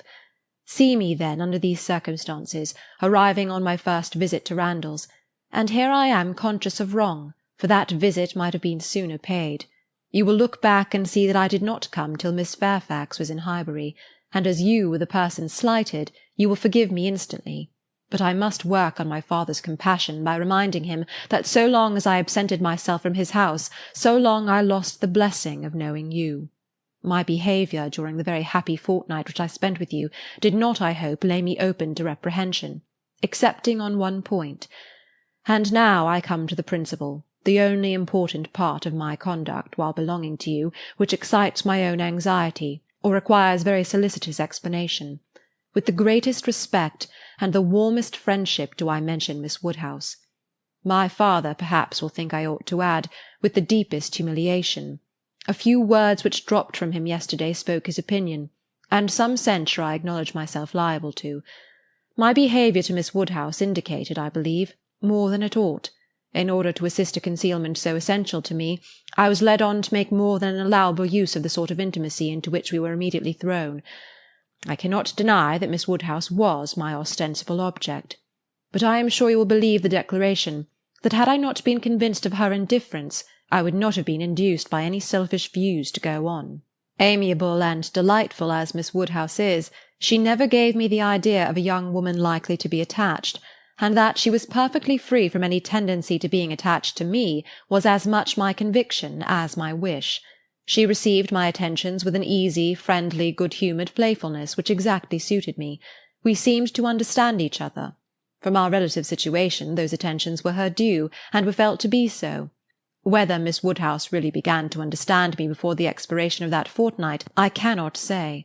When I called to take leave of her, I remember that I was within a moment of confessing the truth, and I then fancied she was not without suspicion.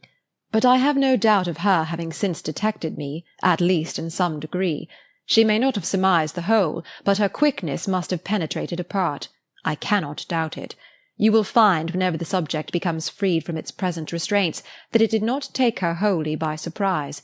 She frequently gave me hints of it. I remember her telling me at the ball that I owed Mrs. Elton gratitude for her attentions to Miss Fairfax. I hope this history of my conduct towards her will be admitted by you and my father as great extenuation of what you saw amiss. While you considered me as having sinned against Emma Woodhouse, I could deserve nothing from either. Acquit me here, and procure for me, when it is allowable, the acquittal and good wishes of that said Emma Woodhouse, whom I regard with so much brotherly affection, as to long to have her deeply and as happily in love as myself. Whatever strange things I said or did during that fortnight, you have now a key to. My heart was in Highbury, and my business was to get my body thither as often as might be, and with the least suspicion. If you remember any queernesses, set them all down to the right account. Of the pianoforte so much talked of, I feel it only necessary to say that its being ordered was absolutely unknown to Miss F., who would never have allowed me to send it had any choice been given her. The delicacy of her mind throughout the whole engagement, my dear madam, is much beyond my power of doing justice to. You will soon, I earnestly hope, know her thoroughly yourself. No description can describe her. She must tell you herself what she is, yet not by word, for never was there a human creature who would so designedly suppress her own merit. Since I began this letter, which will be longer than I foresaw, I have heard from her. She gives a good account of her own health, but as she never complains, I dare not depend. I want to have your opinion of her looks. I know you will soon call on her. She is living in a dread of the visit. Perhaps it is paid already. Let me hear from you without delay. I am impatient for 1,000 particulars. Remember how few minutes I was at Randalls, and in how bewildered, how mad a state, and I am not much better yet, still insane either from happiness or misery. When I think of the kindness and favour I have met with, of her excellence and patience, and my uncle's generosity, I am mad with joy. but when I recollect all the uneasiness I occasioned her, and how little I deserve to be forgiven, I am mad with anger. If I could but see her again! But I must not propose it yet. My uncle has been too good for me to encroach. I must still add to this long letter. You have not heard all that you ought to hear. I could not give any connected detail yesterday, but the suddenness, and in one light the unseasonableness with which the affair burst out, needs explanation. For though the event of the 26th, as you will conclude, immediately opened to me the happiest prospects, I should not have presumed on such early measures but from the very particular circumstances which left me not an hour to lose. I should myself have shrunk from anything so hasty, and she would have felt every scruple of mine with multiplied strength and refinement. But I had no choice. The hasty engagement she had entered into with that woman— Here, my dear madam, I was obliged to leave off abruptly to recollect and compose myself. I have been walking over the country, and am now, I hope, rational enough to make the rest of my letter what it ought to be. It is, in fact, a most mortifying retrospect for me. I behaved shamefully, and here I can admit that my manners to Miss W., in being unpleasant to Miss F., were highly blamable. She disapproved them, which ought to have been enough. My plea of concealing the truth she did not think sufficient. She was displeased. I thought unreasonably so. I thought her, on 1,000 occasions, unnecessarily scrupulous and cautious. I thought her even cold. But she was always right. If I had followed her judgment, and subdued my spirits to the level of what she deemed proper, I should have escaped the greatest unhappiness I have ever known. We quarrelled. Do you remember the morning spent at Donwell? There every little dissatisfaction that had occurred before came to a crisis. I was late. I met her walking home by herself, and I wanted to walk with her, but she would not suffer it. She absolutely refused to allow me, which I then thought most unreasonable. Now, however, I see nothing in it but a very natural and consistent degree of discretion. While I, to blind the world to our engagement, was behaving 1 hour with objectionable particularity to another woman, was she to be consenting the next to a proposal which might have made every previous caution useless? Had we been met walking together between Donwell and Highbury, the truth must have been suspected. I was mad enough, however, to resent. I doubted her affection. I doubted it more the next day on Box Hill, when, provoked by such conduct on my side, such shameful, insolent neglect of her, and such apparent devotion to Miss W., as it would have been impossible for any woman of sense to endure, she spoke her resentment in a form of words perfectly intelligible to me. In short, my dear madam, it was a quarrel blameless on her side, abominable on mine, and I returned the same evening to Richmond, though I might have stayed with you till the next morning, merely because I would be as angry with her as possible. Even then I was not such a fool as not to mean to be reconciled in time, but I was the injured person, injured by her coldness, and I went away determined that she should make the first advances. I shall always congratulate myself that you were not of the Box Hill party. Had you witnessed my behaviour there, I can hardly suppose you would ever have thought well of me again. Its effect upon her appears in the immediate resolution it produced. As soon as she found I was really gone from Randall, she closed with the offer of that officious Mrs. Elton, the whole system of whose treatment of her, by the by, has ever filled me with indignation and hatred. I must not quarrel with the spirit of forbearance which has been so richly extended towards myself, but otherwise I should loudly protest against the share of it which that woman has known. Jane, indeed! You will observe that I have not yet indulged myself in calling her by that name, even to you. Think, then, what I must have endured in hearing it bandied between the Eltons with all the vulgarity of needless repetition, and all the insolence of imaginary superiority. Have patience with me. I shall soon have done. She closed with this offer, resolving to break with me entirely, and wrote the next day to tell me that we were never to meet again. She felt the engagement to be a source of repentance and misery to each. She dissolved it.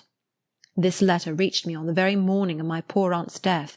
I answered it within an hour, but from the confusion of my mind and the multiplicity of business falling on me at once, my answer, instead of being sent with all the many other letters of the day, was locked up in my writing-desk, and I, trusting that I had written enough, though but a few lines, to satisfy her, remained without any uneasiness. I was rather disappointed that I did not hear from her again speedily, but I made excuses for her, and was too busy, and, may I add, too cheerful in my views to be captious. We removed to Windsor, and 2 days afterwards I received a parcel from her, my own letters all returned, and a few lines at the same time by the post, stating her extreme surprise at not having had the smallest reply to her last, and adding that as silence on such a point could not be misconstrued, and as it must be equally desirable to both to have every subordinate arrangement concluded as soon as possible, she now sent me by a safe conveyance all my letters, and requested that if I could not directly command hers, so as to send them to Highbury within a week, I would forward them after that period to her at— In short, the full direction to Mr. Smallridge's near Bristol stared me in the face. I knew the name, the place, I knew all about it, and instantly saw what she had been doing. It was perfectly accordant with that resolution of character which I knew her to possess, and the secrecy she had maintained, as to any such design in her former letter, was equally descriptive of its anxious delicacy. For the world would not she have seemed to threaten me. Imagine the shock. Imagine how, till I had actually detected my own blunder, I raved at the blunders of the post. What was to be done? One thing only. I must speak to my uncle. Without his sanction I could not hope to be listened to again. I spoke. Circumstances were in my favour. The late event had softened away all his pride, and he was, earlier than I could have anticipated, wholly reconciled and complying, and could say at last, poor man, with a deep sigh, that he wished I might find as much happiness in the marriage state as he had done. I felt that it would be of a different sort. Are you disposed to pity me for what I must have suffered in opening the cause to him, for my suspense while all was at stake? No, do not pity me till I reached Highbury, and saw how ill I had made her. Do not pity me till I saw her wan, sick looks. I received Highbury at the time of day when, from my knowledge of their late breakfast hour, I was certain of a good chance of finding her alone. I was not disappointed, and at last I was not disappointed either in the object of my journey. A great deal of very reasonable, very just displeasure I had to persuade away, but it is done. We are reconciled, dearer, much dearer than ever, and no moment's uneasiness can ever occur between us again. Now, my dear madam, I will release you. But I could not conclude before. 1,000 and 1,000 thanks for all the kindness you have ever shown me, and 10,000 for the attentions your heart will dictate towards her. If you think me in a way to be happier than I deserve, I am quite of your opinion. Miss W. calls me the child of good fortune. I hope she is right. In one respect my good fortune is undoubted, that of being able to subscribe myself, your obliged and affectionate son, F.C. Weston Churchill. Chapter 15. This letter must make its way to Emma's feelings. She was obliged, in spite of her previous determination to the contrary, to do it all the justice that Mrs. Weston foretold. As soon as she came to her own name it was irresistible. Every line relating to herself was interesting, and almost every line agreeable. And when this charm ceased, the subject could still maintain itself by the natural return of her former regard for the writer, and the very strong attraction which any picture of love must have for her at that moment. She never stopped till she had gone through the whole, and though it was impossible not to feel that he had been wrong, yet he had been less wrong than she had supposed, and he had suffered and was very sorry, and he was so grateful to Mrs. Weston, and so much in love with Miss Fairfax, and she was so happy herself, that there was no being severe, and could he have entered the room, she must have shaken hands with him as heartily as ever. She thought so well of the letter that when Mr. Knightley came again she desired him to read it. She was sure of Mrs. Weston's wishing it to be communicated, especially to one who, like Mr. Knightley, had seen so much to blame in his conduct. "I shall be very glad to look it over," said he, "but it seems long. I will take it home with me at night." But that would not do. Mr. Weston was to call in the evening, and she must return it by him. "I would rather be talking to you," he replied, "but as it seems a matter of justice, it shall be done." He began, stopping, however, almost directly to say, "Had I been offered the sight of one of this gentleman's letters to his mother-in-law a few months ago, Emma, it would not have been taken with such indifference." He proceeded a little further, reading to himself, and then with a smile observed, "A fine complimentary opening. But it is his way. One man's style must not be the rule of another's. We will not be severe. It will be natural for me," he added shortly afterwards, "to speak my opinion aloud as I read. By doing it I shall feel that I am near you. It will not be so great a loss of time, but if you dislike it—" "Not at all. I should wish it." Mr. Knightley returned to his reading with greater alacrity. "He trifles here," said he, "as to the temptation. He knows he is wrong, and has nothing rational to urge. Bad! He ought not to have formed the engagement. His father's disposition? He is unjust, however, to his father. Mr. Weston's sanguine temper was a blessing on all his upright and honourable exertions, but Mr. Weston earned every present comfort before he endeavoured to gain it." "Very true. He did not come till Miss Fairfax was here." "And I have not forgotten," said Emma, "how sure you were that he might have come sooner if he would. You pass it over very handsomely, but you were perfectly right." "I was not quite impartial in my judgment, Emma. But yet I think, had you not been in the case, I should still have distrusted him." When he came to Miss Woodhouse, he was obliged to read the whole of it aloud, all that related to her, with a smile, a look, a shake of the head, a word or two of assent or disapprobation, or merely of love, as the subject required, concluding, however, seriously, and after steady reflection, thus: "Very bad, though it might have been worse, playing a most dangerous game, too much indebted to the event for his acquittal, no judge of his own manners by you, always deceived in fact by his own wishes and regardless of little besides his own convenience, fancying you to have fathomed his secret, natural enough, his own mind full of intrigue, that he should suspect it in others. Mystery, finesse, how they pervert the understanding!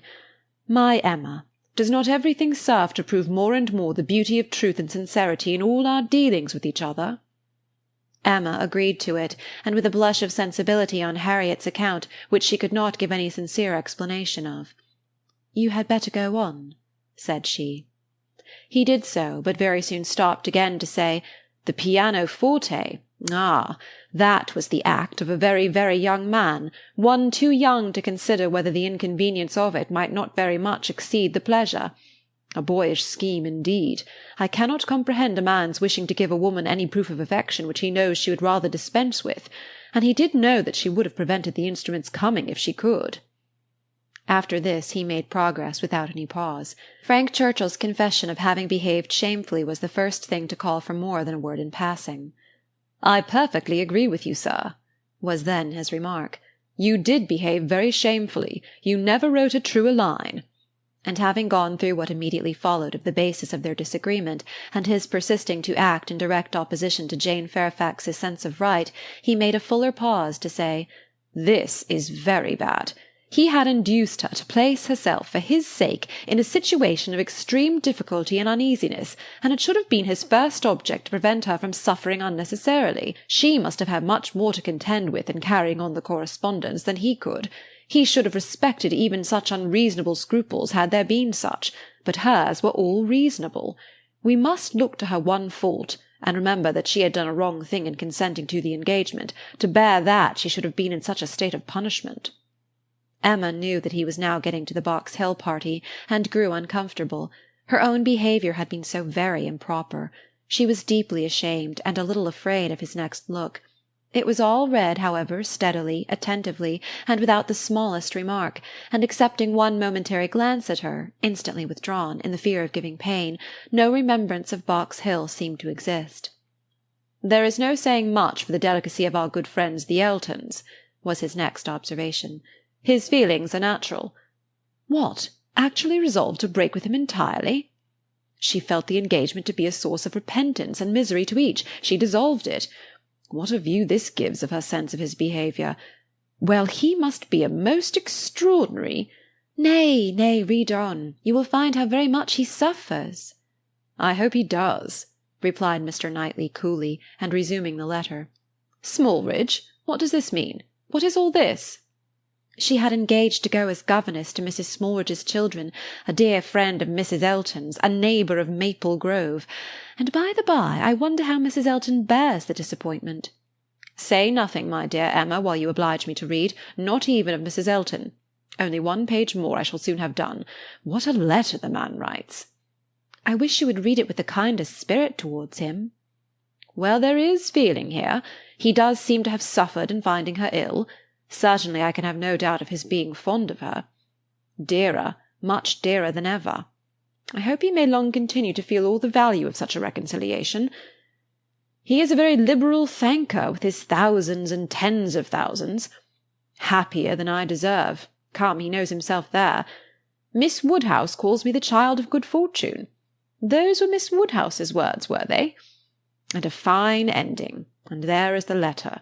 The child of good fortune. That was your name for him, was it? You do not appear so well satisfied with his letter as I am, but still you must, at least I hope you must, think the better of him for it. I hope it does him some service with you.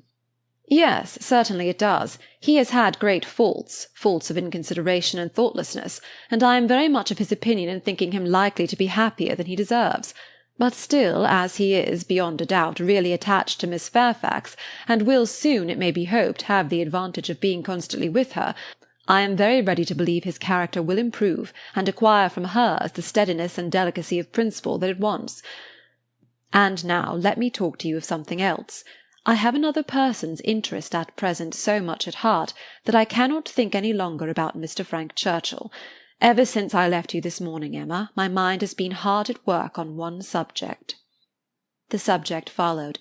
It was in plain, unaffected, gentlemanlike English, such as Mr. Knightley used even to the woman he was in love with, how to be able to ask her to marry him without attacking the happiness of her father. Emma's answer was ready at the first word. While her dear father lived, any change of condition must be impossible for her. She could never quit him. Part only of this answer, however, was admitted. The impossibility of her quitting her father, Mr. Knightley felt as strongly as herself, but the inadmissibility of any other change he could not agree to. He had been thinking it over most deeply, most intently. He had at first hoped to induce Mr. Woodhouse to remove with her to Donwell. He had wanted to believe it feasible, but his knowledge of Mr. Woodhouse would not suffer him to deceive himself long, and now he confessed his persuasion that such a transplantation would be a risk to her father's comfort, perhaps even of his life, which must not be hazarded. Mr. Woodhouse taken from Hartfield! No, he felt that it ought not to be attempted. But the plan which had arisen on the sacrifice of this, he trusted his dearest Emma would not find in any respect objectionable. It was that he should be received at Hartfield, that so long as her father's happiness, in other words, his life, required Hartfield to continue her home, it should be his likewise. Of their all removing to Donwell, Emma had already had her own passing thoughts. Like him, she had tried the scheme and rejected it, but such an alternative as this had not occurred to her. She was sensible of all the affection it evinced. She felt that, in quitting Donwell, he must be sacrificing a great deal of independence of hours and habits, that in living constantly with her father, and in no house of his own, there would be much, very much, to be borne with. She promised to think of it, and advised him to think of it more, but he was fully convinced that no reflection could alter his wishes or his opinion on the subject. He had given it, he could assure her, very long and calm consideration. He had been walking away from William Larkins the whole morning to have his thoughts to himself. "Ah, there is one difficulty unprovided for," cried Emma. "I am sure William Larkins will not like it. You must get his consent before you ask mine." She promised, however, to think of it, and pretty nearly promised moreover to think of it with the intention of finding it a very good scheme. It is remarkable that Emma, in the many, very many points of view in which she was now beginning to consider Donwell Abbey, was never struck with any sense of injury to her nephew Henry, whose rights as heir expectant had formerly been so tenaciously regarded. Think she must of the possible difference to the poor little boy, and yet she only gave herself a saucy, conscious smile about it, and found amusement in detecting the real cause of that violent dislike of Mr. Knightley's marrying Jane Fairfax or anybody else, which at the time she had wholly imputed to the amiable solicitude of the sister and the aunt. This proposal of his, this plan of marrying and continuing at Hartfield, the more she contemplated it, the more pleasing it became. His evils seemed to lessen, her own advantages to increase, their mutual good to outweigh every drawback. Such a companion for herself in the periods of anxiety and cheerlessness before her, such a partner in all those duties and cares to which time must be giving increase of melancholy. She would have been too happy but for poor Harriet, but every blessing of her own seemed to involve and advance the sufferings of her friend, who must now be even excluded from Hartfield. The delightful family party which Emma was securing for herself, poor Harriet must, in mere charitable caution, be kept at a distance from. She would be a loser in every way. Emma could not deplore her future absence as any deduction from her own enjoyment. In such a party Harriet would be rather a dead weight than otherwise, but for the poor girl herself it seemed a peculiarly cruel necessity that was to be placing her in such a state of unmerited punishment. In time, of course, Mr. Knightley would be forgotten, that is, supplanted, but this could not be expected to happen very early. Mr. Knightley himself would be doing nothing to assist the cure, not like Mr. Elton. Mr. Knightley, always so kind, so feeling, so truly considerate for everybody, would never deserve to be less worshipped than now, and it really was too much to hope, even of Harriet, that she could be in love with more than 3 men in 1 year. Chapter 16. It was a very great relief to Emma to find Harriet as desirous as herself to avoid a meeting. Their intercourse was painful enough by letter. How much worse had they been obliged to meet! Harriet expressed herself very much as might be supposed, without reproaches or apparent sense of ill usage, and yet Emma fancied there was a something of resentment, a something bordering on it in her style, which increased the desirableness of their being separate. It might be only her own consciousness, but it seemed as if an angel only could have been quite without resentment under such a stroke.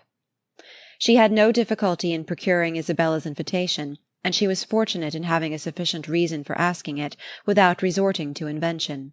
There was a tooth amiss. Harriet really wished, and had wished some time, to consult a dentist. Mrs. John Knightley was delighted to be of use. Anything of ill health was a recommendation to her, and though not so fond of a dentist as of a Mr. Wingfield, she was quite eager to have Harriet under her care. When it was thus settled on her sister's side, Emma proposed it to her friend and found her very persuadable. Harriet was to go. She was invited for at least a fortnight. She was to be conveyed in Mr. Woodhouse's carriage. It was all arranged. It was all completed, and Harriet was safe in Brunswick Square. Now Emma could, indeed, enjoy Mr. Knightley's visits. Now she could talk, and she could listen with true happiness, unchecked by that sense of injustice, of guilt, of something most painful, which had haunted her when remembering how disappointed a heart was near her, how much might at that moment, and at a little distance, be enduring by the feelings which she had led astray herself. The difference of Harriet at Mrs. Goddard's, or in London, made perhaps an unreasonable difference in Emma's sensations. But she could not think of her in London without objects of curiosity and employment, which must be averting the past, and carrying her out of herself. She would not allow any other anxiety to succeed directly to the place in her mind which Harriet had occupied. There was a communication before her, one which she only could be competent to make, the confession of her engagement to her father. But she would have nothing to do with it at present. She had resolved to defer the disclosure till Mrs. Weston were safe and well. No additional agitation should be thrown at this period among those she loved, and the evil should not act on herself by anticipation before the appointed time.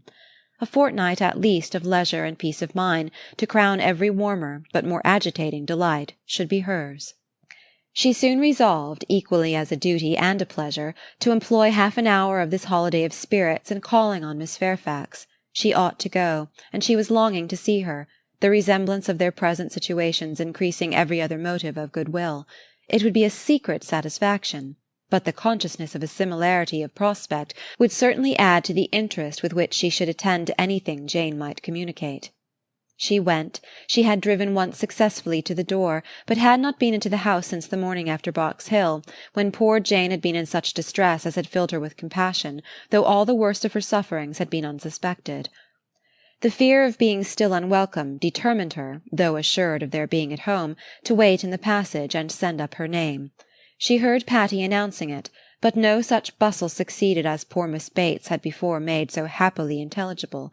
No, she heard nothing but the instant reply of "Beg her to walk up," and a moment afterwards she was met on the stairs by Jane herself, coming eagerly forward, as if no other reception of her were felt sufficient. Emma had never seen her look so well, so lovely, so engaging. There was consciousness, animation, and warmth. There was everything which her countenance or manner could ever have wanted. She came forward with an offered hand, and said in a low but very feeling tone, "This is most kind indeed. Miss Woodhouse, It is impossible for me to express. I hope you will believe. Excuse me for being so entirely without words." Emma was gratified, and would soon have shown no want of words, if the sound of Mrs. Elton's voice from the sitting-room had not checked her, and made it expedient to compress all her friendly and all her congratulatory sensations into a very, very earnest shake of the hand. Mrs. Bates and Mrs. Elton were together. Miss Bates was out, which accounted for the previous tranquillity. Emma could have wished Mrs. Elton elsewhere, but she was in a humour to have patience with everybody, and as Mrs. Elton met her with unusual graciousness, she hoped the rencontre would do them no harm. She soon believed herself to penetrate Mrs. Elton's thoughts, and understand why she was, like herself, in happy spirits. It was being in Miss Fairfax's confidence, and fancying herself acquainted with what was still a secret to other people. Emma saw symptoms of it immediately in the expression of her face, and while paying her own compliments to Mrs. Bates, and appearing to attend to the good old lady's replies, she saw her with a sort of anxious parade of mystery fold up a letter which she had apparently been reading aloud to Miss Fairfax, and return it into the purple and gold reticule by her side, saying, with significant nods, "We can finish this some other time, you know. You and I shall not want opportunities. And in fact you have heard all the essential already. I only wanted to prove to you that Mrs. S. admits our apology, and is not offended.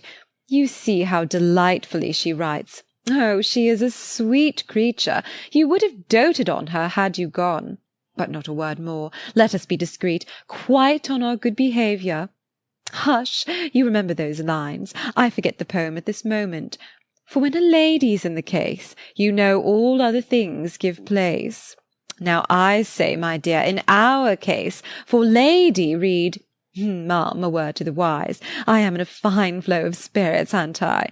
But I want to set your heart at ease as to Mrs. S. My representation, you see, has quite appeased her." And again, on Emma's merely turning her head to look at Mrs. Bates's knitting, she added in half a whisper, "I mention no names, you will observe. Oh no, cautious as a minister of state, I managed it extremely well." Emma could not doubt. It was a palpable display, repeated on every possible occasion.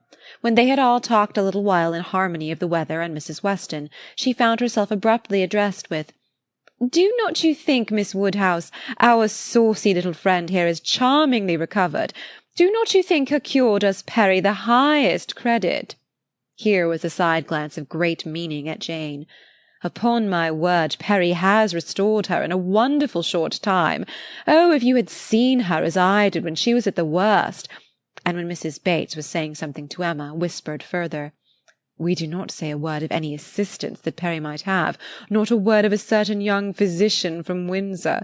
Oh no, Perry shall have all the credit. I have scarce had the pleasure of seeing you, Miss Woodhouse," she shortly afterwards began, "since the party to Box Hill. Very pleasant party, but yet I think there was something wanting. Things did not seem—that is, there seemed a little cloud upon the spirits of some. So it appeared to me, at least, but I might be mistaken. However, I think it answered so far as to tempt one to go again. What say you both to our collecting the same party and exploring to Box Hill again, while the fine weather lasts? It must be the same party, you know, quite the same party, not one exception." Soon after this Miss Bates came in, and Emma could not help being diverted by the perplexity of her first answer to herself, resulting, she supposed, from doubt of what might be said, and impatience to say everything. "Thank you, dear Miss Woodhouse. You are all kindness. It is impossible to say. Yes, indeed, I quite understand. Dearest Jane's prospects. That is, I do not mean. But she is charmingly recovered. How is Mr. Woodhouse? I am so glad. Quite out of my power. Such a happy little circle as you find us here. Yes, indeed. Charming young man. That is, so very friendly. I mean good Mr. Perry. Such attention to Jane." And from her great, her more than commonly thankful delight towards Mrs. Elton for being there, Emma guessed that there had been a little show of resentment towards Jane from the vicarage quarter, which was now graciously overcome. After a few whispers, indeed, which placed it beyond a guess, Mrs. Elton, speaking louder, said, Yes, here I am, my good friend, and here I have been so long that anywhere else I should think it necessary to apologize. But the truth is that I am waiting for my lord and master. He promised to join me here and pay his respects to you." "What! Are we to have the pleasure of a call from Mr. Elton? That'll be a favour indeed, for I know gentlemen do not like morning visits, and Mr. Elton's time is so engaged." "Upon my word it is, Miss Bates. He really is engaged from morning to night. There is no end of people's coming to him on some pretence or other. The magistrates and overseers and churchwardens are always wanting his opinion. They seem not able to do anything without him. Upon my word, Mr. E., I often say, rather you than I. I do not know what would become of my crayons and my instrument if I had half so many applicants. Bad enough as it is, for I absolutely neglect them both to an unpardonable degree. I believe I have not played a bar this fortnight. However, he is coming, I assure you. Yes, indeed, on purpose to wait on you all." And putting up her hand to screen her words from Emma, "A congratulatory visit, you know. Oh, yes, quite indispensable." Miss Bates looked about her so happily. "He promised to come to me as soon as he could disengage himself from Knightley, but he and Knightley are shut up together in deep consultation. Mr. E. is Knightley's right hand." Emma would not have smiled for the world, and only said, "Is Mr. Elton gone on foot to Donwell? He will have a hot walk."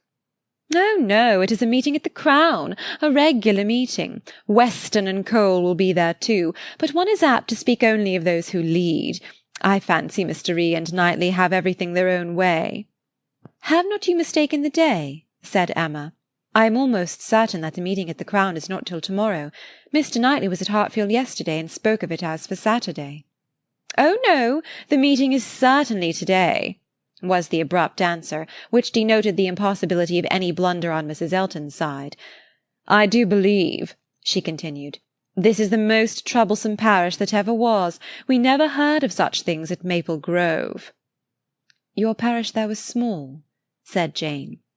"Upon my word, my dear, I do not know, for I never heard the subject talked of." "But it is proved by the smallness of the school, which I have heard you speak of, as under the patronage of your sister and Mrs. Bragg, the only school, and not more than 25 children." "Ah, you clever creature, that's very true. What a thinking brain you have! I say, Jane, what a perfect character you and I should make if we could be shaken together. My liveliness and your solidity would produce perfection. Not that I presume to insinuate, however, that some people may not think you perfection already. But hush, not a word, if you please." It seemed an unnecessary caution. Jane was wanting to give her words not to Mrs. Elton, but to Miss Woodhouse, as the latter plainly saw. The wish of distinguishing her, as far as civility permitted, was very evident, though it could not often proceed beyond a look. Mr. Elton made his appearance. His lady greeted him with some of her sparkling vivacity. "Very pretty, sir, upon my word, to send me on here to be an encumbrance to my friends, so long before you vouchsafe to come. But you knew what a dutiful creature you had to deal with. You knew I should not stir till my lord and master appeared. Here have I been sitting this hour, giving these young ladies a sample of true conjugal obedience, for who can say, you know, how soon it may be wanted?" Mr. Elton was so hot and tired that all this wit seemed thrown away. His civilities to the other ladies must be paid, but his subsequent object was to lament over himself for the heat he was suffering, and the walk he had had for nothing. "When I got to Donwell," said he, "Knightley could not be found. Very odd, very unaccountable, after the note I sent him this morning, and the message he returned, that he should certainly be at home till 1. "Donwell!" cried his wife. "My dear Mr. E., you have not been to Donwell. You mean the Crown. You come from the meeting at the Crown." "No, no, that's to-morrow, and I particularly wanted to see Knightley to-day on that very account. Such a dreadful broiling morning. I went over the fields too," speaking in a tone of great ill-usage, "which made it so much the worse, and then not to find him at home. I assure you I am not at all pleased, and no apology left, no message for me. The housekeeper declared she knew nothing of my being expected. Very extraordinary. And nobody knew at all which way he was gone. Perhaps to Hartfield, perhaps to the Abbey Mill, perhaps into his woods. Miss Woodhouse, this is not like our friend Knightley. Can you explain it?" Emma amused herself by protesting that it was very extraordinary indeed, and that she had not a syllable to say for him. "I cannot imagine," said Mrs. Elton, feeling the indignity as a wife ought to do. "I cannot imagine how he could do such a thing by you, of all people in the world, the very last person whom one should expect to be forgotten. My dear Mr. E., he must have left a message for you, I am sure he must. Not even Knightley could be so very eccentric. And his servants forgot it. Depend upon it, that was the case, and very likely to happen with the Donwell servants, who are all, I have often observed, extremely awkward and remiss. I am sure I would not have such a creature as his Harry stand at our sideboard for any consideration. And as for Mrs. Hodges, Wright holds her very cheap indeed. She promised Wright a receipt and never sent it. I met William Larkins," continued Mr. Elton, "as I got near the house, and he told me I should not find his master at home, but I did not believe him. William seemed rather out of humour. He did not know it was come to his master lately, he said, but he could hardly ever get the speech of him. I have nothing to do with William's wants, but it really is of a very great importance that I should see Knightley to-day, and it becomes a matter, therefore, of very serious inconvenience that I should have had this hot walk to no purpose." Emma felt that she could not do better than go home directly. In all probability she was at this very time waited for there, and Mr. Knightley might be preserved from sinking deeper in aggression towards Mr. Elton, if not towards William Larkins. She was pleased, on taking leave, to find Miss Fairfax determined to attend her out of the room, to go with her even downstairs. It gave her an opportunity which she immediately made use of to say, "It is as well, perhaps, that I have not had the possibility.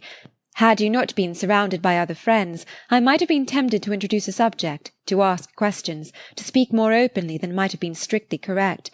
I feel that I should certainly have been impertinent."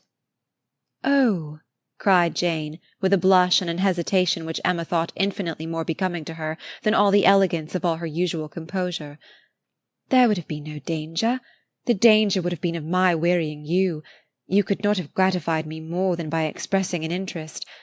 Indeed, Miss Woodhouse," speaking more collectedly, "with the consciousness which I have had of my misconduct, very great misconduct, it is particularly consoling to me to know that those of my friends, whose good opinion is most worth preserving, are not disgusted to such a degree as to—I have not time for half that I could wish to say. I long to make apologies, excuses, to urge something for myself. I feel it so very due. But, unfortunately, in short, if your compassion does not stand my friend—" "Oh, you are too scrupulous, indeed you are," cried Emma warmly, and taking her hand.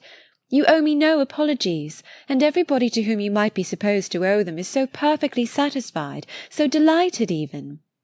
You are very kind, but I know what my manners were to you, so cold and artificial. I had always a part to act. It was a life of deceit. I know that I must have disgusted you. Oh, pray say no more.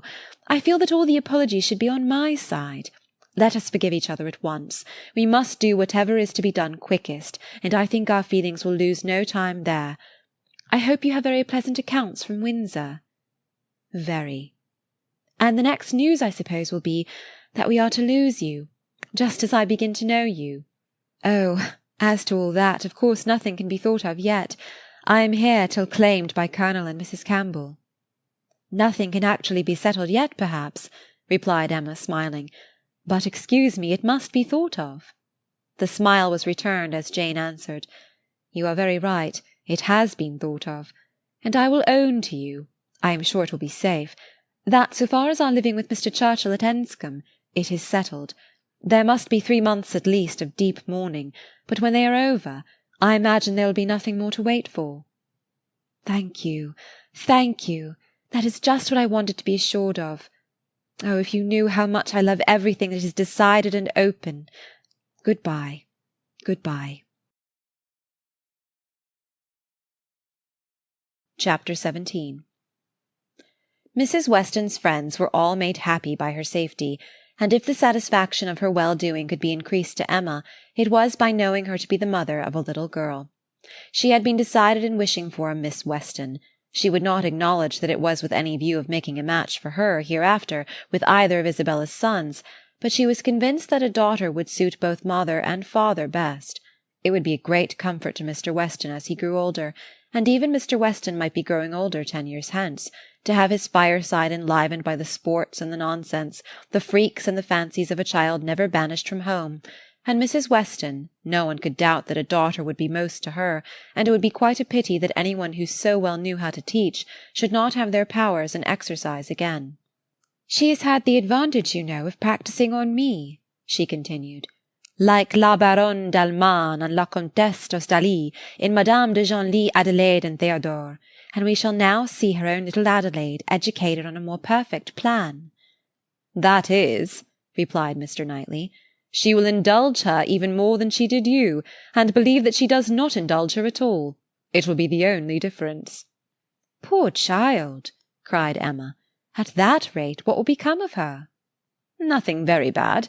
The fate of thousands. She will be disagreeable in infancy, and correct herself as she grows older. I am losing all my bitterness against spoiled children, my dearest Emma. I, who am owing all my happiness to you, would not it be horrible ingratitude in me to be severe on them?" Emma laughed and replied, "But I had the assistance of all your endeavours to counteract the indulgence of other people. I doubt whether my own sense would have corrected me without it." "Do you? I have no doubt. Nature gave you understanding. Miss Taylor gave you principles. You must have done well. My interference was quite as likely to do harm as good. It was very natural for you to say, 'What right has he to lecture me?' And I am afraid very natural for you to feel that it was done in a disagreeable manner. I do not believe I did you any good.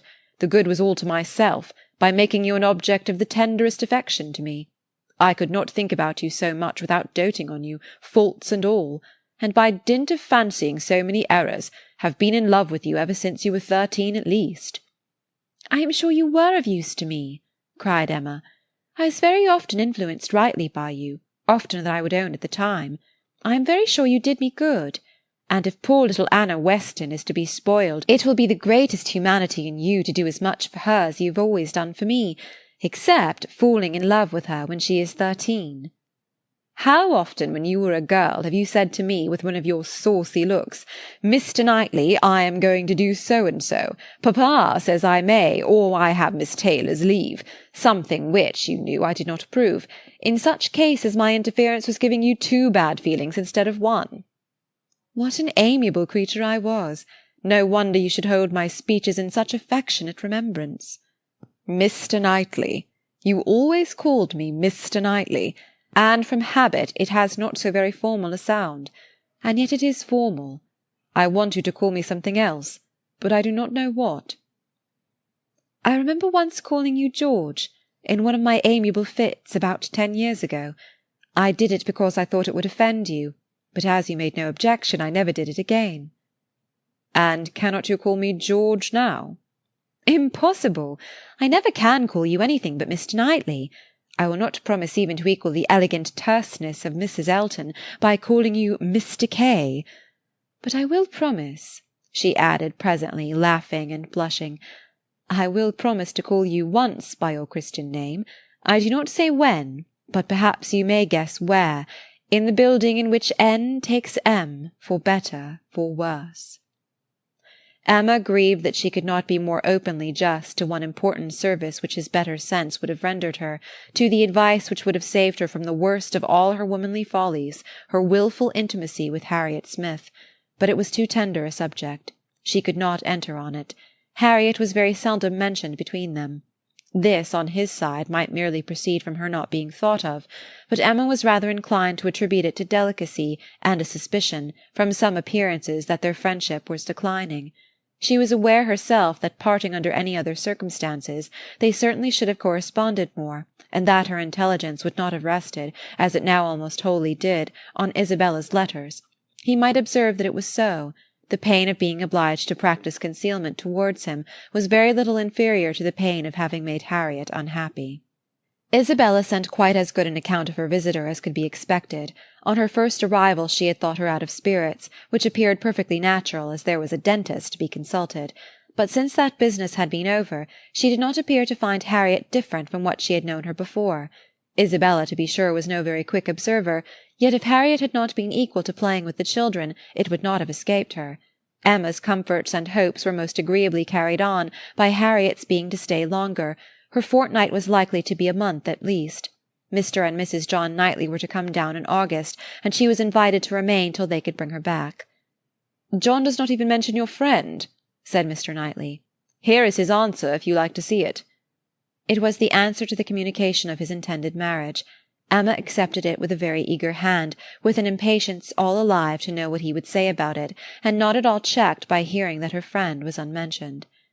"John enters like a brother into my happiness," continued Mr. Knightley, "but he is no complimenter, and though I well know him to have likewise a most brotherly affection for you, he is so far from making flourishes that any other young woman might think him rather cool in her praise. But I am not afraid of your seeing what he writes." "He writes like a sensible man," replied Emma when she had read the letter. "I honour his sincerity. It is very plain that he considers the good fortune of the engagement as all on my side, but that he is not without hope of my growing in time as worthy of your affection as you think me already. Had he said anything to bear a different construction, I should not have believed him." "My Emma, he means no such thing. He only means—" "He and I should differ very little in our estimation of the two," interrupted she, with a sort of serious smile. "Much less, perhaps, than he is aware of, if we could enter without ceremony or reserve on the subject." "Emma, my dear Emma!" "Oh," she cried, with more thorough gaiety, "if you fancy your brother does not do me justice, only wait till my dear father is in the secret and hear his opinion. Depend upon it, he will be much farther from doing you justice. He will think all the happiness, all the advantage on your side of the question, all the merit on mine. I wish I may not sink into poor Emma with him at once.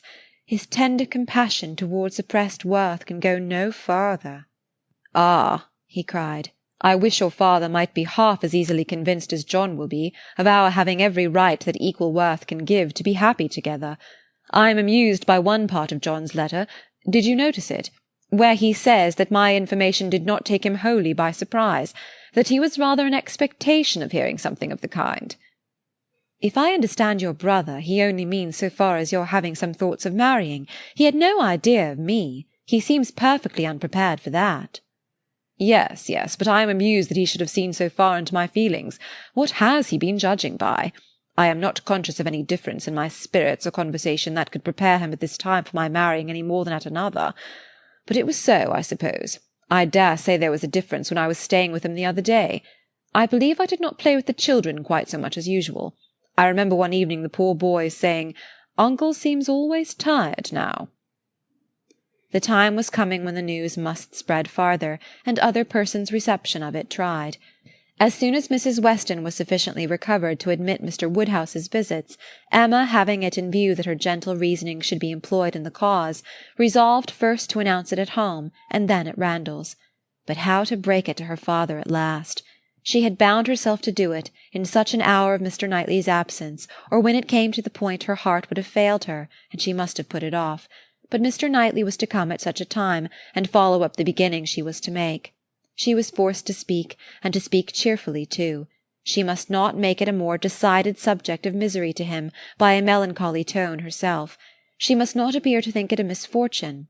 With all the spirit she could command, she prepared him first for something strange, and then in a few words said that if his consent and approbation could be obtained, which she trusted would be attended with no difficulty, since it was a plan to promote the happiness of all, she and Mr. Knightley meant to marry, by which means Hartfield would receive the constant addition of that person's company whom she knew he loved, next to his daughters and Mrs. Weston, best in the world. Poor man! It was at first a considerable shock to him, and he tried earnestly to dissuade her from it. She was reminded more than once of having always said she would never marry, and assured that it would be a great deal better for her to remain single, and told of poor Isabella and poor Miss Taylor. But it would not do. Emma hung about him affectionately and smiled, and said it must be so, and that he must not class her with Isabella and Mrs. Weston, whose marriages, taking them from Hartfield, had indeed made a melancholy change, but she was not going from Hartfield. She should always be there.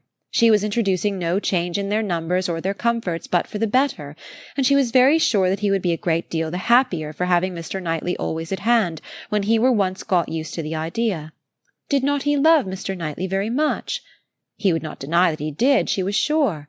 Whom did he ever want to consult on business but Mr. Knightley? Who was so useful to him? Who so ready to write his letters? Who so glad to assist him? Who so cheerful, so attentive, so attached to him? Would not he like to have him always on the spot? Yes, that was all very true. Mr. Knightley could not be there too often. He should be glad to see him every day. But they did see him every day as it was. Why could not they go on as they had done? Mr. Woodhouse could not be soon reconciled, but the worst was overcome. The idea was given. Time and continual repetition must do the rest. To Emma's entreaties and assurances succeeded Mr. Knightley's, whose fond praise of her gave the subject even a kind of welcome, and he was soon used to be talked to by each on every fair occasion. They had all the assistance which Isabella could give, by letters of the strongest approbation, and Mrs. Weston was ready on the first meeting to consider the subject in the most serviceable light, first as a settled, and secondly as a good one, well aware of the nearly equal importance of the two recommendations to Mr. Woodhouse's mind. It was agreed upon as what was to be, and everybody by whom he was used to be guided assuring him that it would be for his happiness, and having some feelings himself which almost admitted it, he began to think that some time or other, in another year or two perhaps, it might not be so very bad if the marriage did take place. Mrs. Weston was acting no part, feigning no feelings in all that she said to him in favour of the event. She had been extremely surprised, never more so, than when Emma first opened the affair to her, but she saw in it only increase of happiness to all, and had no scruple in urging him to the utmost. She had such a regard for Mr. Knightley as to think he deserved even her dearest Emma, and it was in every respect so proper, suitable, and unexceptionable a connection, and in one respect one point of the highest importance, so peculiarly eligible, so singularly fortunate, that now it seemed as if Emma could not safely have attached herself to any other creature, and that she had herself been the stupidest of beings in not having thought of it and wished it long ago.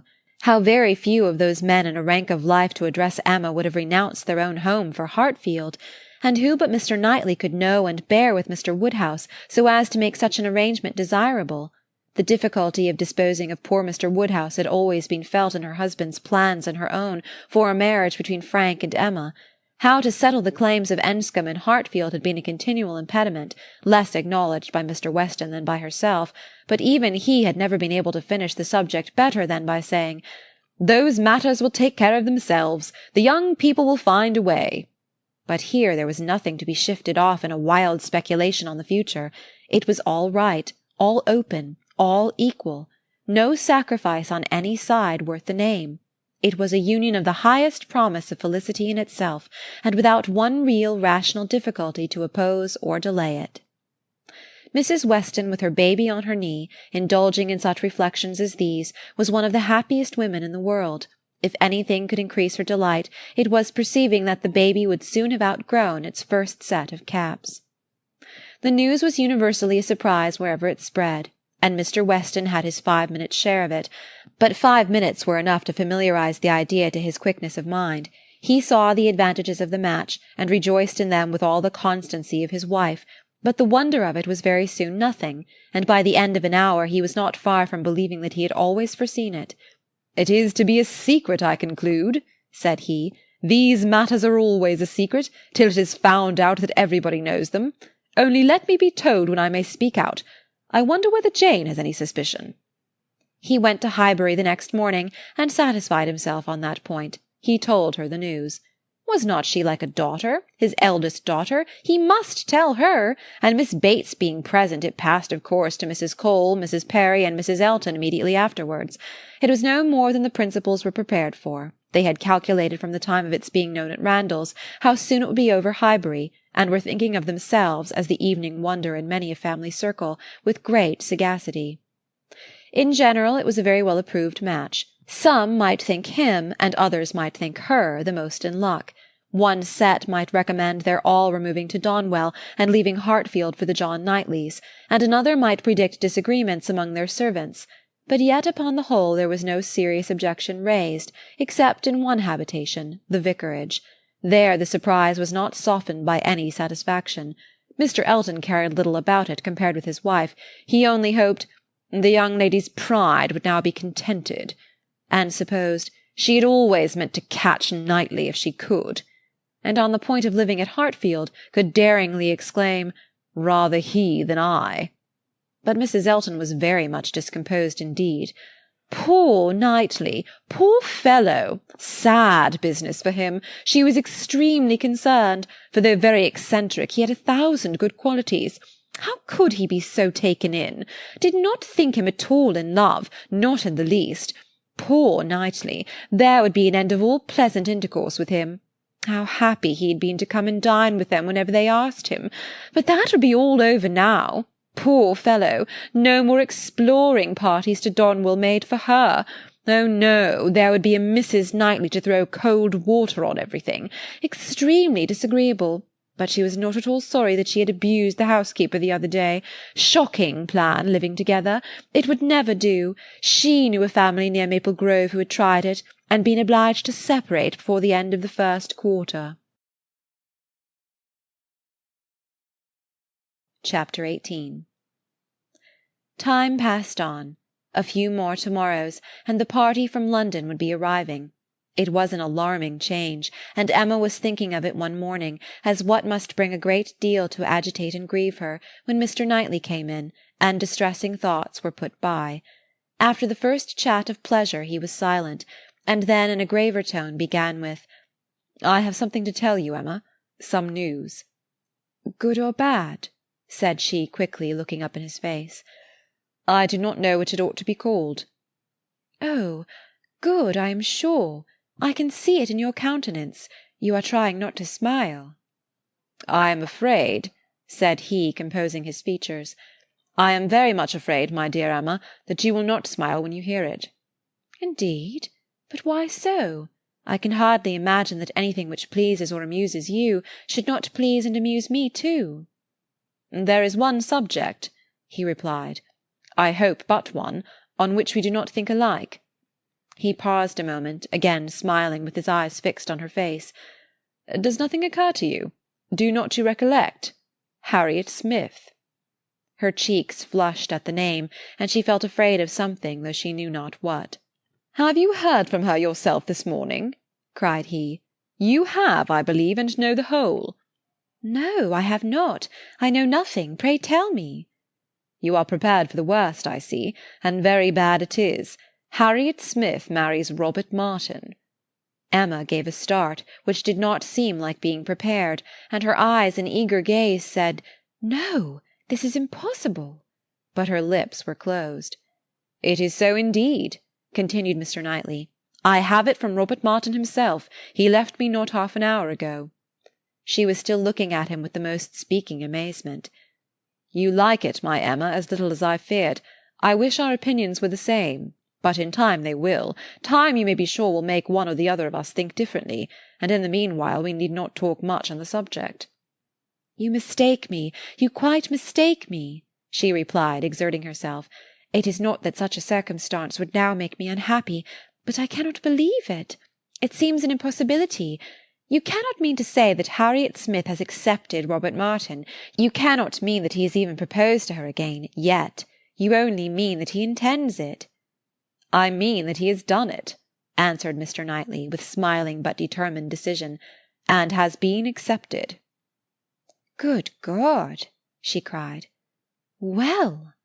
Then, having recourse to her work-basket in excuse for leaning down her face, and concealing all the exquisite feelings of delight and entertainment which she knew she must be expressing, she added, "Well, now tell me everything. Make this intelligible to me. How? Where? When? Let me know it all. I never was more surprised. But it does not make me unhappy, I assure you. How? How has it been possible?" "It is a very simple story. He went to town on business 3 days ago, and I got him to take charge of some papers which I was wanting to send to John. He delivered these papers to John at his chambers, and was asked by him to join their party the same evening to Astley's. They were going to take the 2 eldest boys to Astley's. The party was to be our brother and sister, Henry, John, and Miss Smith. My friend Robert could not resist, They called for him in their way, were all extremely amused, and my brother asked him to dine with them the next day, which he did, and in the course of that visit, as I understand, he found an opportunity of speaking to Harriet, and certainly did not speak in vain. She made him, by her acceptance, as happy even as he is deserving. He came down by yesterday's coach, and was with me this morning immediately after breakfast, to report his proceedings, first on my affairs, and then on his own.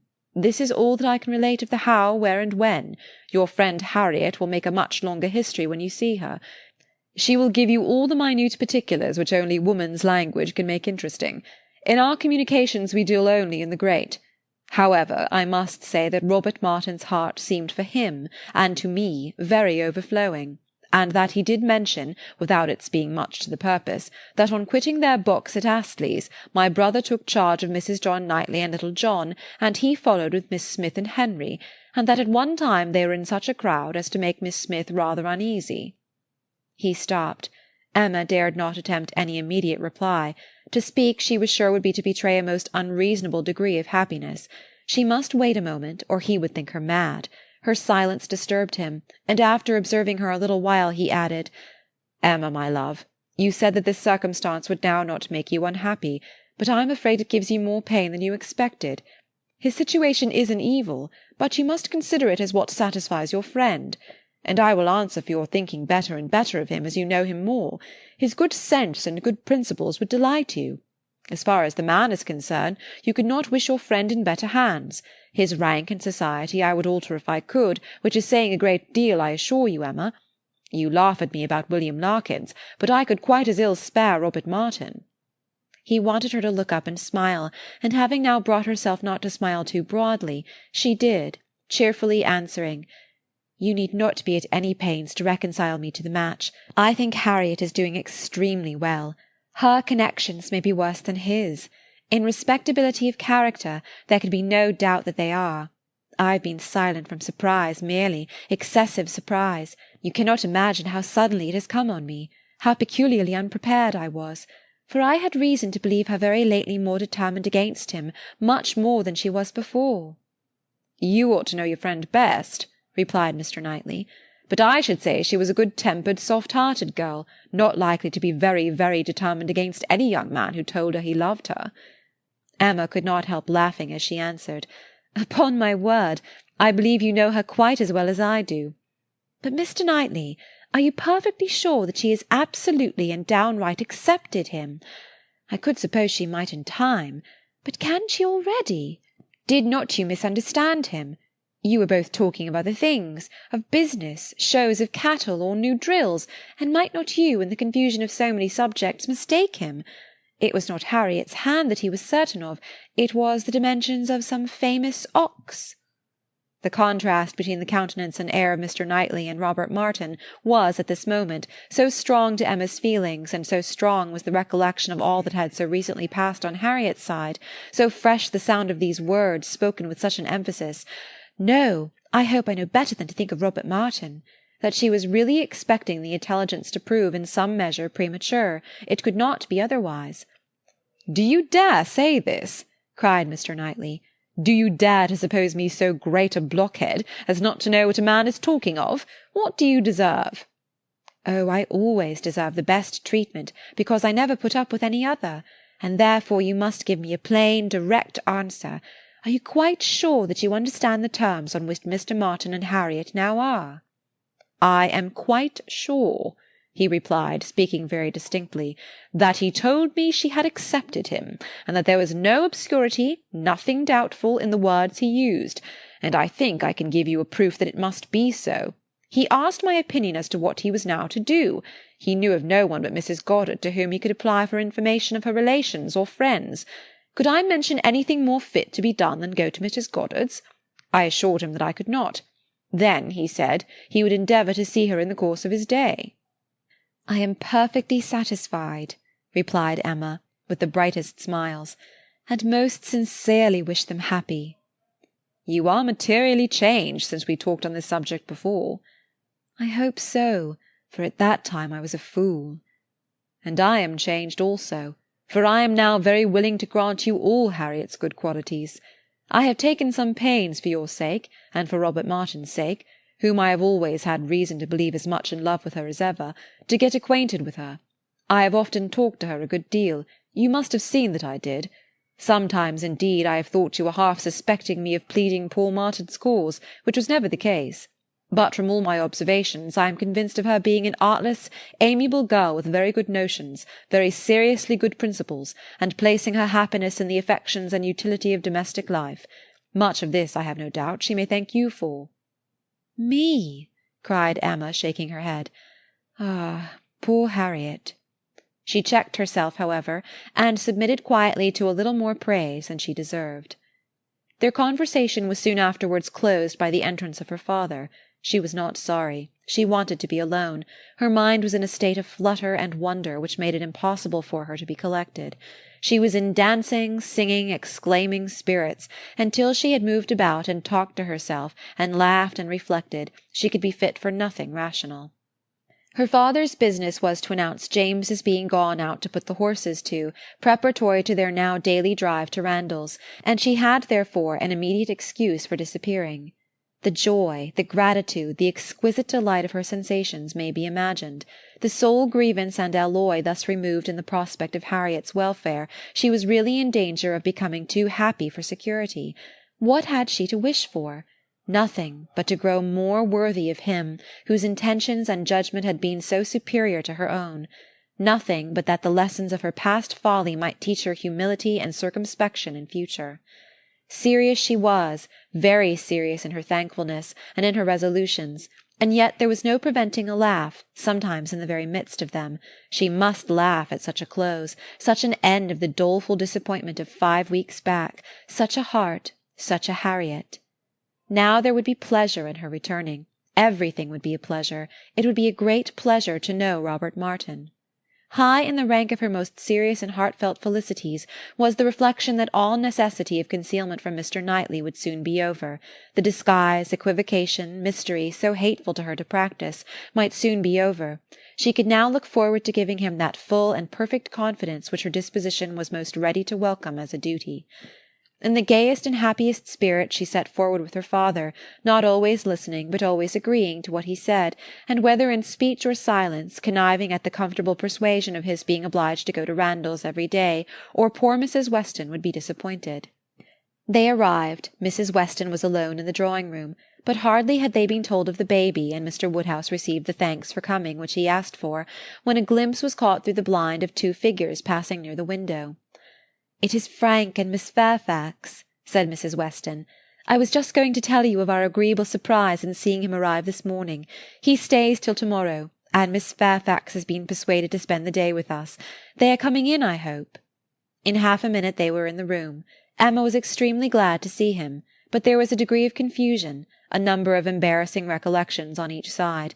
They met readily and smiling, but with a consciousness which at first allowed little to be said, and having all sat down again, there was for some time such a blank in the circle that Emma began to doubt whether the wish now indulged, which she had long felt, of seeing Frank Churchill once more, and of seeing him with Jane, would yield its proportion of pleasure.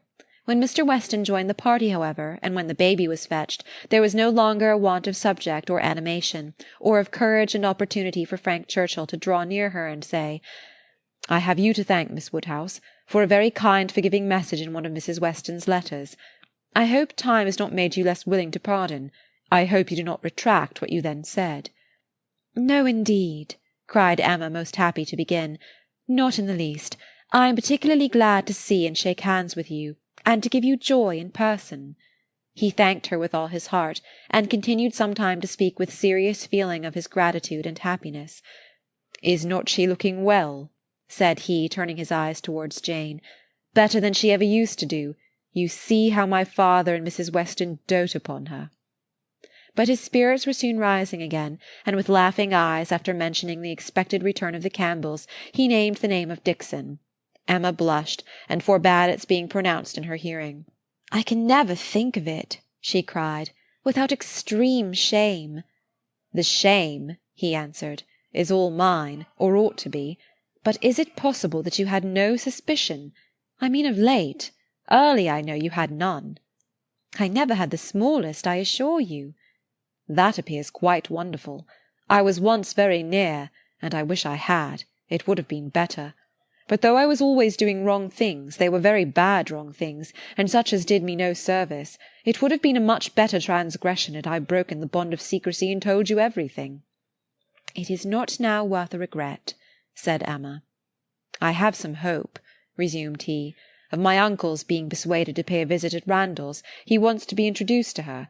When the Campbells are returned, we shall meet them in London, and continue there, I trust, till we may carry her northward. But now I am at such a distance from her. Is not it hard, Miss Woodhouse? Till this morning we have not once met since the day of reconciliation. Do not you pity me?" Emma spoke her pity so very kindly that with a sudden accession of gay thought he cried, "Ah, by the by," then sinking his voice and looking demure for the moment, "I hope Mr. Knightley is well." He paused. She coloured and laughed. "I know you saw my letter, and think you may remember my wish in your favour. Let me return your congratulations.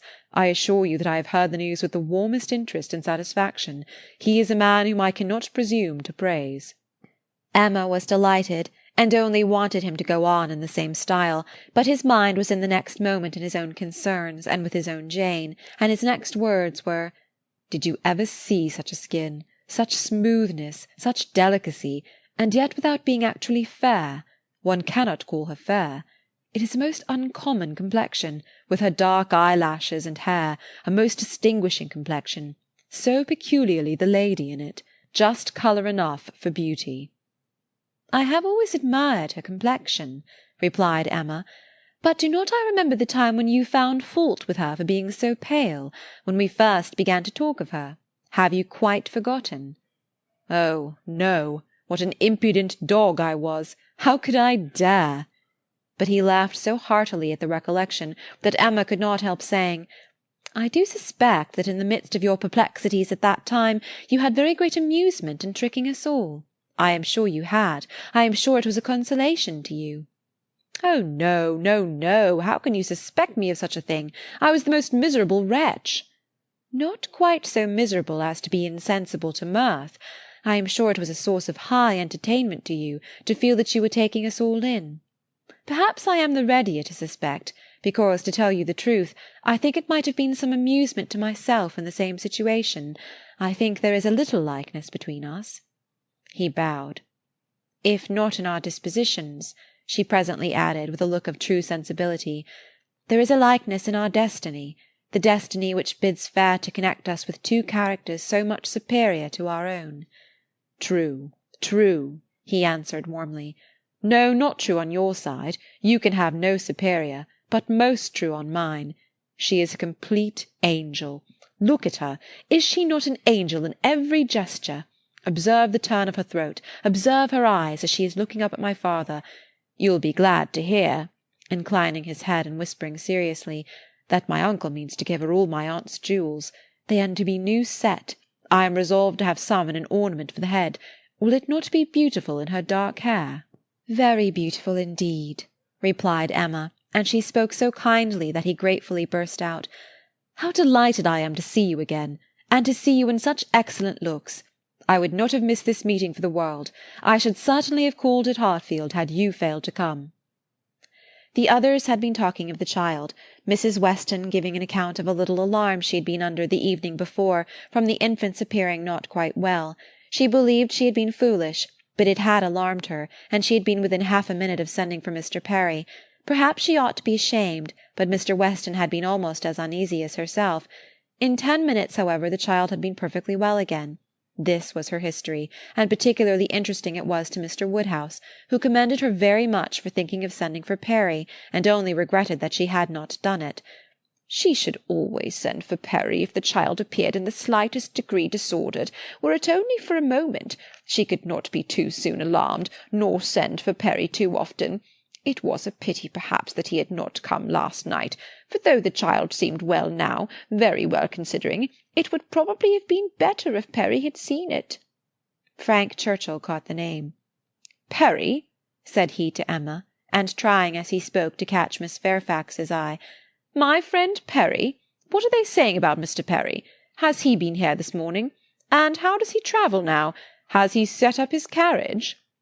Emma soon recollected and understood him, and while she joined in the laugh, it was evident from Jane's countenance that she too was really hearing him, though trying to seem deaf. "Such an extraordinary dream of mine!" he cried. "I can never think of it without laughing. She hears us, Miss Woodhouse. I see it in her cheek, her smile, her vain attempt to frown. Look at her. Do not you see that, at this instant, the very passage of her own letter, which sent me the report, is passing under her eye, that the whole blunder is spread before her, that she can attend to nothing else, though pretending to listen to the others?" Jane was forced to smile completely for a moment, and the smile partly remained as she turned towards him, and said in a conscious, low, yet steady voice, "How you can bear such recollections is astonishing to me. They will sometimes obtrude, but how you can court them!" He had a great deal to say in return, and very entertainingly, but Emma's feelings were chiefly with Jane in the argument, and on leaving Randalls and falling naturally into a comparison of the two men, she felt that, pleased as she had been to see Frank Churchill, and really regarding him as she did with friendship, she had never been more sensible of Mr. Knightley's high superiority of character. The happiness of this most happy day received its completion in the animated contemplation of his worth which this comparison produced. Chapter 19. If Emma had still at intervals an anxious feeling for Harriet, a momentary doubt of its being possible for her to be really cured of her attachment to Mr. Knightley, and really able to accept another man from unbiassed inclination, it was not long that she had to suffer from the recurrence of any such uncertainty. A very few days brought the party from London, and she had no sooner an opportunity of being 1 hour alone with Harriet than she became perfectly satisfied, unaccountable as it was, that Robert Martin had thoroughly supplanted Mr. Knightley, and was now forming all her views of happiness. Harriet was a little distressed, did look a little foolish at first, but having once owned that she had been presumptuous and silly and self-deceived before, her pain and confusion seemed to die away with the words, and leave her without a care for the past, and with the fullest exultation in the present and future, for as to her friend's approbation, Emma had instantly removed every fear of that nature by meeting her with the most unqualified congratulations. Harriet was most happy to give every particular of the evening at Astley's and the dinner the next day. She could dwell on it with the utmost delight. But what did such particulars explain? The fact was, as Emma could now acknowledge, that Harriet had always liked Robert Martin, and that his continuing to love her had been irresistible. Beyond this, it must ever be unintelligible to Emma. The event, however, was most joyful, and every day was giving her fresh reason for thinking so. Harriet's parentage became known. She proved to be the daughter of a tradesman, rich enough to afford her the comfortable maintenance which had been ever hers, and decent enough to have always wished for concealment. Such was the blood of gentility which Emma had formerly been so ready to vouch for. It was likely to be as untainted, perhaps, as the blood of many a gentleman, but what a connection had she been preparing for Mr. Knightley, or for the Churchills, or even for Mr. Elton! The stain of illegitimacy, unbleached by nobility or wealth, would have been a stain indeed. No objection was raised on the father's side. The young man was treated liberally. It was all as it should be, and as Emma became acquainted with Robert Martin, who was now introduced at Hartfield, she fully acknowledged in him all the appearance of sense and worth which could bid fairest for her little friend. She had no doubt of Harriet's happiness with any good-tempered man, but with him, and in the home he offered, there would be the hope of more, of security, stability, and improvement. She would be placed in the midst of those who loved her, and who had better sense than herself, retired enough for safety and occupied enough for cheerfulness. She would never be led into temptation, nor left for it to find her out. She would be respectable and happy, and Emma admitted her to be the luckiest creature in the world to have created so steady and persevering an affection in such a man, or, if not quite the luckiest, to yield only to herself. Harriet, necessarily drawn away by her engagements with the Martins, was less and less at Hartfield, which was not to be regretted. The intimacy between her and Emma must sink, their friendship must change into a calmer sort of goodwill, and fortunately what ought to be, and must be, seemed already beginning, and in the most gradual, natural manner. Before the end of September, Emma attended Harriet to church, and saw her hand bestowed on Robert Martin with so complete a satisfaction as no remembrances, even connected with Mr. Elton as he stood before them, could impair. Perhaps, indeed, at that time she scarcely saw Mr. Elton but as the clergyman whose blessing of the altar might next fall on herself. Robert Martin and Harriet Smith, the latest couple engaged of the three, were the first to be married. Jane Fairfax had already quitted Highbury, and was restored to the comforts of her beloved home with the Campbells. The Mr. Churchills were also in town, and they were only waiting for November. The intermediate month was the one fixed on, as far as they dared, by Emma and Mr. Knightley. They had determined that their marriage ought to be concluded while John and Isabella were still at Hartfield, to allow them the fortnight's absence in a tour to the seaside, which was the plan. John and Isabella, and every other friend, were agreed in approving it. But Mr. Woodhouse, how was Mr. Woodhouse to be induced to consent? He who had never yet alluded to their marriage but as a distant event. When first sounded on the subject, he was so miserable that they were almost hopeless. A second allusion, indeed, gave less pain. He began to think it was to be, and that he could not prevent it, a very promising step of the mind on its way to resignation. Still, however, he was not happy.